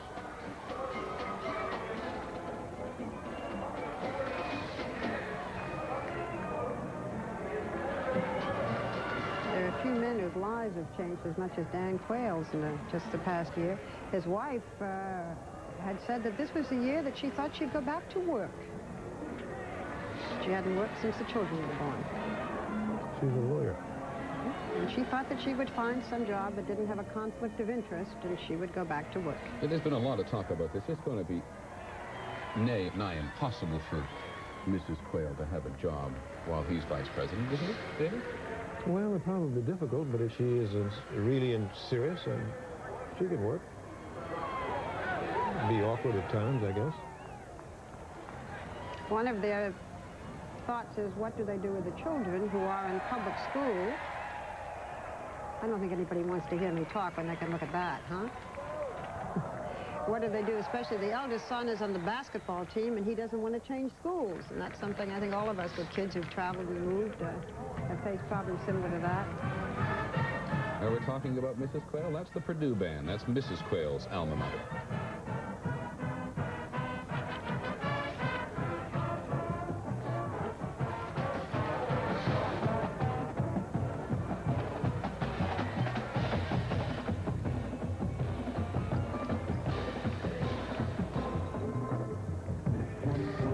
local stations along the way that we're going to go at least until 4:30. Try to give folks at home some real sense of the parade. We keep talking about children in the White House. When was the last time we had little children in the vice presidential mansion? They've had to take some of the rooms and redo them now because they need extra bedrooms for the 3 kids.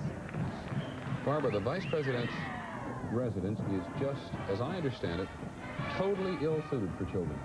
Somebody told me that if one of the kids wanted to go to the bathroom, had to go through 2 other kids' rooms in order to get to the bathroom. Well, it's totally ill-suited for anything. It's an old, poorly planned, and essentially ugly Victorian mansion that at one time belonged to the U.S. Navy and was used by the Chief of Naval Operations. It took it away from the Navy to give it to the Vice President, spent a little money to remodel it, but Under not enough. Rockefeller, wasn't it? Wasn't that Nelson what he was Rockefeller refused to live in it because it was... But he had it. I mean, they decorated. It was there, yeah. And he bought a $20,000 bed, I think it was, round or something silly, put it in there, and then refused to live in it. Lived in his own house on Foxhall Road. The one thing it does have, which I didn't know, is it has its own kind of jogging path around it, because that's where Mrs. Bush said she was going to go if she needed some exercise. She said she couldn't very well run around the Rose Garden, but she'll go back to the vice presidential mansion where she can have It has a huge piece of land. It's a circle. Well, we were talking to our local stations a moment ago to warn them we were going to continue our coverage, and we shall. And we'll be back in just a moment after a word from your local station. ABC News coverage of the bicentennial inauguration continues. Once again, here's Peter Jennings. Well, we're fairly convinced that that parade that you're having a look at on Pennsylvania Avenue from the White House end down towards the Capitol is going to be going on until well after dark. But Steve Studdard, the man who we refer to as the impresario of this inaugural festivity, said it's going to be an hour and a half. There are a lot of units still to come down that route. Thomas Jefferson's second inaugural. He was the first to ride back and establish the route. And Ulysses Grant was the first to sit down and actually watch a parade. It could have been, there were several other possible routes. It could have come down Constitution, which is straight, doesn't have all these jogs in it. But I think it may be Pennsylvania was the only one that was finished and paved at the time. This town was a mud hole until relatively recently. A great bog. Right. Well, we'll take a flyer on this. I think this is all part of the We the People float, which is the commission of the bicentennial of the country, which emphasizes, it is We the People, the bicentennial of the Constitution, which we celebrated a couple years ago. It also is a reminder in its depiction here of George Washington leaving and going off to New York to be sworn in 200 years ago. We are celebrating George to George, as they say here. Seems a bit informal in some respects, but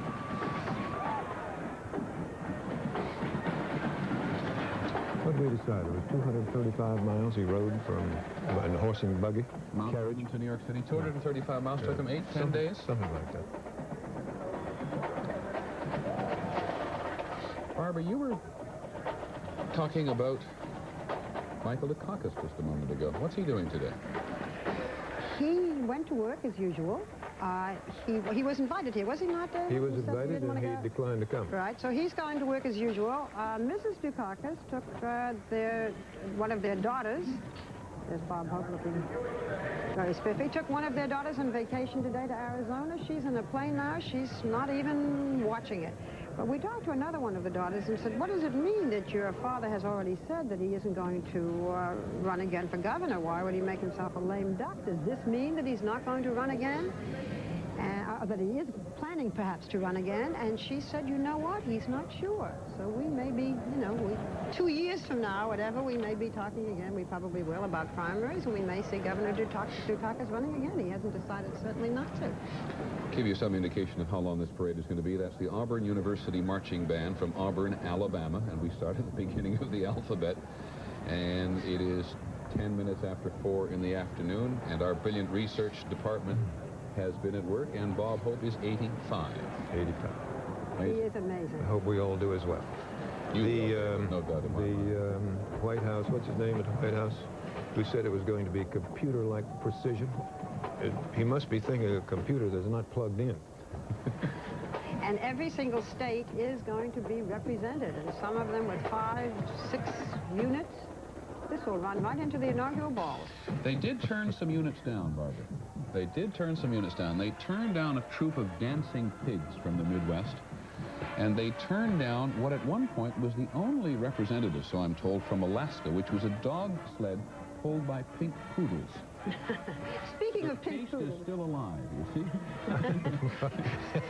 Speaking of pink poodles in the Department of Animal Trivia, you know that we have lost to Bel Air the first dog, Rex.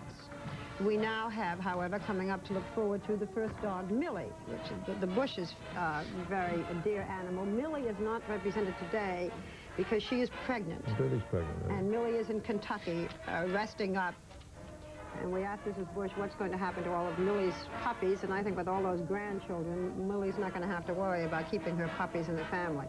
But you'll be seeing a lot of Millie. Barbie, you never cease to amaze me with the depth of your knowledge. Listen, homework, it pays off. The Troy State University Band, I believe, from Troy, Alabama.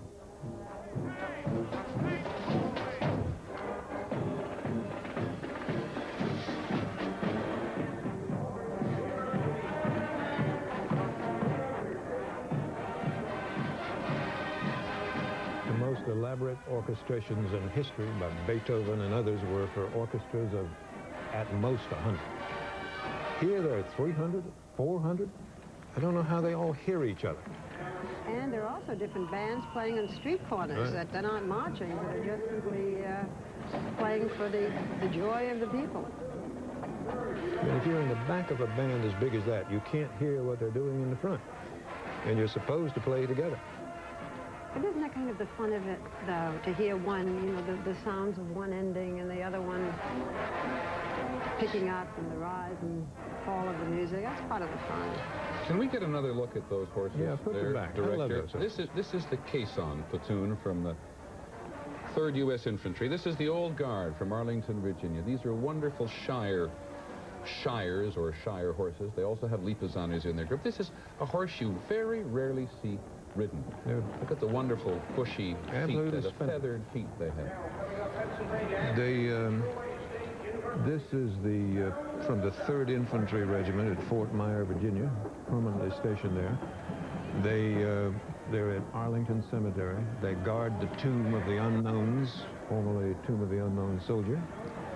They, for elaborate funerals, they take care of them.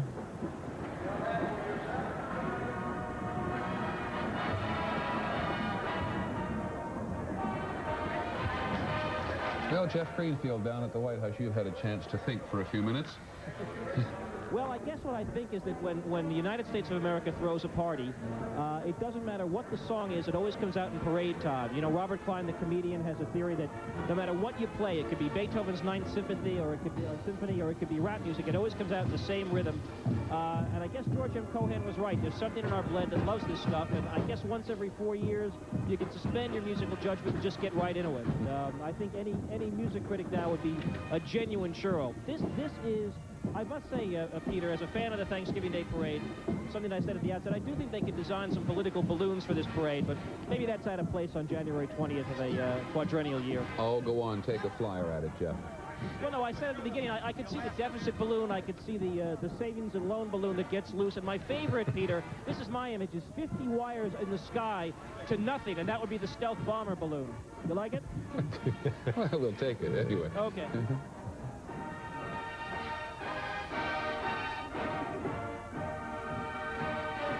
It's not fair to make anybody compete with a marching band, but George Will, would you like to try for a minute? Yeah, I think, Peter, what this is, we should look upon this as training for the Super Bowl halftime show.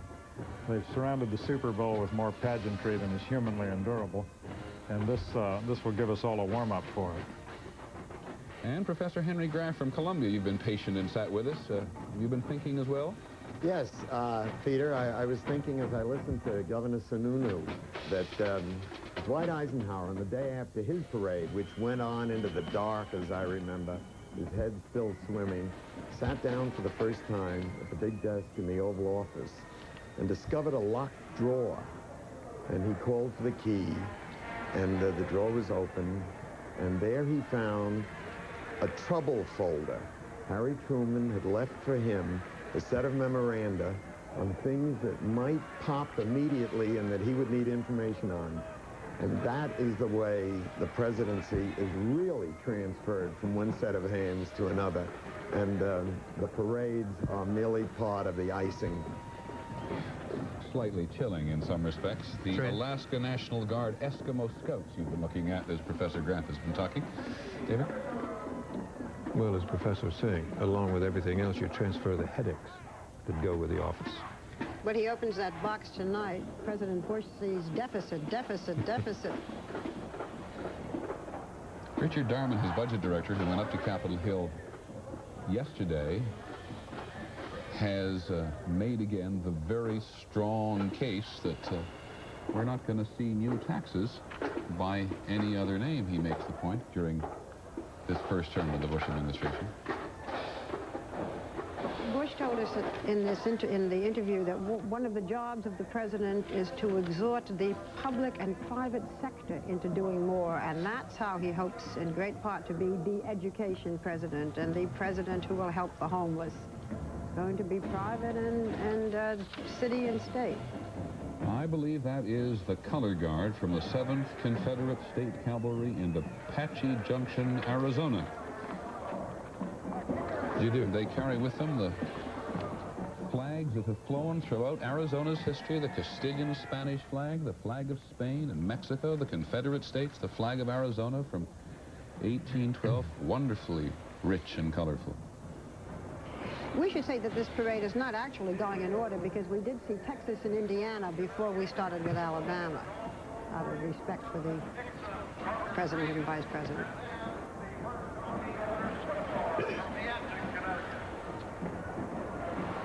Arkansas. Regnac populace, the people rule. We'll be back in just a moment.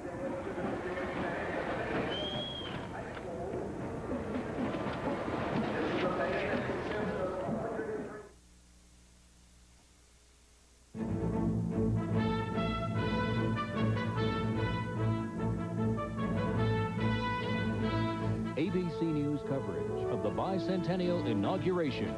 Brought to you by Citicorp and Kellogg's Craftlin Oat Bran.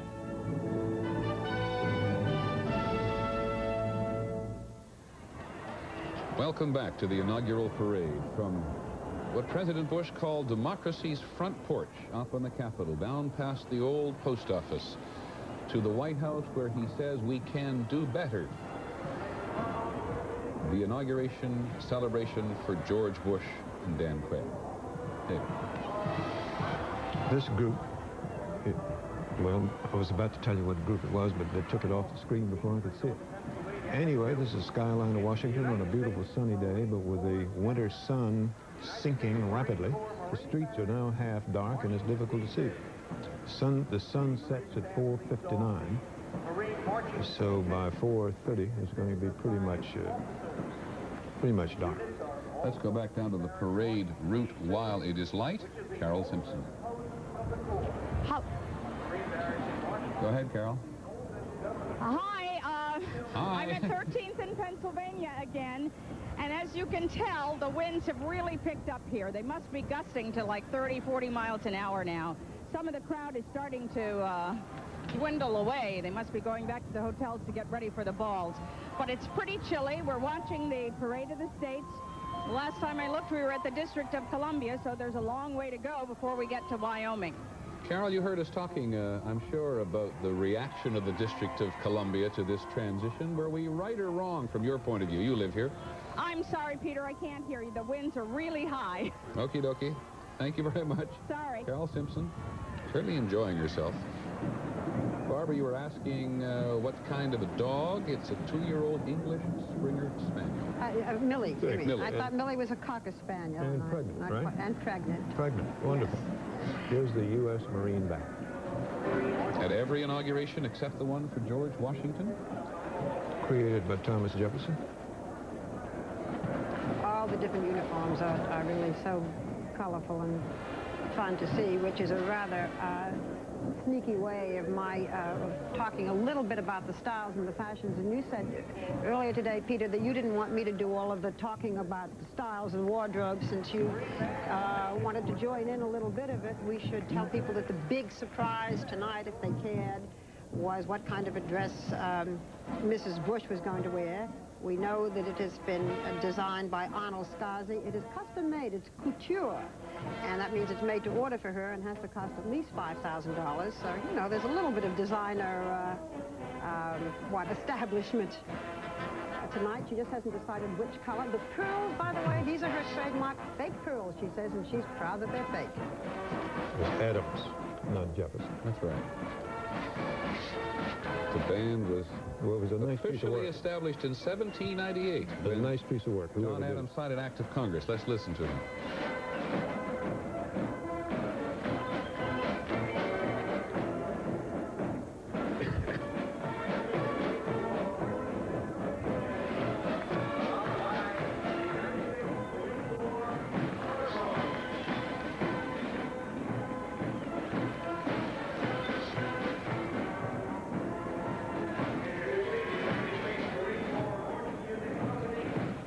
Barbara, while you've got the subject of design going, what real impact does the First Lady wearing a designer's clothes have in the marketplace? Mrs. Reagan had a great deal of impact. As a matter of fact, there was a somewhat controversial award last week, a week ago Monday, when Mrs. Reagan got the Hall of Fame Fashion Critics Award, and there was some question about whether this was the year for her to have been given it or accepted it in a year in which she was criticized for borrowing clothes. But she put a lot of designers on the map, and people became very clothes conscious. Mrs. Bush dresses very well. She is a size 14 and not a size 4, which is a great relief to all of us who aren't size 4. There are more size 14s in the country than there are 4s, sure. right? And I think the designers whose clothes she wears will have a little more play, and the fact that both of these First Ladies have worn only American designs. But Mrs. Reagan was a model size, and it did make a difference in one of the biggest industries we have in this country, the fashion industry. Mrs. Bush yesterday was belittling some of this in a very nice way, making fun, sort of being anti-designer. But you think she'll change in time? Well, you know, I don't think it's that she'll change. I think that she did wear nice clothes and designer clothes. The outfit she's wearing today is by Bill Blass. Bill Blass's clothes are $2,000, $3,000, $4,000. And she's wearing a dress and a coat. I can't estimate, but I'd say that outfit, if you went into a store and bought it, would be $4,000. The difference is it's not her #1 priority, and not even her #6 priority, I think. And when she came down to do the interview with us this past week, she walked out to say hello with no lipstick on, or her hair done, but no makeup on, said, give me a little touch-up. That's wonderful. That's the way most of us are in the mornings, and I think we feel comfortable with her. I think she's going to be a very popular First Lady, don't you, David? I do, yes. She's very friendly, very unpretentious. She's smart. Very smart, and very nice. The Yale University band.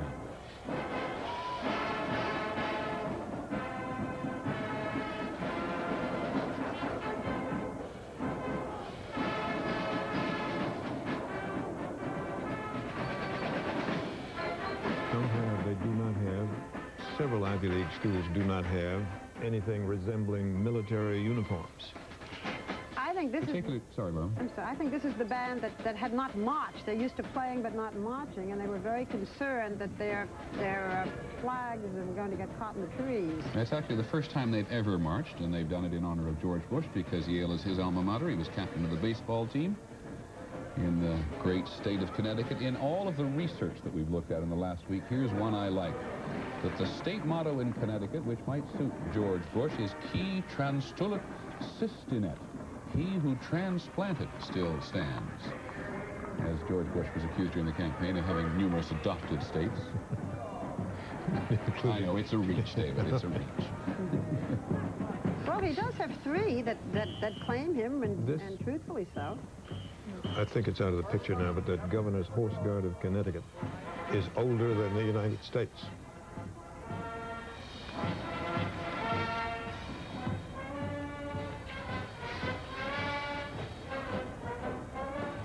When this parade is over, The Bushes walk into the White House, and for the first time it is theirs, and they go up to the private quarters with all those children and grandchildren. Mrs. Bush says she's going to take pictures tonight if she gets a chance of all the grandchildren jumping up and down in the Lincoln bed. She said Eunice Shriver suggested she do that, and she's got her camera, and I don't know what the Lincoln bed's going to look like tomorrow morning, but it's going to have a lot of a lot of trampoline practice tonight. Well, I hope she gets better afford the band. Sorry, dude. That's all right. I hope we get a print of that picture, if she makes it. All these kids jumping on Lincoln's bed. I think son Marvin was assigned the Lincoln bedroom, and that's going to be very historic for the whole family to stay there tonight. Well, it's very sad, but it's getting pretty dark in the streets here. Well, here is one of the really significant floats in the parade. This was meant to be a surprise. As somebody said, it was the worst kept secret in Washington. So little of a secret that we got a camera on board. That is an aircraft similar to the one which George Bush flew in the Pacific, in which he was shot down in 1944 just north of the island of Iwo Jima. It's called an Avenger. It's a torpedo bomber. And on that float today are some of the men who flew with George Bush in the Second World War in the Pacific. And also on board are some of the men from the USS Fishback, the submarine which plucked him out of the water.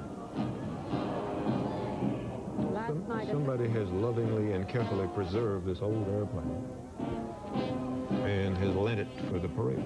Well, his name's Coke Stewart, as a matter of fact. He and his son, Coke Stewart Jr., are also on the float. Very touching last night when a member of the naval group at the gala saluted President Bush and said, "You are one of us, and we're proud that you're a naval flyer." I want to do we're going to get off the air in just a couple of minutes, and we'd like to perhaps do a bit of a whip around now. Just before we leave, perhaps go back down to the White House and hear from Jeff Greenfield again. A final thought from you, Jeff? Well, you know, days like this, I think of something that Francis Bacon said, that hope makes a good breakfast but a lean supper. And I was thinking that Ronald Reagan may be the first president since Roosevelt who left office with his countrymen more hopeful about him, more optimistic on what he did than what they thought he would do. Most presidents find that the inauguration most presidents find that the inauguration day is one of the high points. I think of Jimmy Carter getting out of the limo, walking down Pennsylvania Avenue, post-Watergate, everybody hopeful, and leaving amidst inflation and hostages. Richard Nixon leaving on the heels of a posse, Gerald Ford being voted out of office. And you wonder at a time of optimism, of relative peace and prosperity, 4 or 8 years from now, how is George Bush going to be leaving? Is this going to be looked at as an ironic moment when hopes were high, or will he fulfill them? I would say only time would tell, but I'm too embarrassed to use that old journalistic cliche. So I suppose it's appropriate in this moment that we suspend journalistic skepticism and treat this as a kind of civic religious ritual, and that's what it is. Okay, Jeff, thanks very much. Jeff Greenfield down at the White House. I quite agree. Time will tell is almost as bad as making their way. Barbara, final thought? Well, what I started off saying, this is a day to feel good. I'm suffering. Suffering is the wrong word, but I'm experiencing an extreme case of patriotism today. Who knows what problems we may have on Monday. Today, I think it's just been quite glorious, especially the inaugural ceremony this morning. I'm very glad you joined us. David and I have been together throughout the political year. You're a really special addition today. Thank you. David. Very few countries in the world have a record as good as this. 200 years of democratic exchanges of power with never the slightest difficulty. I'm very proud of it. That's what Professor Henry Graff said earlier today. He said presidents leave on time. They do. And no one has ever given the slightest thought to not leaving on time. It's a record that it's hard to match in the world, in history. I get a little nervous at times as to whether or not we aren't suffering a little bit from transition fever, but I like what you say, Barbara. Let's suspend journalistic disbelief for this particular day. It really does make you feel very good about the country. I said earlier this morning that a lot of people in other parts of the world do not fully understand all this. Well, there it is. It's there for all the world to see. World News Tonight coming up. Barbara and the Bushes on 2020 tonight. And on Nightline this evening, change of pace for Ted Koppel, the inaugural balls. Glad you've joined us for this important day. George Bush, the 41st President of the United States. I'm Peter Jennings. Goodbye.